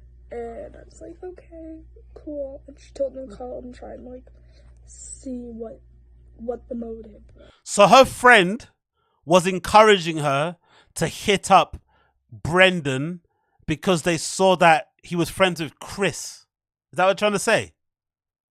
I don't get what the Chris thing buys into it. She kept the note. They Googled Brendan. They saw he did a podcast with Chris D'Elia. They probably liked Chris D'Elia better than Brendan. And then what? I don't get the Chris thing. Is Chris involved as well? Was Chris fucking her before or something? What's happening here? You know, and so I called and nobody answered. And how did he call Brendan? Oh, he gave her the number. Okay, sorry. My brain is so fried. I apologize. At the live stream event, Brendan hands her a note. On the note, it must say his name and the number. When she showed the note to her friend, they didn't know who he was. So they Googled him and saw that he was Brendan Schwab, right? Former Buffalo Bills player, or whatever it may be. And then they said, oh, let's call him. They called him. He didn't pick up. This girl's a psycho. She called him straight away. Imagine if the wife answered or something. Didn't even send him a text. Just straight call. Imagine his name. Imagine her name popped up on the screen. Baddie 17. Baddie 35. Baddie 312. Young Baddie. Underage Baddie. Yo! Underage Baddie on the phone. Underage Baddie on the fucking phone. Oh, dude. Death. And then right after I got a text message and it's like, who are you? Like, how did you get this number? Why are you calling? Brendan's one of those guys, isn't it? Brendan's that's how you know Brendan's thirsty. If this story is true, that's how you know Brendan's thirsty. Most people, myself included, I get a call from a number I don't recognize, I don't answer. Even when it's a number I do recognize, I don't answer. Right? You have to text me and let me know what your intentions are. I'm not gonna text you and be like, oh, sorry I missed your call. Who is this? That is first bucket behavior. That is starving. That is parched. That is wanting something on your fucking tongue. You are gagging for a refreshment. That is gagging for a refreshment. Gagging for a beverage. Who is this? Because deep down he knew. He knew. There was a part of him that knew. Most likely this is young underage baddie. He knew this was probably underage baddie. He knew this was Super Bowl baddie. He knew it. He knew it deep down. So he just threw out a little, you know, he threw out a little fucking ball. Like, just see what I want. Who is this? Desperation. Contacting me, and I was like, oh, this is the girl from the Super Bowl party. And he said that he was like surprised that I reached back out to him, and so I was like, okay, yeah, we'll get to the point. Hey! Oh! Brendan was like, I'm surprised you called me back. I'm honored. I'm flattered. Oh my God. I can't believe you called me. It's so good to hear from you. Bro, how could you be 40 trying to rizz up a 17-year-old and she's telling you, okay, hurry up. Just get to the point. She's getting annoyed. She's like, come on, hurry up. Do you want to fuck or not? You're here wasting time doing all this daggedy riz. And she's looking at you like, bro, man, like, come on, get to the fucking point. Are you going to diddle me or nah? Yo, underage girls, bro. Jesus Christ. I just can't understand how Brendan has the luck. How Brendan has the ability in that whole entire room of Jezzies. He happens to bump into the one girl that's 17.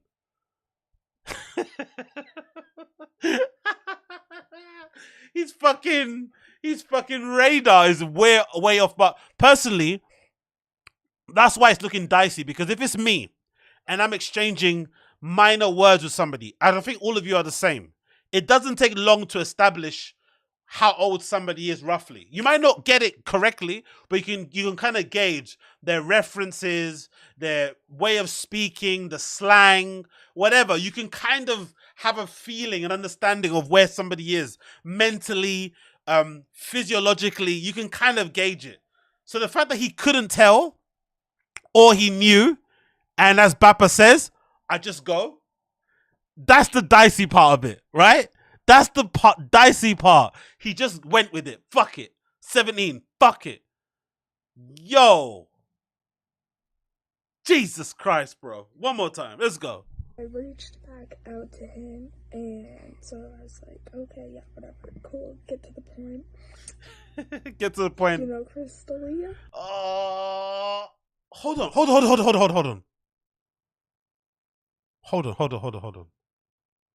on. I'm going to go back one more time. Is she suggesting that she got in touch with Brendan not because she wanted him, but because when she Googled him, she saw Chris and wanted to get with Chris instead? Is that what's happening here? Please, someone tell me if I'm mishearing this. Did she actually try to get in contact with Brendan so she could fuck Chris? If so, this makes the story so much more interesting. She wanted Chris more than Brendan. Oh my God, man. This is so bad. Not only are you fucking trying to fuck a 17-year-old, she turns you down and instead wants you to hook her up with Chris. Oh, the diddler. The diddler, bro. He's got something about him. The diddler has an aura where all these underage girls kind of follow him like Pied Piper, bro. He has something about him. They're like, underage, we're going to get diddled in hotel room. We're going to get forced to do stuff that we don't want to do. You know what I mean? They all fucking diddle around him and fucking line up in the queue. Allegedly. All right? Don't come after me, you sniveling parrot-faced cunt. But yeah, you know what I mean. Wow. cool, get to the point. You know Chris D'Elia? He's like, yeah, we're bros. And he's like, as a matter of fact, we are going to the Hollywood Improv. Yo, they wanted to double team her. They wanted to double team her. Do you know Chris D'Elia? Yeah, we're bros. They wanted to double team her. So Brendan, not only is Chris's colleague, they also partake in the same shit. Yeah, exactly, Josie. Daddy issues. I don't know, man. I pray and I only send good vibes and prayers to all of my viewers and stream viewers out there who may be parents of young girls. Because if this is what 17-year-olds, 18-year-olds are getting up to without the knowledge of their parents, oh my God, bro. Having daughters is mad. I honestly send you so much prayers and blessings and shit and whatever help, because this is insane. Having a 17-year-old, 18-year-old daughter just doing this shit and you have no idea. She's texting men that are in their 40s. One guy that's been accused of fucking running a sex cult. Oh my God. It must be so hard to be a parent. It must be so fucking hard. Oh my God. The next week. Oh no, that's a flyer. That's it, innit? Brendan Schaub and friends. Brian Callen, Chris D'Elia, Chappelle Lacey, and Jeff Dye. The fucking 3 horsemen of fucking diddlers. Wow. Or 4 horsemen, 5 horsemen, whatever you want to say it. Damn it, son. It actually says a lot about Chappelle too. That he's the one good guy in the crew, and he's the one guy that had the access to the most girls because he used to be a cheerleader, right? The one dude that used to be a professional cheerleader who had the most access to more actual baddies, legit, good-looking, fit women, is actually the one person who seems to be the nicest, most level-headed, chill guy. Says a lot, innit? Says a lot. Says fucking a lot. The next week, I believe, and asked if I wanted to RSVP and that he would get me and my friends tickets to go, like backstage passes, or like to go into the green room and things like that. Oh my God. That's why, you know what? That's why when all these comedians were trying to fucking moral grandstand and act like they were better than Chris when he went down, I didn't buy into any of that shit. Whitney Cummings crying and trying to be a victim, and everybody complaining while the fans asking us for comment. We didn't do anything bad. Blah, blah, blah, blah, blah. I understand now why everybody felt an icky feeling about it. You know why? Because it's very unlikely that these guys had no knowledge of each other's creep shit. But they have this weird kind of like keep stuff behind closed doors attitude with creep shit in the comedy industry. We're not allowed to speak about certain things. But I'm sure most of these cunts have seen other cunts with fucking underage girls in green rooms, or girls that look a bit suspect, or ladies of the night, or women who aren't their fucking wives on the fuck camera and shit. I'm sure they've all seen it. But because it's a boys club, or kind of a little bit of a, you know, a members only club, let's say that, they all kind of help each other out. They keep it stum. So if you get in trouble, or if you're doing something that you shouldn't be doing, no one's going to tell on you. But I find it impossible that they all found out on the news that Chris diddles. I'm sure they've all seen Chris D'Elia with some girls in the green room, at the Laugh Factory, at the Ice House, at the Comedy Store, at the Ha Ha, whatever it fucking is, right, in Saskatchewan, where they've seen him with ladies that look like they might be under 19. I'm sure of it. Because these guys were, you know, the green room in comedy clubs looks like the fucking... It reminds me of, like, they use a green room in a comedy club like a youth club. You remember youth clubs back in the day? A youth club will be the place where you'd finally get off with a girl. You might touch a boobie. You might grab a little bit of a bum, right? It's a place where you can kind of be alone, quote unquote, with your other age mates. So it seems like these adult comedians use comedy clubs like they're fucking youth centers. Kind of gross, kind of wild, but that's what it's kind of looking like. So most likely, green rooms are probably covered with fucking, you know, adult ejaculate. Probably in most nights they're probably covered in adult fucking smut and spit and saliva and all this other stuff that comes out of people, you know. comes out of people. You get the pun, right? Yeah, anyway.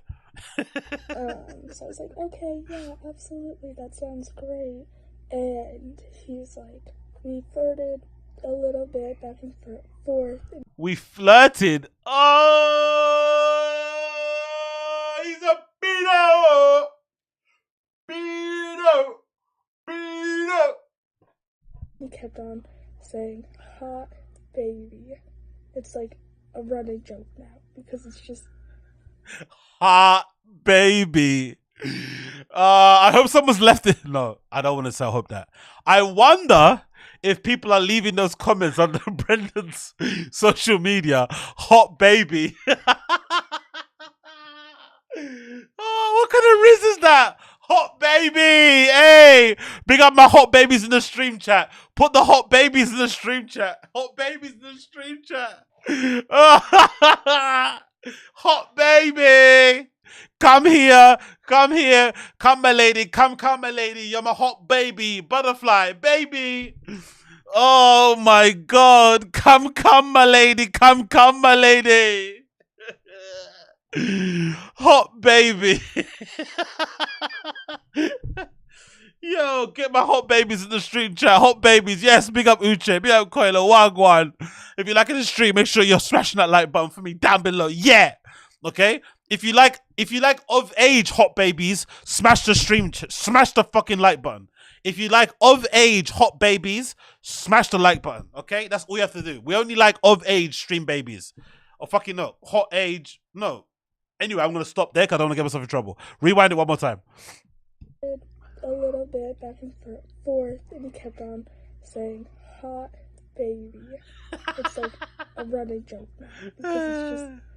Anyways, the next Wednesday, he texted me and was like, do you need still wanna fuck? Do you want us to get you an Uber? What's the plan? Do you want to ride? He went to walk her to a trunk. He went to walk her to his trunk. Oh shit. You want to ride? I got this new TRX. It's got 1,000 horsepower. Oh my God, bro. Picking up an underage girl in an adult-sized pickup truck is fucking wild.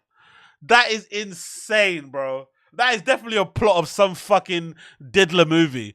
Picking up a fucking underage girl who's probably like 5'2" in a TRX is pedo behavior. I don't care what anyone says, bro. That is peak pedo behavior. Oh. Some would say the pickup truck is some people would say, not me, but some people would say a pickup truck is to a pedo what a wife beater is to a wife beater. If you know, you know. And he sent an Uber for me and my friends that were gonna go to. They were friends, plural. She was bringing other underage baddies with her. Yo, these green rooms in comedy clubs must smell mad funky, innit? You must be hearing just loads of like loads of fucking underage moans in the background. Loads of adult, loads of these fucking old, greasy, Domino's eating, sweaty comedians. Yowzers, bro. Yowzers. This also explains why no comedians really come out and say anything about people when they get caught doing whatever they get caught. Whether it's rape, whether it's harassment, whether it's pedo shit. This is why they all keep quiet. This explains it. Because they're all doing it. This is why they don't have any jokes. They don't want to comment on it. They're afraid to talk about it. When someone brings up, they're like, oh, because secretly they all do it. They all want to fuck the fucking underage girlies. Fucking wild, to be fair. And again, maybe because I got younger brothers, but I could never understand this underage thing. I've never understood it. Even when I was in school. Even when I was in school and there'll be kids in my year who would be trying to get with girls that were 2 years younger or 3. I never understood. I didn't get it. Maybe because I have younger brothers. But I always thought to myself, have you ever spoken to a girl that's like, I don't know, in your family, like a niece or an extended family member who might be 17? Have you ever spoken to them? Like, had a conversation with them when they come around to visit your mum and shit, or it's at a family function. Now imagine trying to hook up with somebody that age. Like, what? Like, do you know what I mean? Like, what? I love that person. That person's a family member of mine, and I don't want to spend time with them because they're 16 and they're a fucking dum-dum. It's not their fault. They're 16. Now here's you trying to make this person your girlfriend. The improv thing, and that's when I met Chris. So she met Chris. Oh my God. Oh my God. Oh my God. So this story is real then. Okay. I got to rewind this.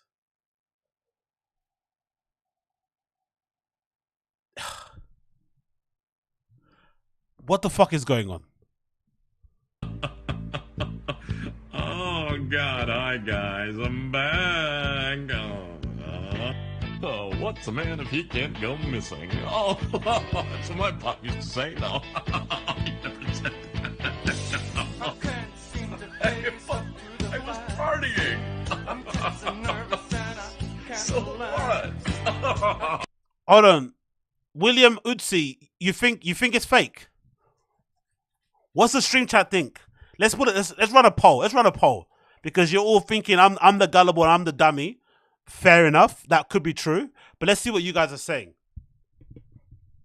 Is underage baddie telling the truth? Let's see what you guys say. Because I don't know. It seems too I don't know.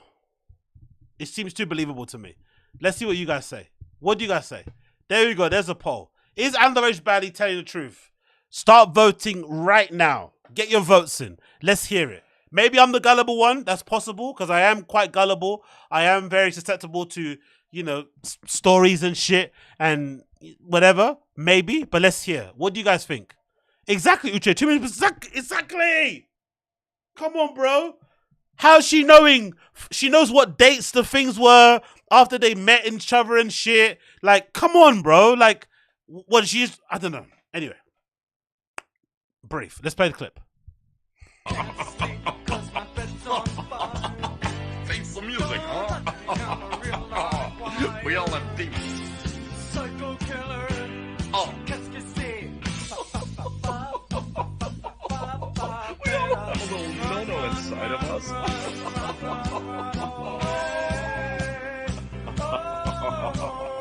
You gotta shake hands with who you are. Caveat across this video saying, hey, what's good? Jess Fury. What's it saying? Fuck you, Crystalia. You solicited nudes from minors while you were in Vancouver and tried to fuck my friend when we were 16. Is that the girl that's saying this? Who's saying this part of this? Oh, no, I'm so confused. My God. Hold on. Let's go back to what Jess said. What was Jess saying here?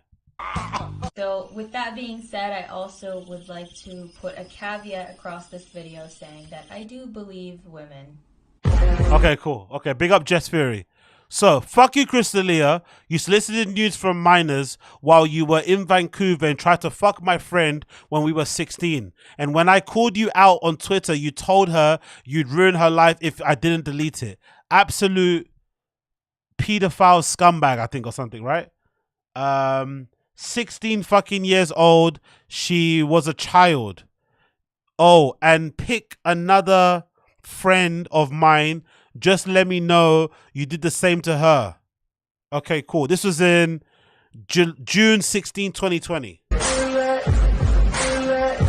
What's this? A screenshot of what? I don't know what that shows there. I can't really read it. Crystalia, when I was in senior high school, Chris is like a bona fide pedo, though, isn't it? Like, let's be fair. You can't even say alleged anymore, right? Come on. Can we just be honest and just say this guy definitely likes children? Is that not a fair thing to say? Because, like, why has he got all these high school kids coming after him? Like, this guy definitely likes kids, innit? Can we be honest and say that? The oldest woman he's ever hooked up with is his own wife. Is that probably fair to say? Right? Outside of his mum, the only woman he's ever loved his own age or near it is his wife that he currently has. But apart from that, he likes the company of children. Can we not just say that? Is that not okay to say? like a vicar, like a priest, he prefers the company of children. Can we not say that? Is that not possible to say? Okay. Chris D'Elia, when I was a senior in high school, I went to his shows and tweeted to him. He then private messaged me.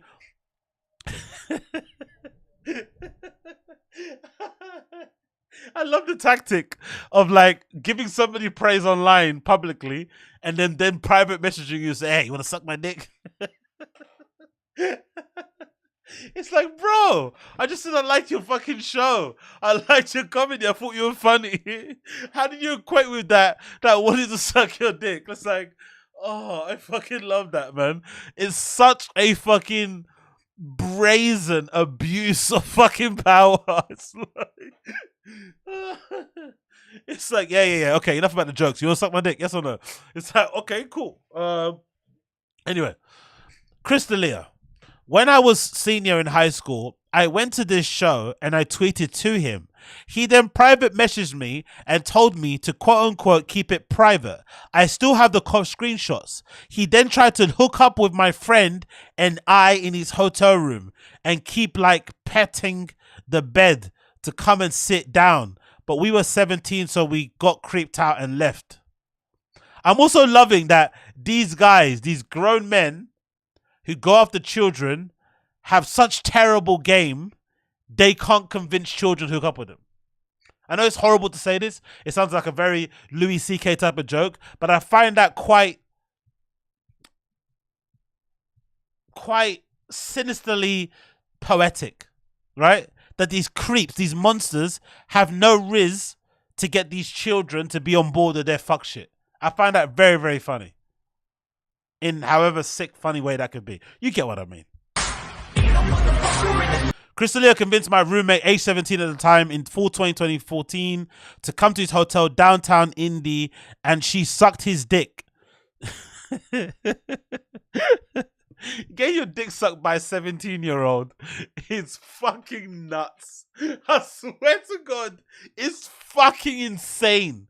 It's insane. I swear to God, it is insane. You're a fucking sicko. If you are going out there willingly trying to accost and draw 16-year-old, you're sick. You're sick. Anyway, she has emails. They have photo together on their Instagram from that night. Yikes. I don't know what all that shit says. Anonymous, but Chris D'Elia kind of groomed me when I was 17. How does someone kind of groom you? Either they groomed you or they didn't. Let's see what they said here. And I slept. That's grooming. You see what I mean? They're fucking children. They don't even know how to fucking figure out how to say shit. You know what I mean? They're still fucking processing what happened to them. This is fucking abuse. This is textbook abuse. Wow. Holy shit. I don't know if he groomed me, but he fucked me when I was 17. Yo.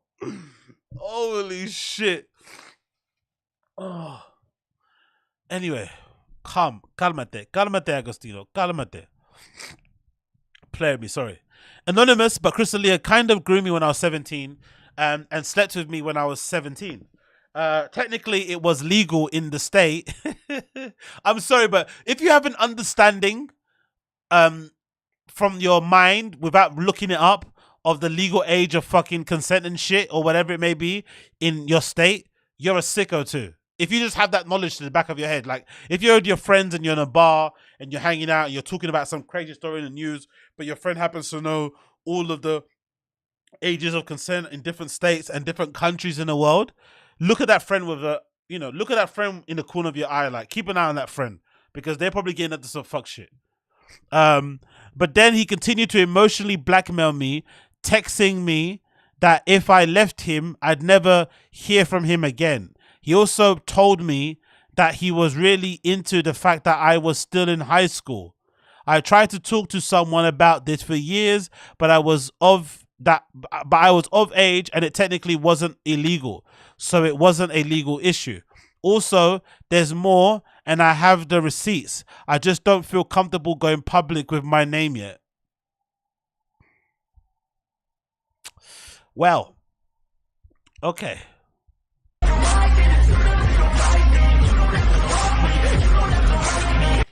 Keep anonymous, please. But these are the DMs with Chris when I was 17. I'm 24 now, but never gave him my number, even though I liked him as a comedian because I thought it was weird.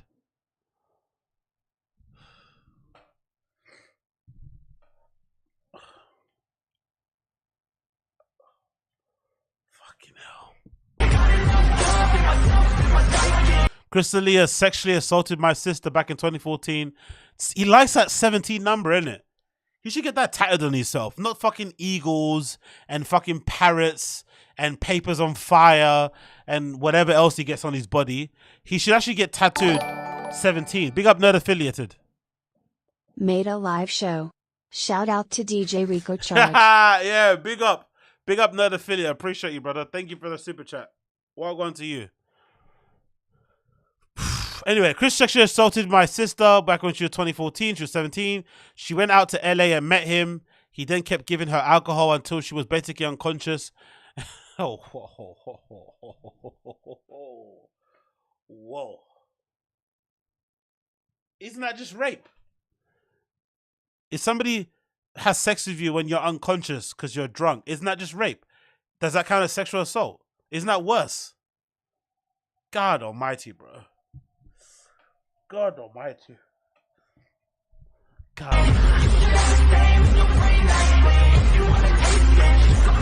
The boys are back in the Laugh Factory and it's got all of so this is the time when they were all fucking, that's why they're laughing so much, because they're all touching kids. Crystalia, who was just outed as a real life, literally played the pedo in season 2 of the U.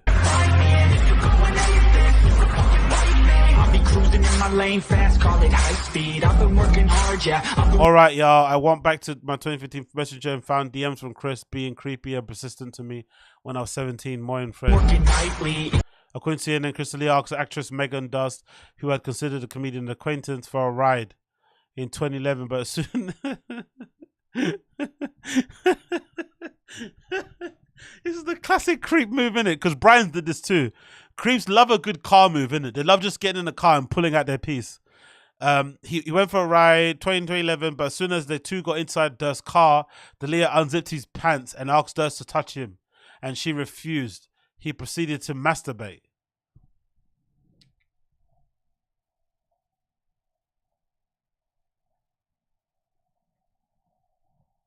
NJ Ranger, I didn't say that. Woke AZ, you can't just force alcohol on somebody until they're incoherent anymore. Gee, I didn't say that. Don't put words in my mouth, mate, all right? You can put alcohol down my throat because I'm of age, right? And you can touch me if I say yes, but don't put words in my mouth, okay? Don't do that, please. I did not say that.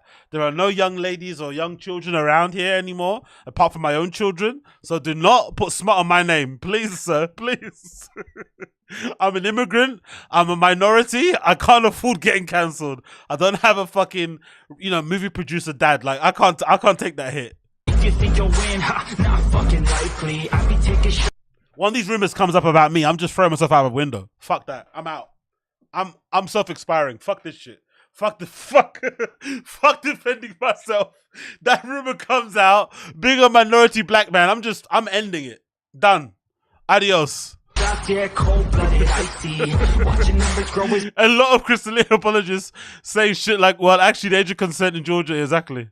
What I call sightseeing in the front. What's that one? I'm gonna throw something. What's that? Yeah, cold-blooded. I missed that one. What's that one? If you think you'll win, not fucking likely. I be taking shots. Oh my god. Like 6 years ago, Crystalia tried to fly a girl I worked with from Canada to LA to stay with him and hook up. She was 18, so not underage, but she used her news to blackmail her when she said she didn't want to go. Fucking. Yeah, cold-blooded, icy. Watching numbers grow. A lot of girls. Okay, we said already. I'm gonna just throw this your way. A friend of a friend had an experience with him. No names, please. He's super creepy. This is from Snapchat. I had a homegirl who he crept into her DMs. I tried to get him to get us into a club in LA. She asked him and he was like, nah, I'll just meet you in a parking lot for a hookup. He's like, fuck all that guest list shit. Just come and suck my dick in a parking lot like a real nigga. Yo.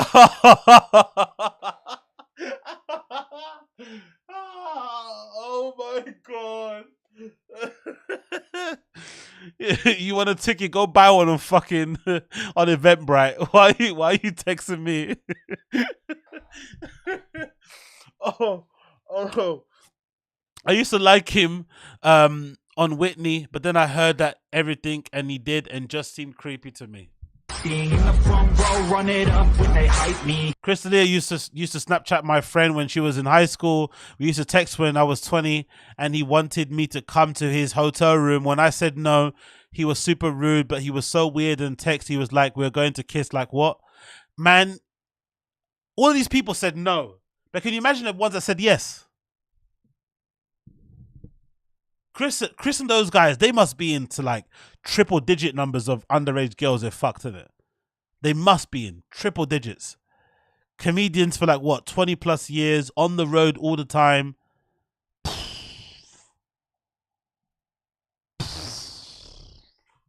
The following grows, they know how to ignite me. Call me CEO, I've been running shit. Crystalia's friend group is predatory as well. Not just him, all 35-year-old preying on 22-year-olds. Madness. Actually, how old is Eric Griffin's wife? Is she really young, or is she just look younger but is older? And I am playing games. I create my own lane, making pleasure out of pain. Turning into games. I'm the boss to make it. I'm gonna have to mute some of the songs then, because I'm sure this is gonna fuck me over. Let me mute the song now. What's it? Taxonomy of creeps. Buzzards. Okay, cool. Whatever. Continue. Oh, she's 31. Okay, cool. I thought she was a bit older than that. Younger than that. Fair play. There's Chris and Theo. Them together again. Crystalia's back.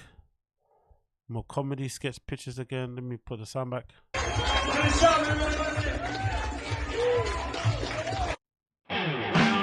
Fuck around, I fuck around. Yeah, fuck around, round, I fuck around. Okay, that was good. That was good. Is that it?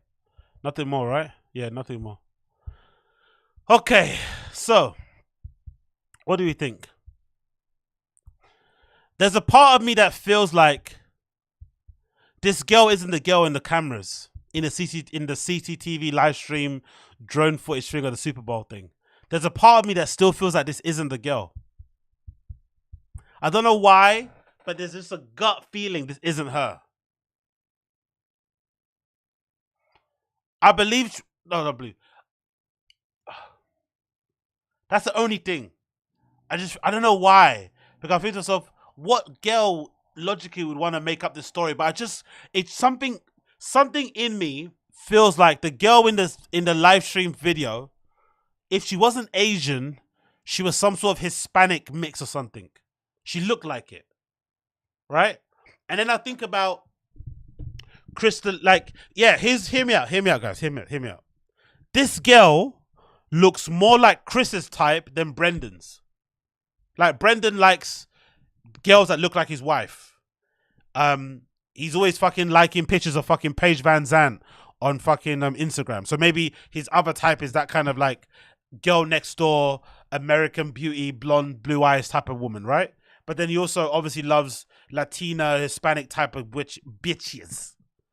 This girl looks more like the victims that came out and spoke about Chris. There's one in particular, that girl that has all the tattoos on her neck. They kind of has a similar type of vibe, right? So I think this girl looks similar to the kind of girl that Chris likes than more that ones that Brendan would like, if you get what I mean. And from the video footage, that girl in the video doesn't look like this girl. You know? I don't know. A part of me just doesn't... What do you guys think? Let's see what you guys think in the poll. So far, the poll results are as follows. 62% of you think she's telling her the truth. Wow. Okay. 62%. Okay, I'm going to end the poll now. 62%. Shit. Okay. What do you guys think? The top girl in the video was wearing a trashy as fuck look. Something she'd wear. Oh, so you mean that wrap thing, Uche, that kind of like, that thing, that like half thing. That was like a trashy top. Clip channels are producing her. Clip channels are producing her. What do you mean, Coil? TFATK and those guys are feeding her scripts. She's on the payroll of comedy enforcement. That would be sick. That would be a really twisted fucking development in this whole BAPA-verse. That they are secretly producing on the background. I hope that isn't true. I really do hope so. Oh my god, that's something crazy. Uche, Chris likes him, anorexic and young. People will do literally anything for clout. This has to be real. She knows a lot, but not too much, like invested in the BAPA-verse. Yeah, exactly. That's the thing that I kind of have felt from it. She doesn't really seem to give that much of a fuck, really. But she also kind of is just sharing her story, so it can't feel like a clout chase thing. I don't know. I think it's her in the video, says Sarlux. Could be some kind of cover-up. I think it's a drug walk girl, and he's off cam pointing the gun at her. I don't know, man. I don't know, guys. I'm still debating. I don't know what to believe, but part of me just doesn't think this is the girl. But I'm thinking, why would she lie and make up just some balmy story? Like, it doesn't make any sense, you know? So part of me feels like it probably is her. And if it is her, the wife will just bury her head in the sand. She's not going anywhere. So anybody out there wishing that he has a divorce or something and he's down bad, not going to happen. That woman, that wife of his is not going anywhere anytime soon. Whether or not they have an agreement, whether or not she just... I think Brendan's wife, not in agreement, I think most likely Brendan's wife does that same thing that Chris D'Elia's wife does, where she purposely puts her head in the sand and doesn't want to confront the fact or the reality that she's married a monster. Right? Like that kind of idea. I think there's some women that don't want to do that. They don't want to confront it, so they rather just pretend it's not there. So most likely she'll pretend and to not see the evidence, not see what's out there, and just kind of live blissfully in ignorance. That's what I think. I don't think they have an arrangement. I think she's way too spicy of a person to have that kind of arrangement and has too much of an ego to be okay with giving her husband permission to go and fuck underage girls in nightclubs or in comedy clubs. I don't think that's possible. I think she just kind of keeps her head in the sand and pretends it's not happening. Personally, that's my opinion on it. But yeah, Club Fungus, his wife doesn't give a fuck. It's all in agreement. Yep, true. I actually think he's telling the truth, and it's her in the video. Sarlux again. Wifey giving Ghislaine, big Ghislaine energy. Yeah, for sure. She's a keeper with a great ass. I guess everyone's got their taste. There's nothing that whoever's Venturas the house can't fix. She'll be fine. Buying your mother-in-law a house because you cheat too much is fucking crazy. You could just stop cheating, but you know, it's like, nah, man. I gotta get my dick sucked by these younger age girls, man. It's like, bro, it's costing you another house, an apartment. I can't help it, man. Oh, fucking no. Anyway, next video. Titled Dense Boy. This is a good one. Pick up the guy on the front of the kid subreddit for uploading this. This is a good one because it demonstrates how difficult it must be to be Chris now. If you're a victim of Chris's and you felt like you've had no justice, you should feel comforted in the knowledge that Chris has to sit next to Brendan to earn a salary, and he has to put up with this level of treatment in order to feed his kids and keep a roof over his head and allow himself to buy the odd Yeezy. This is what he has to kind of go through. So this is his punishment, really. Similar thing, because Aubrey's my boy. He's best friends. You keep touching me. I know, I love this shirt. It's really annoying, but you do it every episode. But that's how I show affection. That's fine. I touch. But do it, you know what? I'm fine with it, but don't always hit the same spot. It's like water torture. Just do different things, hit the back. That's it's fine. Forget how strong he is. You can't just yeah. What's up, Brandon? Oh, sorry. Yeah. Hey, what's up? My uncle would do it. I like that. up, Dense Moses? boy. He's a dense Dense boy. dude. Your Dense shit daddy. should be dense boy. Dense boy. Yeah, because it means two things, like big, but Yeah. also dirt. You know what I mean? What?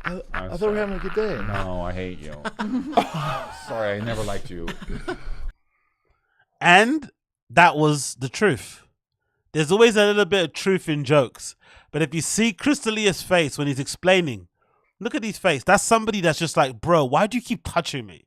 But Brendan is such a doofus. He's such a simple-brained, lovable oaf that he honestly thinks touching is part of humor.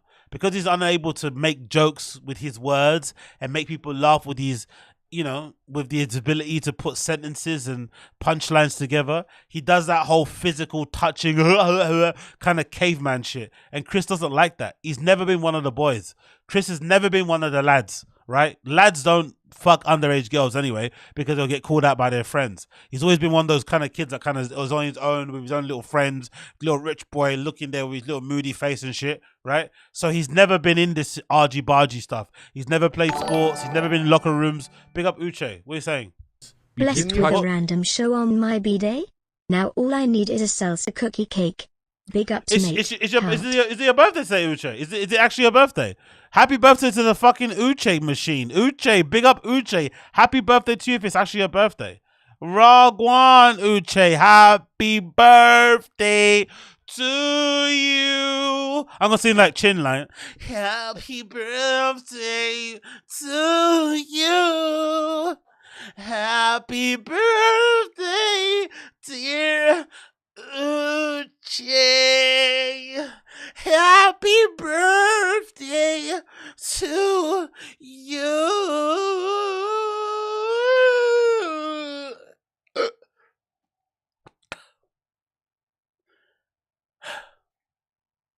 Big up Uche. Happy birthday to you, my G. But yeah, happy birthday to Uche. Birthday celebrations, hands up, salute, and claps in the chat for fucking Uche. Happy birthday. Happy fucking birthday. Turn up, turn up. Okay? Cool. It actually be good if fucking Chin had a fucking cameo. That's what Chin should do. Chin needs to have a cameo.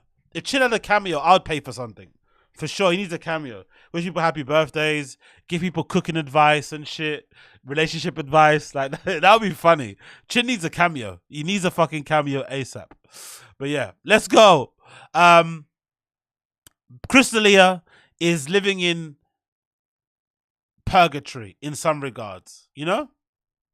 Look at his face. He fucking hates being touched by Brendan. Look at him. Look at his face. Even just there, when he's explaining it to him, look at him. Look at that. That is the face of somebody that hates being touched. Can you see that? Look at him. Look at that face. Why do you keep touching me for? Why can't we just talk without you touching my arm? Why do you have to keep touching me? Why do you have to keep putting your hands on me? Please, please, please. Huh? Huh? I show affection. That's I fine. touch. But do it. You know what? My I'm signs fine of with it, but don't affirmation are always hit touch. the same spot. It's like Okay. water torture. Just do different things. Hit the back. That's even. But yeah, he's suffering out there. Big up Crystalia. That's the punishment you get for allegedly wanting 17 and 16-year-olds to suck your dicky. That's the punishment you should be getting eternally. Oh my God, this might be my most favorite clip of all time so far. So Brendan and Brian and Eddie Bravo on the Fight Companion this past weekend, right? Joe Rogan, Fight Companion. It all went as it's meant to go. It looked kind of boring. I didn't really listen to the whole thing. I popped in and out, but whatever. Somebody uploaded this clip, which is legitimately one of the most funniest exchanges you will ever see. Big up Crash, Wagwan. God, I hate the way Chin sings. Happy birthday, Uchi Wally E. Yeah! Clapping. Big up my girl Uche. Big up. Big up to Uche. Big up to fucking Uche. I'm just thinking about how Chin sings. And I just want to throw him out of the nearest window. Whoever encouraged Chin and his family to keep singing, or who said, oh, yes, you got a good voice, it was probably a girl. One girl in Chin's life told him, you've actually got a really good voice. And he just doubled down, you know? He just kept singing. Whoever that girl is, I hope you get run over by a car. Because look at the fucking horror you've inflicted on us. Anyway, going back to this clip. Brendan and Brian are on there, and might be my favorite Brendan moment this year so far. Because it accurately demonstrates just how redacted he is. And it also is like, wow, this guy is like a multi-millionaire and he gets paid to speak, and he's legitimately kind of dumb. Like, not even like in a rude way, but he is like actually dumb. Listen to this. Listen to this exchange. This is fucking fantastic. So big up the Fighting the Kid subreddit guy for uploading this. It's called Name the Anonymous Waters BAPA. But listen to this exchange. I beg you, listen. Listen to this exchange. Please just listen to this fucking exchange. It's absolutely incredible. Let's put the sound up and let's get the sound up a little bit there. Listen to this. Please listen to this. Please, please, please. No way. Hold on. Why is Usman is shocked? Majority decision. Majority. So is a split decision. No, majority decision. So one was a draw? No, majority. So 3-0. Right. No, that's unanimous. Oh, was it not unanimous? Fair one. But he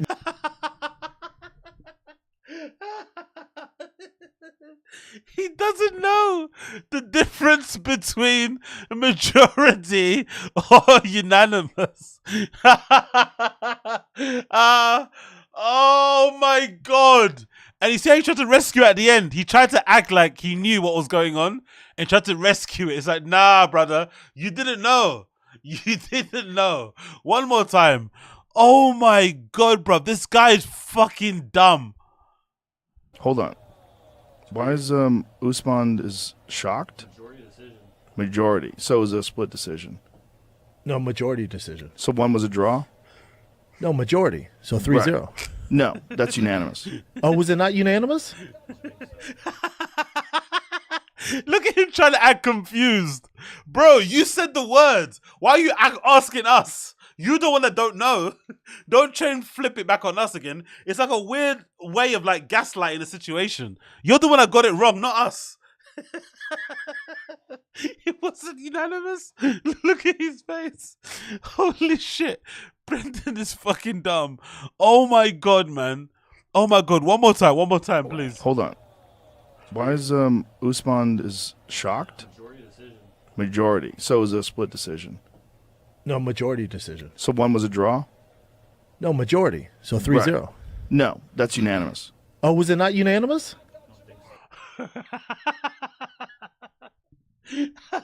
You know what? You actually got a point there. Who said this? Edward. That's why I don't even think he knows he's lying sometimes. You know what? I kind of agree with you. He might be that redacted. He actually doesn't know. He actually thinks it's like the NFL stuff. He actually believes he played for the Buffalo Bills, or he actually thinks he's an NFL player because he had a tryout for the Buffalo Bills, or whatever. He actually thinks that counts as him saying he played football professionally in the NFL. It's like, no, you didn't, sir. Like at any point. This is incredible. Let's play it. Let's continue. Fair one. But I'm with B on this. Again, I don't think he handled it the right way, but there's something like people talk all this shit, like haters, right? They will remain unanimous, stuff like this, and unanimous. Unanimous haters.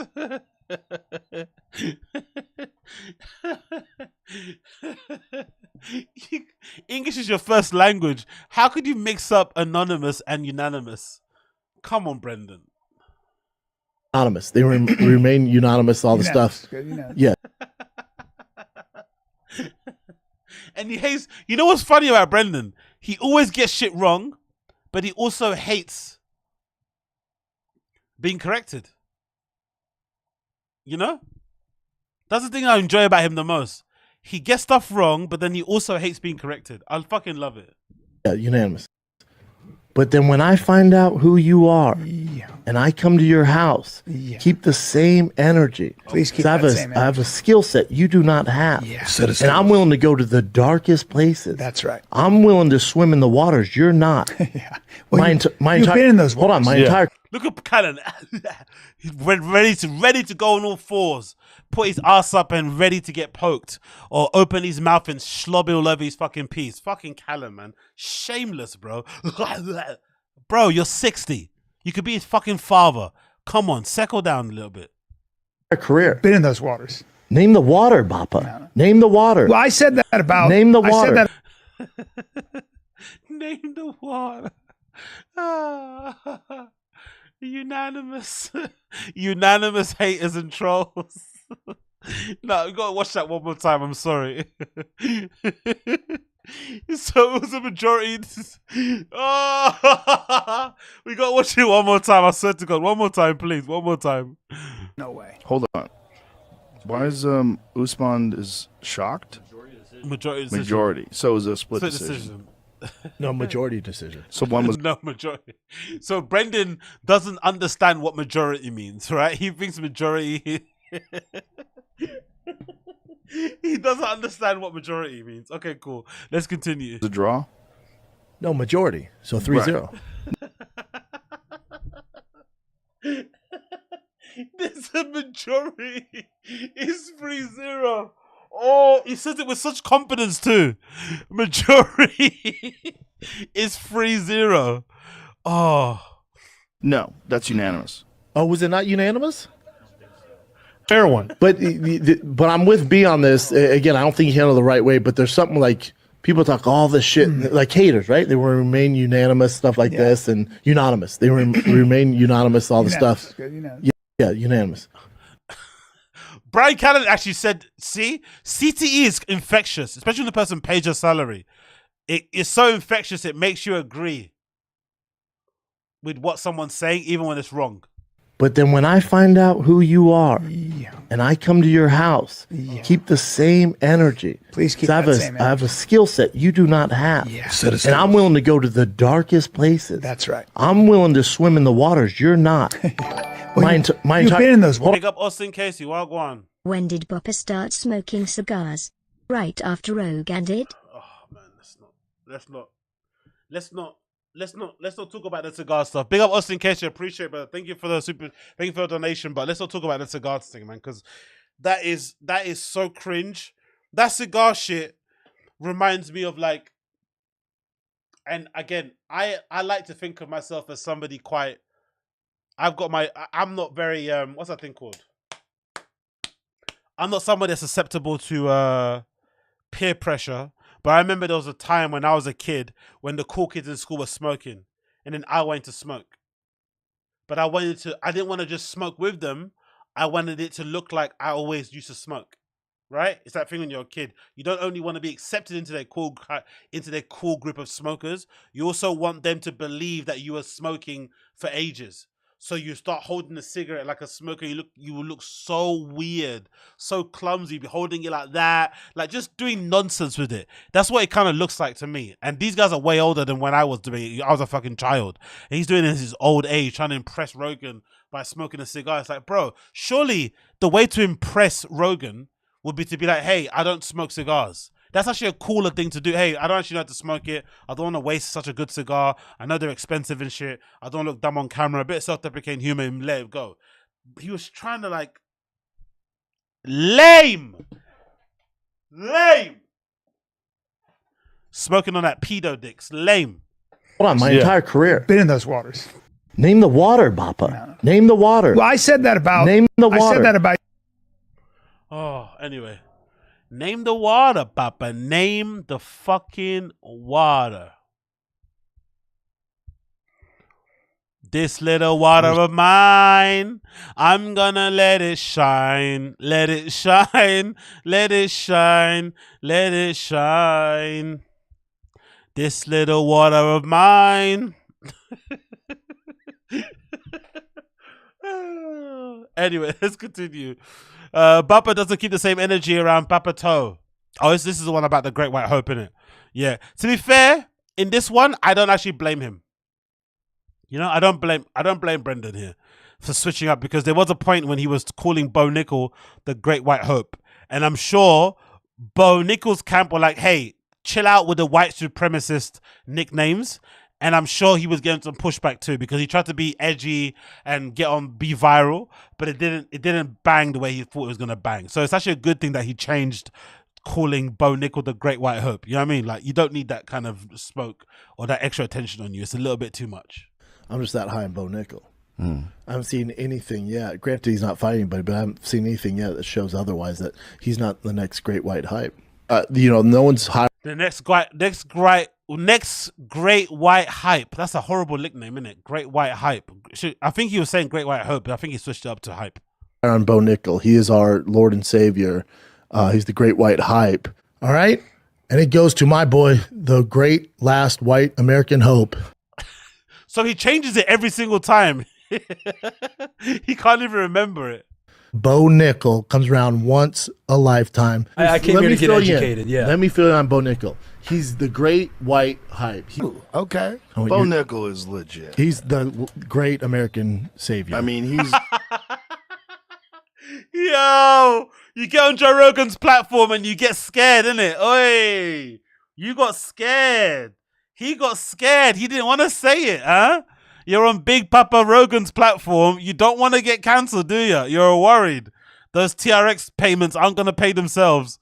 He got nervous. He got nervous there. Alrighty. Legit question. Why is white hype hope bad, but Black Beast is okay for Derek Lewis? No one's saying it's a good thing. Either option shouldn't be great. But unfortunately, the world we live in right now, if Brendan's going around calling people the Great White Hope and Bo Nickel's leaning into it, it's not going to sit well with most people. That's just the reality of the situation. No one's saying it's right. No one's saying it's fair. But both people don't need that kind of smut and smoke around them right now. It's not legit. It's not fair. If you can call one person the Black Beast and you can't call him the White Hope, I know it makes a lot of sense. I get it. But it, you know, in this society we live in right now, it's just not going to hit the way you think it's going to hit. Olympic gold medal potential. And main event. And also, I'm pretty sure Bo Nickel's team told Brendan to chill out with that shit. I'm pretty sure with it, because he thought it was funny. He thought it was gonna be something to kind of that was gonna go viral, because it's kind of going against the narrative of the Dagestanis taking over, or at a time when all the Africans were taking over and shit. He thought maybe it was gonna be something that the kind of people would run with, but it's not. It doesn't hit the same way. Next is Hamza. You gotta go with this. Hamza is Usman next. Look at the way he's looking at Rogan. Has anybody else ever made Brendan smile like this? Genuinely. He's smiling with his eyes even. That's like a real smile. That's like a genuine, like, I'm so happy to see you. Joe, what? I love you. You know? That's basically what it is. Look at that. That is pure love. That look is only reserved for his children. Not even his wife probably get that look. That's like, I'm so happy I met you. This little light of mine, I'm gonna, you know.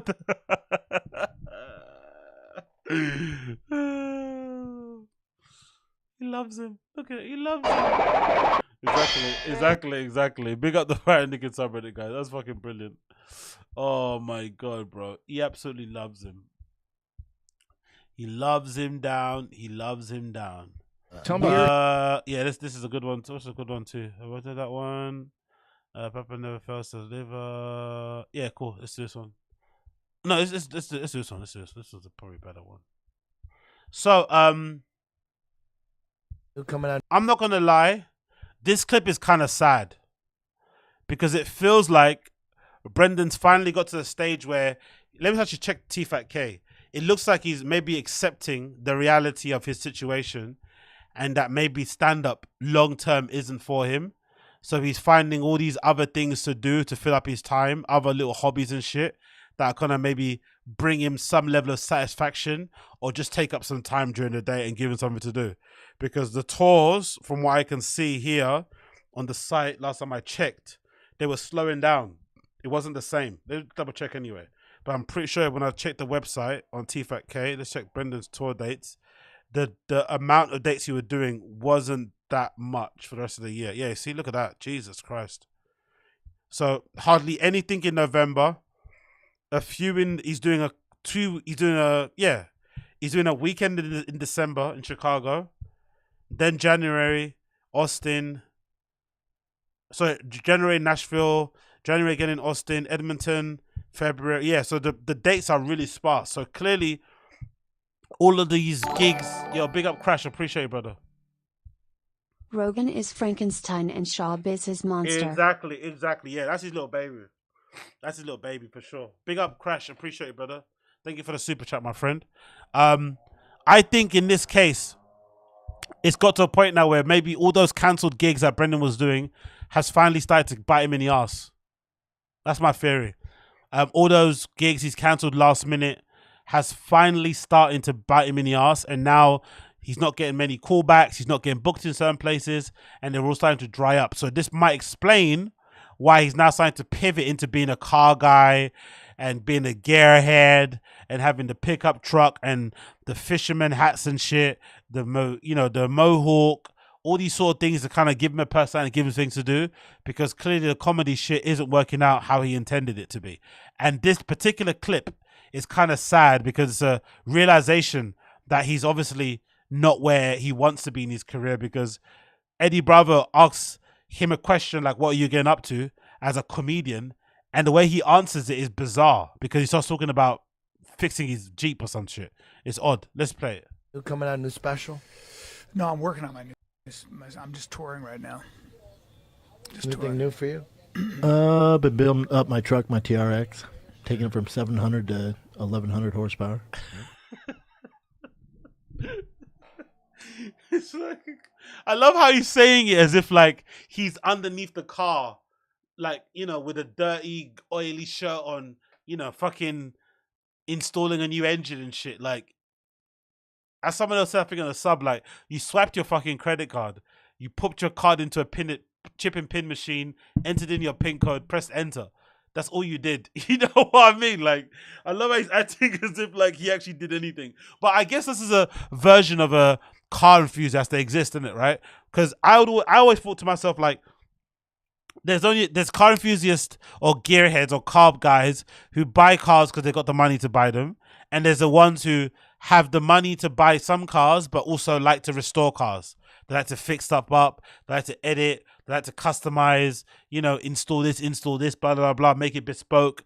But he's acting as if like he's actually doing it himself when he just took it to a shop and they're doing it and he's going to pick it up when it's ready. But yeah, Eddie Bravo asked the question as in like, what are you doing with comedy? Any new projects? Do you have a new special you're working on? A new tour? New material? Are you doing a new sketch show? A new live show? New podcast ideas? Whatever. And Brendan's only answer, I'm taking my truck from whatever horsepower to 1,000. Kind of sad, isn't it? One more time from the beginning. Coming out new special? No, I'm working on my new. I'm just touring right now. Anything new for you? Been building up my truck, my TRX, taking it from 700 to 1100 horsepower. Yep. You know, I dropped an album yesterday. Ooh. Yeah. Music? Hook Thieves is the name of the band. I like that. Hook Thieves. Jar of Flies. It's on all music platforms. Jar of Flies. Wow. There's a music video for the single El Coyote. We gotta get you on. When are you coming on Fighter and the Kid? You never invite me, Bro, dog. Let's get your ass Come on. dog. I'm always scared to invite Eddie. I feel like you're always busy. Or Come on, man. You have a standing invite. I'm trying to drop. I'm trying to promote my album that just dropped, and you're changing the subject. Oh, sorry. He did, piece of shit. No, I want to. Right? Ohio State Doritos scores? No, Jamie, what'd you say the Ohio State Doritos scores? Oh, sorry. 4 minutes left. Ohio State's up by 7. Even the way he's holding, okay, Austin Casey, big up the way, even though he's holding the cigar, like, what are you doing, bro? This isn't you. What are you doing? It's like when you see a friend out that doesn't really drink and they're trying to drink, like, what are you doing? Look at it. What are you doing? What is this shit? Like, honestly, the cooler thing is to say no. Sometimes the cooler thing, the way to actually stand out from the rest is to say no.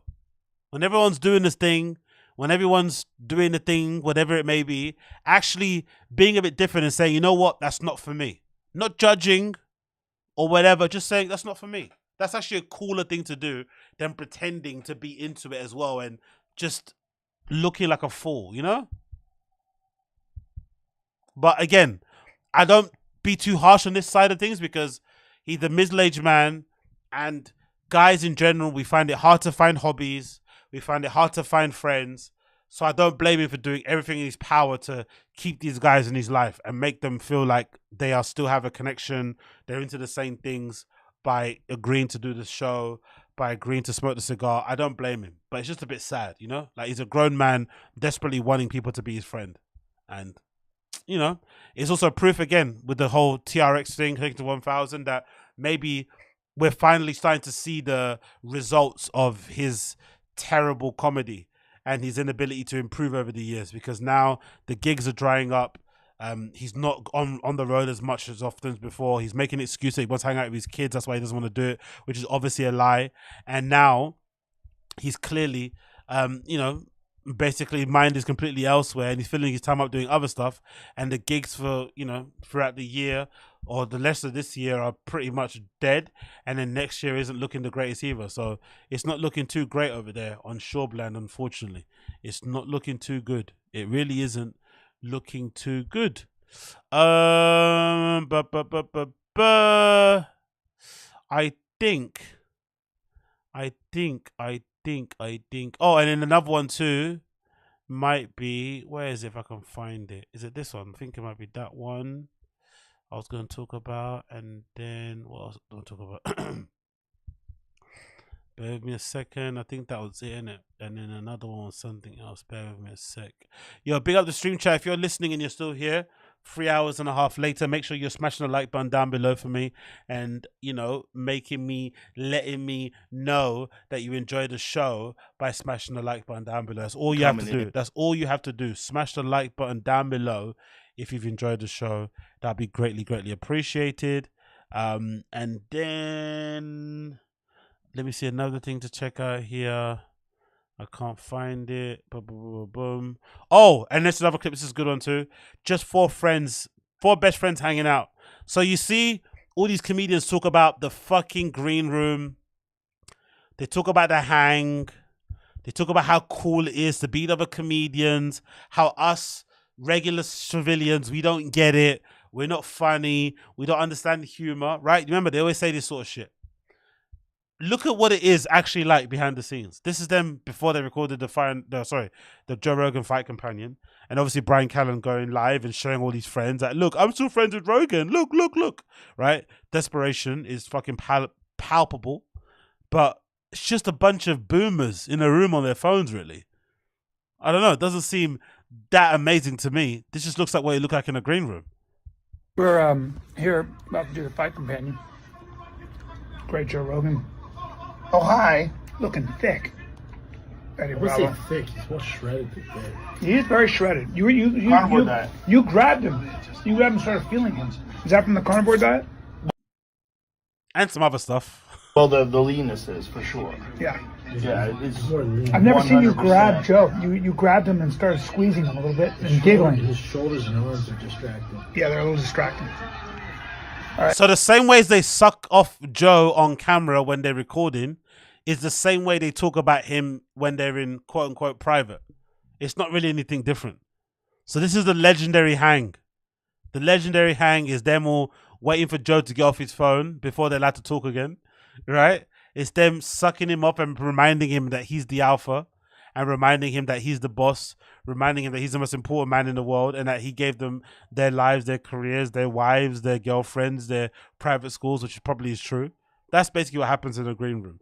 So if ever you feel inadequate and you feel like you are not part of their internal crew, this is what you're missing out on. This is what they make you feel bad to not be a part of. The green room hang, right? As Coiler says, right? Table full of mad shit. Look at this. Look at this table. This table is full of so much shit. That table's never been clear. Never a moment in that table's life has it ever been clear. Fucking hell, bro. Look at the stuff on there. You grabbed him. It's non-stop. What is all of this shit? Look at it. Look at it. Look. What is all this stuff? Oy. He's a beast, one of the greats. Callen always does these cringe pre-video shows. Zachary Coiler. What's the morning random show? I like Zynga at nighttime when I'm drunk and high. Yeah, don't worry. I'll be back again tomorrow with another drunk and high one late at night. Don't you worry about that, Chris Rizze. Whenever Kyle does these videos like this, I wish Crowder would enter the stage, let them scold him. Yeah. Crowder scolding Callan and telling him off for going live was brilliant. Now thinking back to it, that was definitely not like a bit. He wasn't joking. He was actually being real. Like, what the fuck are you doing? I could have been doing blow up this table and you're fucking recording videos for your stupid Instagram followers. Like, he was actually pissed. He was furious, bro. He was really pissed off. And, you know, so far there's been no more content about, you know, him on there as well. Who said it? I think somebody mentioned the update on the Final Kid sub. I think Crowder does, allegedly the story is that Crowder does that quite often. He does like Louder with Crowder Mug Club rebrands under the proviso it's going to be this big thing, and it never really follows through. Allegedly, that's something he does all the time. I think us people from the BAPA-verse, we saw it for the first time with Callan, and we thought it was actually a new thing, that he was going to do a show, all this sort of stuff, but it's something that allegedly Louder with Chris, what you call it? What's his thing? Stephen Crowder fans, sorry, know him for doing that. So it was never going to go anywhere. That's basically the theory. And now I think it's on pause, on hiatus or something. Something's happened. But I guess he's still working with them a little bit. But yeah, people basically say that's what he does all the time. He does all that sort of like, oh, I'm going to do a big launch. We're going to relaunch the show again, blah, blah, blah. And it doesn't really go there. Let's change it. Let's change it. Oh, let's do it. And that's it, I think. I think that might be it for now. What says? We talked about that. Oh yeah, and then there's this post here. Big up the Final Kid subreddit guys as well for this one. This one says brand ambassador. So this is a post from Kibby Tech, the brand, or I think it's the garage, right? The garage that's fixing up Brendan's car, and they obviously posted a clip of Brendan on Rogan wearing their hat because, you know, it's paid advertisement. And it said, my homie Brendan Shaw representing the big today on Rogan. Pretty cool seeing our name on a platform like that. You are a real one, Brendan. So, and Brendan obviously liked the tweet. So clearly it seems like these guys aren't really Joe Rogan's friends, you know? Like, they're basically using Joe Rogan's platform, as like a place to make money. Like, they basically, like, even Brian Callen, I think Brian Callen was wearing like a Black Rifle Coffee Company t-shirt. I've never seen him wear those t-shirts ever before, and it looked really new. So most likely he was getting a little bit of a money, a little bit of a kickback, a little bit of a brand envelope in his back pocket for having that shirt on when he was on Rogan, which obviously I feel like explains Rogan's attitude a little bit. I think Rogan knows, but they're his friends, so what can he do? I think he knows quite clearly that his friends use him for what he has, but you know, what can you do about it? But it's quite unfortunate, really, especially how flagrant they do it. Like, they don't really want to hang out. They just use it basically as a, you know, as an opportunity to basically brand themselves and get some money in their back pockets, which I guess is what it is. I'm not really too fussed about that in the big scheme of things, but it is quite funny to see that they basically use the association they have with fucking Rogan to further themselves, and that's basically all they do. Nothing else, nothing more than that. What are you guys saying here? Luana and BG are back together. I don't give a fuck, to be fair. I'm not gonna lie. I saw some of it. I don't care. BJ's back screaming into the void, I guess, arguing with Redditors. Good luck to him, innit? I hope he just gets his money back. That's the main thing. If he gets his money back, it's cool. If he's back with Luana, I'm cool. Congratulations. Hope they get married, have babies and shit. What can you do? It's none of my concern. I don't give a fuck, to be fair. I'm not gonna lie. I'm kind of over that shit. He's a comic. Don't know what is it to say. Like, it was gonna happen eventually anyway. It's like, not surprising, you know. There was a lot invested there on both sides. It's like, you know, yeah. I don't know. Don't give a fuck, really. Maybe that MMA gloves guy, he might be upset because he looked like he wanted Luana to stick some rods in his PP. So maybe that MMA gloves guy, he might be a bit annoyed, but meh. Don't give a fuck, mate. I'm not gonna lie, I don't give a fuck. What else is there? What else there? What else there? What else there? What else there? What else there? Midlife crisis. Oh, let's do this one. Oh, what's I got to check about? Let's see. Yeah, what's this one? This is where's that one I uploaded a second ago? Bear with me 1 second so I get it up on here. Something about every facet. What was that one? Shit. Not that one. Where is it? Boom, boom, boom, boom, boom. Yeah, let's do this. This is a good one as well. So this one's an interesting one because it says Eddie calls out BAPA for Dana praise and Rink says he's on shrooms. So this is an interesting one, right? And it's something that I realize has been a little bit of an annoying Brendan personality trait. He does this quite often. So he'll have some sort of beef or some sort of drama with somebody because of some dumb thing he said, or maybe it's a justifiable beef. Like, I think Brendan's beef with Dana White is justifiable. And he has every reason not to like Dana because of the time when he was in the UFC and how he got treated and how the Reebok deal fucks up his money. And then subsequently how Dana spoke to him in public or spoke about him behind the scenes and they're back and forth. He has every reason to not like Dana because of how he's had a personal back and forth and friction with him from the time he was in the UFC. It makes complete sense. But I don't like this thing that Brendan does where if he has beef with somebody, in a way to kind of make himself look like he has a moral high ground, he starts adopting the, oh, I'm cool. Me and him are cool. I have no problem with him. I have no problem with the guy. I'm cool with the guy. It's like you don't get to choose when you're over something if it involves two people. You might be over it, but that person has every right to hold on to whatever grievance, whatever fucking ill will, whatever bad feeling they have against you if you fell out for a legit reason. They have every reason to not like you. But he does this weird kind of like, he does this weird kind of like, it's like a form of gaslighting where he jumps to forgive you first and act like he's over it so that you can't then keep it going because it makes you look like you're holding on to something and you're holding resentment or whatever. Do you know what I mean? It's a very manipulative thing to do. But the Dana thing is even worse because they have legit beef, right? And it's legit on both sides. They have every right not to like each other. But then I guess because Dana makes money, because Dana's rich, because the UFC's been going up and up and up ever since Brendan's left. I think part of Brendan maybe hoped the UFC would have went down, justify his position and what he said. But because he just keeps making loads of money and the UFC just keeps on getting bigger and bigger, despite how badly the business is run, despite the fighters getting paid like shit, all of the things going on against it, Dana's own drama, slapping his wife in public, they just can't seem to catch an L. They just keep going from W to W. So I guess in Brendan's head, because they're winning financially, he wants to be their friends. And he wants to be in their good graces, but he knows it's too late now. So he tries to do this whole like, me and Dana are cool. I love Dana. He's my friend. So this clip is infuriating, and I'm glad Eddie Bravo called him out. Shit. On Clive's last fight, it was a draw with Jan for the title. Championship. Yeah. Yeah. And then Jamie's like, no, and Dana rather was like, no rematch. I agree with Dana on that. Why? I'm good. I saw it. Yeah, but it was a good fucking fight. I need some new blood. You've been on that Dana White agreeing type shit. Yeah, I don't like it. You like it? I like it better when you're a hater. No, dude, you've been respecting that. Oh, there's that fake Rogan laugh, that head back social media laugh. I love that. I love that head leant back fucking Rogan social media laughing that he does. Fucking gross.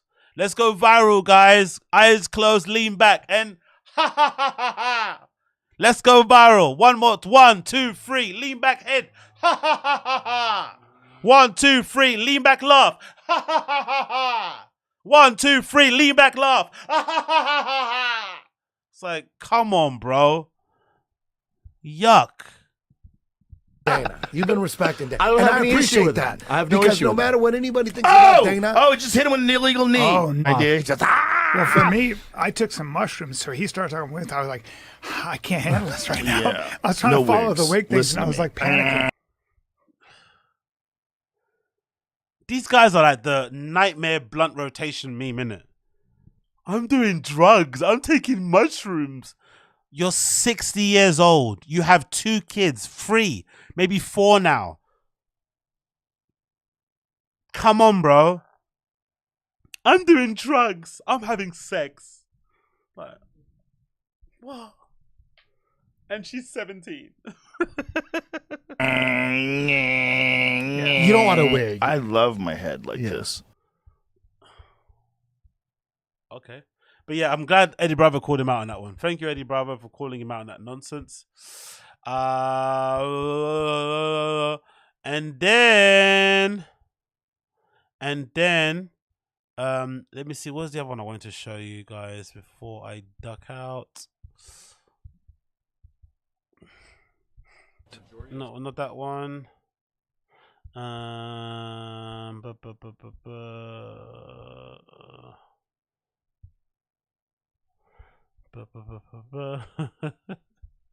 Let's do it one more time. Sorry. I know we've seen this already, but one more time, please. I'm sorry. One more time, okay? One more time. I beg you guys, one more time. I'm sorry, I apologize, but one more time. One more fucking time, okay? Let's go. Let's fucking go. Majority. So it was a split decision. No, majority decision. So one was a draw? No, majority. So 3-0. Right. No, that's unanimous. Oh, was it not unanimous? That was majority. That's ridiculous. That doesn't make any sense. You give the second and third to Usman, some judge did? That's insane. I guess that third was the striking, but then he got taken down and dominated. Domination. But if you don't, he's trying to win himself back in the conversation. Nah, bro, we saw the beginning. Majority. So it was a split decision. No, majority decision. So one was a draw? No, majority. So 3-0. Right.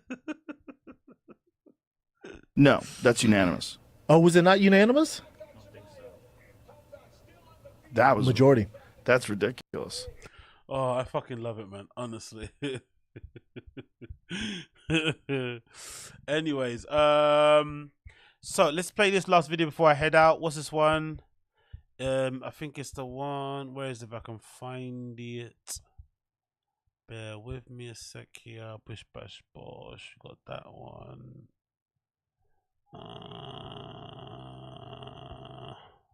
Where is it?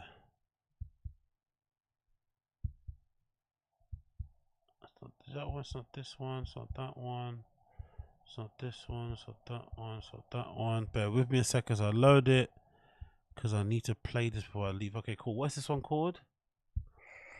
I think I've seen this before, haven't I? Maybe I've seen this. Okay, chauvinisms in every facet. This is from 9 days ago. Big up the Fighting the Kid subreddit guys for uploading this one. This looks really good. Let's see this. Chauvinisms in every facet. Let's see this one. Let's see this. Bish bash boy. Let's see this. I'll tell you one of the coolest things I've ever done though is thirsty. When I was in the Sierra Nevada. Sierra Nevada. Jesus Christ. Sahara Nevada.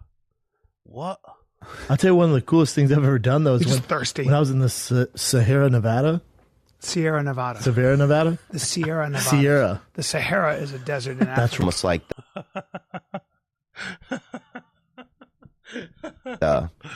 it was like, you know that painting that Michelangelo did where those two people are naked touching each other in the air or whatever? 16th. Yeah, 16th Chapel. Yeah. It was like that, but it was... That's why TRT came about. Because those 37, 38-year-olds are like, dang, I know so much, man, but my body's not the same. Let me talk to this doctor over here. Now we have an epidemic. Now we got Vitor Epidemic. It's my bad. It's not an epidemic. It's an epidemic. It's an epidemic. No, you're right though. But now Joanna Jędrzejczyk versus Rose Namajunas. How do you like that for pronunciation? Suck on them balls. I'm getting better. It's 2017. A real shower. Well, your Navy hat would beg to differ. Yeah. Beg to differ. He just said beg the differ. I know. Way. I just come on. It's beg to differ. Captain America has superpowers. No. Yeah. Or you're just living a boring ass life, you know? Like in order to shoot for the moon, you got to land on the stars, or you want to land on the moon, but sometimes, you make fucking mistakes as part of the game, but I just think you're fair one. Shoot for the moon, land on the stars.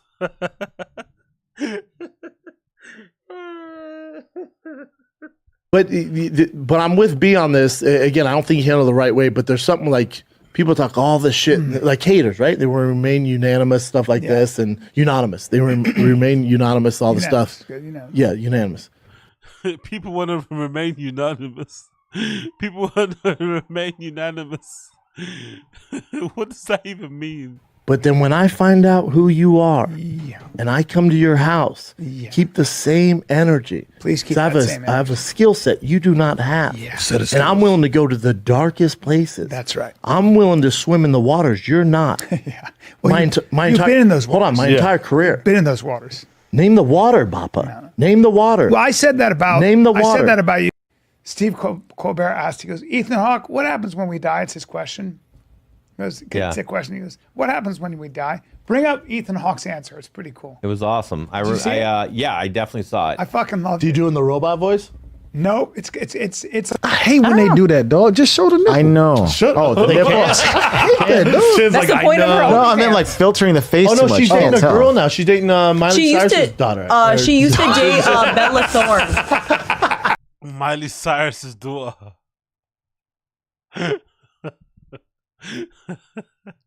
This is the one where he was like, ah, ha, ha, ha, right? This is the one where he got angry. Look at his face. He's fucking furious. Look how angry he is. This is a masterpiece. Look, even Chin is laughing. That's why he had to fire him. He had to fire Malik. Malik was a bad influence. He was making everybody too comfortable to laugh at him. You can't laugh at Papa. He's the one that pays the bills. He's the boss. You can't laugh at him. So he had to get everybody. It's sort of like, have you ever had that happen at work before? It happened to me at retail, where you get lucky and you're working at retail, you're working in a bar, and you just happen to luck out and you got this great group of people you're working with, but you're all a bit crazy and you all do your own thing. You've all got big personalities and you're all kind of running the show. And the manager probably feels a little bit intimidated, maybe feels a little bit undermined a little bit. And as a way to kind of readdress the balance, they just fire a couple people, especially some favorites, just to kind of remind everybody who's boss. And that's what Brendan did. He had to fire Malik. He had to get rid of him because he was making everybody too comfortable. Look at Chin. I've never seen Chin laugh at anything about Brendan like that. Look at him. He's like, you know what I mean? He's closing his eyes extra hard. Look at this. And no, that isn't a racial joke. Don't cry. Dating a girl now. She's dating Miley Cyrus's daughter. She used to date Bella Thorne.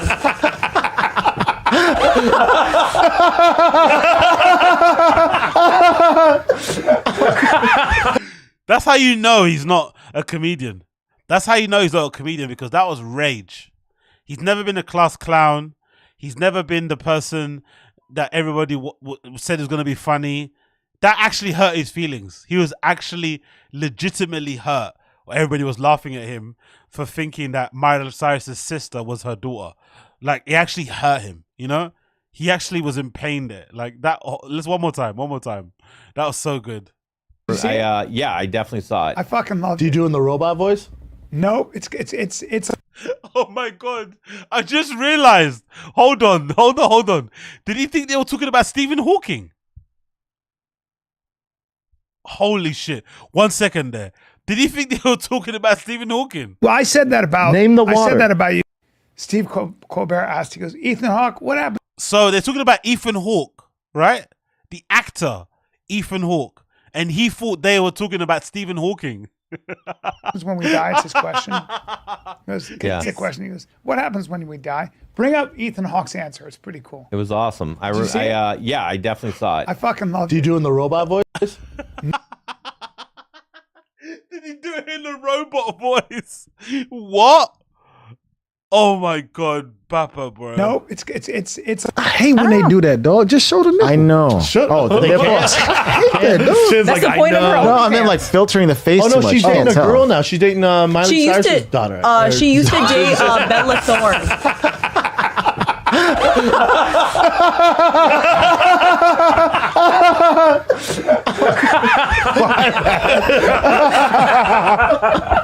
Wow, it actually hurt his feelings. Bro, he's actually pissed. He's furious, bro. Honestly, that deserves a zoom. He's absolutely mad that they're laughing at him. I pay your fucking wages, you absolute piece of shit. Look, one more time. I got to zoom into his face. One more time, zoom into his face. Look at him. Shit's That's like, the point of her No, I OnlyFans. meant like filtering the face Oh too no, much. she's dating a Can't tell. girl now. She's dating Miley She used Cyrus's to, daughter. she used to date Bella Thorne.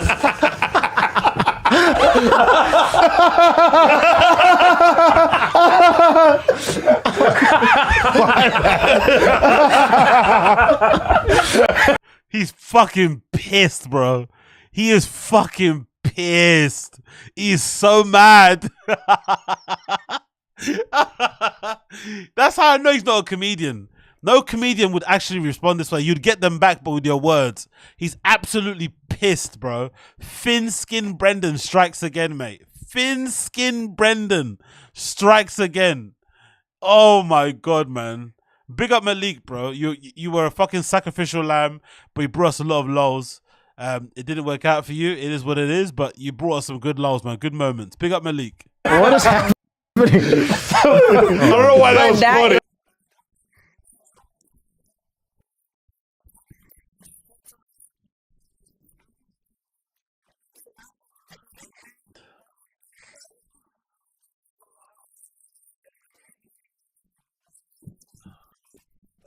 What?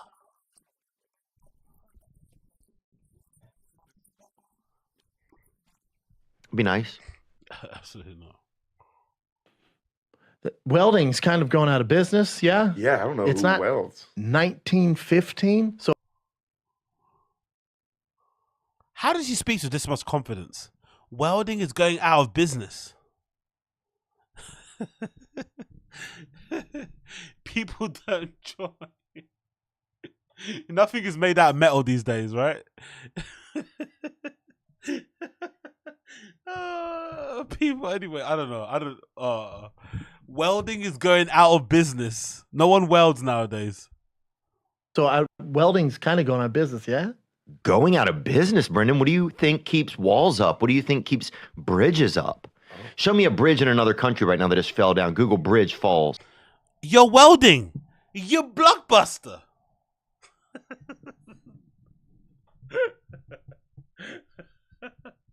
Welding is Blockbuster. Oh, really? Kills many. Google that. Here's the thing. People with fast cars, especially big guys with dope cars, the one thing people do, it doesn't matter if you're any of size, like any of size, you go, how do you fit in that thing? It's like, any of size. It doesn't matter if you're any of size. This guy's brain is fried, bro. oh, that's your takeaway from this dope ass car? Jeez, I can't believe you fit in that thing. Yeah, okay. That's the takeaway, huh? Twin turbo Lamborghini. Any of size. Any of size. He's racing it. Is he racing it? Oh, you know, at the track. Just oh, that's not a Aventador. That's the smaller one. I can't. Again, it's not even hating on big guys in sports cars. I just can't. You're a big upload affiliate. I can't believe. Brendan is the kid whose house had the basketball hoop, but sucks at basketball. So he gets mad when the other kids go home and kicks them out. Yes.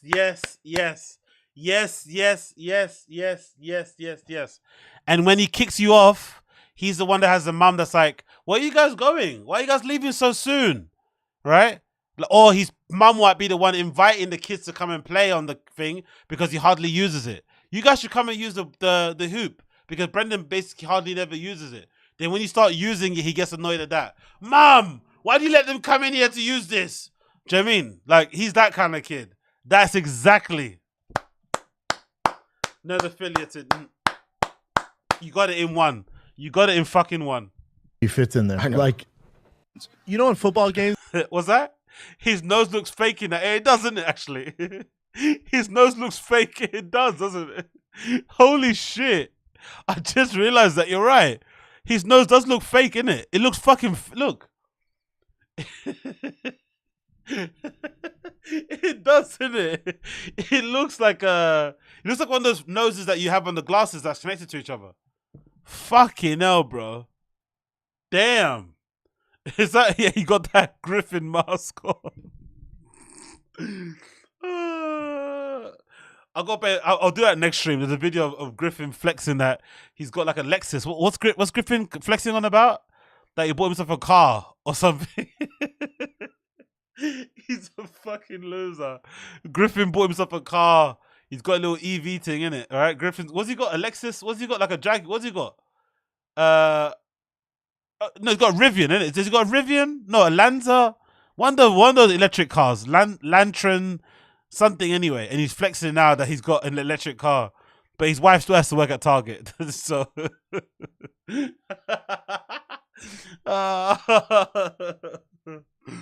VM manager at Target. Yo, that's fucking hilarious. Big up fucking Red Bar, bro. They fucking got this guy to respond to people laughing at his wife having a job. That's how you know he's actually insecure about it. No one actually gave a fuck. It doesn't matter if she's got a fucking job. There's nothing wrong with having a job. But the fact that he got fucking triggered enough to respond to it is so fucking funny. He's ashamed of his wife having a job. It's like, actually working in Target is way more something to be proud of than admitting you're a stand-up comedian. I don't give a fuck. I'd rather admit that I worked in fucking Target than say I'm a stand-up comedian. Fuck that shit. Sports cars, I just can't. I can't believe he fits in there. I know. Like, you know, in football games when it gets to the in overtime when they go, this is a war of nutrition. Nah, bitch, Well, for it's not real, nutrition, this is a but war of nutrition. nutrition. War They of never nutrition. say Nah. nutrition. They never say nutrition. It's attrition. So he's been dumb since day dot. He was never smart then, basically. That's good to know. He was always a redact. So essentially, without Rogan, this guy would literally be up Austin Casey. What's this? To your point of BAPA possibly having a thing against black guys, I looked up the demographics of his hometown of Denver, very low black population. Also Boulder, where he went to college, has less than 1% black population. Yeah, yes, Austin Casey. But you know what's funny? He's the one that said he grew up poor and he grew up in the hood around loads of black people. That's the funny thing about it. I remember someone saying that Denver's never been known to be like a black town or place anyway, but he's the one that made it seem like he grew up in the hood. He grew up in the projects of Denver. You know, it's like, come on, Brendan. Come on, bro. What's the point of this? Like, it's not true, obviously. But yeah, he's a fucking redact, man. But I'm honestly sure Brendan's disdain for blacks has less to do with where he grew up and more to do with football. I have a feeling it's something to do with football or a girl. I have a feeling some football player, when he was coming up, took his spot, whatever position he was playing in football, and he's always held resentment against that. Or maybe they did the same thing that Malik and Chappelle were doing in that clip, like laughing at him, and it made him feel small, it made him feel stupid. Or the other thing is something to do with a girl. That's my feeling. Some black guy fucked his girl, or some black guy took his spot in the football team, and maybe in the locker room made him the butt of the jokes. Nutrition. They never say nutrition. They never say nutrition. It's attrition. But the point, we get your point. You know what I'm saying? You got the point. I I've had a lot of coffee. All right? But I hear you. But this You're is like all jacked this up. is a I'm podcast. I'd probably let that go if this wasn't on the internet. Almost the norm. Sports is not. Yeah. You're not singing out boxing. It's just Yeah. sports. Yeah. All right. Like if you watch that, I forget what it's called, Icarus, the documentary on Russian blood doping. Oh yeah, crazy. Icarus. Did you watch it? I read a lot about it. You got to watch it so you get more grasp. Because the state. He's getting angry at Brian because he didn't watch it. The state itself was not the involved. state, the country. Yeah.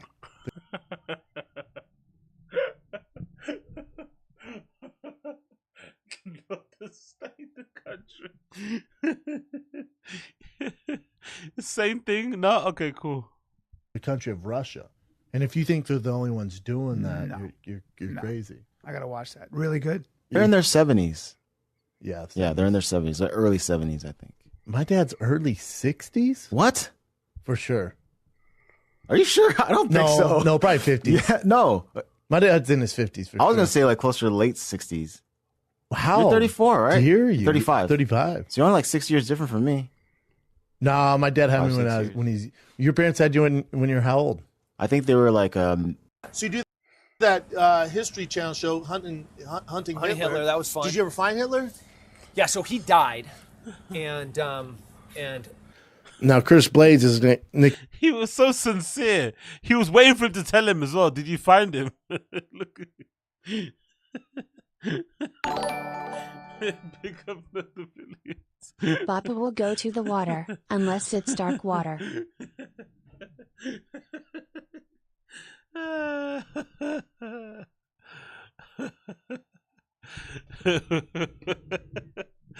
His favorite milkshake isn't chocolate. Is that what you're trying to say? Huh? Is that what you're trying to say? His favorite milkshake isn't chocolate. Oh, sorry, man. I'm sorry. Yeah, so he died, and Now, Chris Blades, his nickname is Blades for a reason because his elbow is his ground and pound, and also he rhymes with his last name. But go on. Hold on. Did you think people call?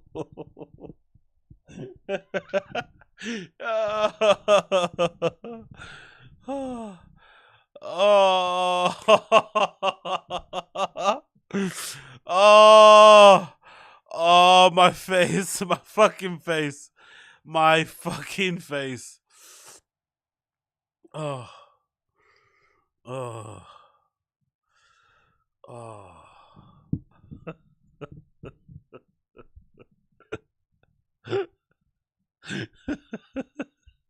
One more time.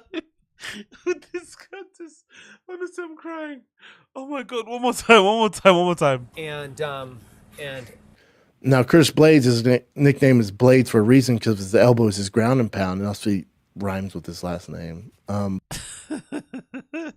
By the way, Curtis Blades' name is Curtis Blades. That's actually his name. There is no rhyming. His nickname is Razor, right? Which might have to do with the connotation with blades, or the fact that he's known to have really devastating elbows and shit, whatever. But his actual name is Curtis Blades. There is no like... His nickname isn't Blades. Like...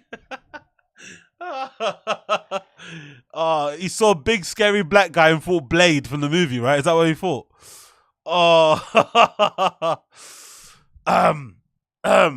One more time. Oh my god, bro. It's because he's a former UFC fighter as well. yeah, so he died. Exactly, yeah, Curtis Blades, exactly. And Now, Chris Blades, his nickname is Blades for a reason because his elbow is his ground and pound, and also he rhymes with his last name. But go on. Do you have that? Send that clip to Chen. Clint, do you have that chip? The highlight file, mate? Post that camera's gonna come back like a goddamn shark white's nose, just fucking weathered. Shark white. There's gonna be fucking all sorts of crazy marks on it. He's screwing up his words. He's so excited about it. Yeah, what'd I say? You got it. It's come back with a shark white's nose. Yeah, man. Dude. Oh, great white shark. This is my fifth show in 2 days. It's the beast. I know. Yeah. We all do that. You know, for her, that's He got so annoyed, innit? He hates being corrected. Look at his face. It's like, fucking cunt. Like, he got so pissed off. Shark white's nose. Yeah, man. Dude. Oh, great white This is shark. my fifth show in 2 days. It's the beast. I know. Yeah. Passive aggressive. That is passive aggressive. Like, yeah, you fucking cunt. My first show in 2 weeks. How about you try and carry this whole entire thick boy network and firing the kids off on the back of your shoulders, you fucking rich boy. You fucking spoiled rich cunt. I'm doing all the work here. Yeah, I got a word wrong. Haha. Yeah, how about you try fucking run an entire network on your own? That was so passive aggressive. He did not like being corrected there. He did not like that one bit. Just fucking weathered. Shark white. There's gonna be fucking all sorts of crazy marks on it. He's screwing up his words. He's so excited about it. Yeah, what'd I say? You got it. It's come back with a shark white's nose. Yeah, man. Dude. Oh, great white shark. This is my fifth show in 2 days. It's the beast. I know. Yeah. We all do that. You know, for her, that's fire for the fuel. So for her, I think fire for fuel the for fuel. the fire. Fuel for the fire. My bad. She's gonna Fire she's for gonna the use fuel. that and really take it to another level, which is.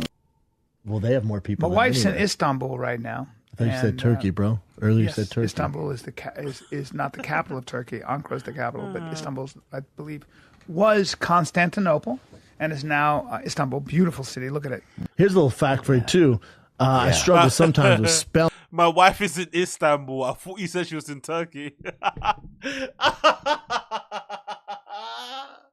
Oh, this guy can't be real, man. He can't be real.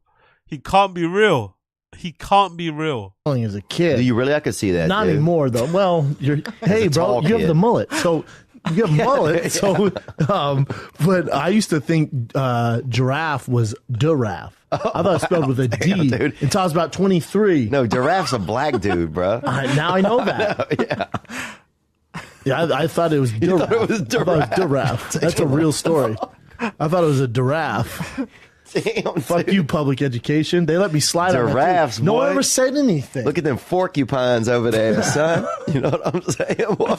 Them horses are crazy. Dude, bro. I just got Imagine admitting that you thought giraffe was spelled with a D until you were in your 20s. this golden retriever right here. I got all the fucking mammals. Yeah, I thought it was giraffe for the longest until my friend Shane Carr, who's the educated man, went, you know, it starts with a G, right? I went, shut the fuck up. He goes, I swear. I went, wow. Dude. I have a college education, 2 degrees. No one ever said shit. Anyways, my friends, my lovely people, thank you for tuning in. It's been a pleasure, never a chore. Pleasure, never a chore. A little rare daytime stream, but tomorrow I'll be back with a regular nighttime settings. But I thought I'd just give you a little bit of a sprinkling daytime thing for now. Thank you for those of you who have joined into the show and come in late. I do apologize for the randomness of the show. Usually I know I'm doing it late at night, but tomorrow it will be back to its late scheduled timings. So do apologize for that. But thank you for joining regardless. It's been a pleasure to have your company. Always as per usual. If you've enjoyed the stream, please make sure you like it down below. Please make sure the likes are there popping down below. I do appreciate everybody in here. Big up everybody that joined in. Thank you for hanging in with me. Thank you for having a good time and chilling and all that good stuff. And yeah, man, you know, big up everybody. Big up everybody. Big up the birthday gal, Uche in the chat. Big up P09 Bala, Booth McGee, Edward, Assad Aziz, TV Huck, I see you. Everybody in here before. The Watcher, Austin Casey, Wagwan, Corey Mace, Ride Santa Cruz, Assad, Teju. Everybody. Corey Mace, I think I said you before. Don Second. Nerd Affiliated. Big up. Club Fungus. Everybody, thank you for joining in. I appreciate all of you. It's been a pleasure, never a chore. I'm going to see all of you guys again very, very soon. But for now, I must leave you. Thank you for joining me. Be safe wherever you may be. And I'll see you all again very, very soon. But for now...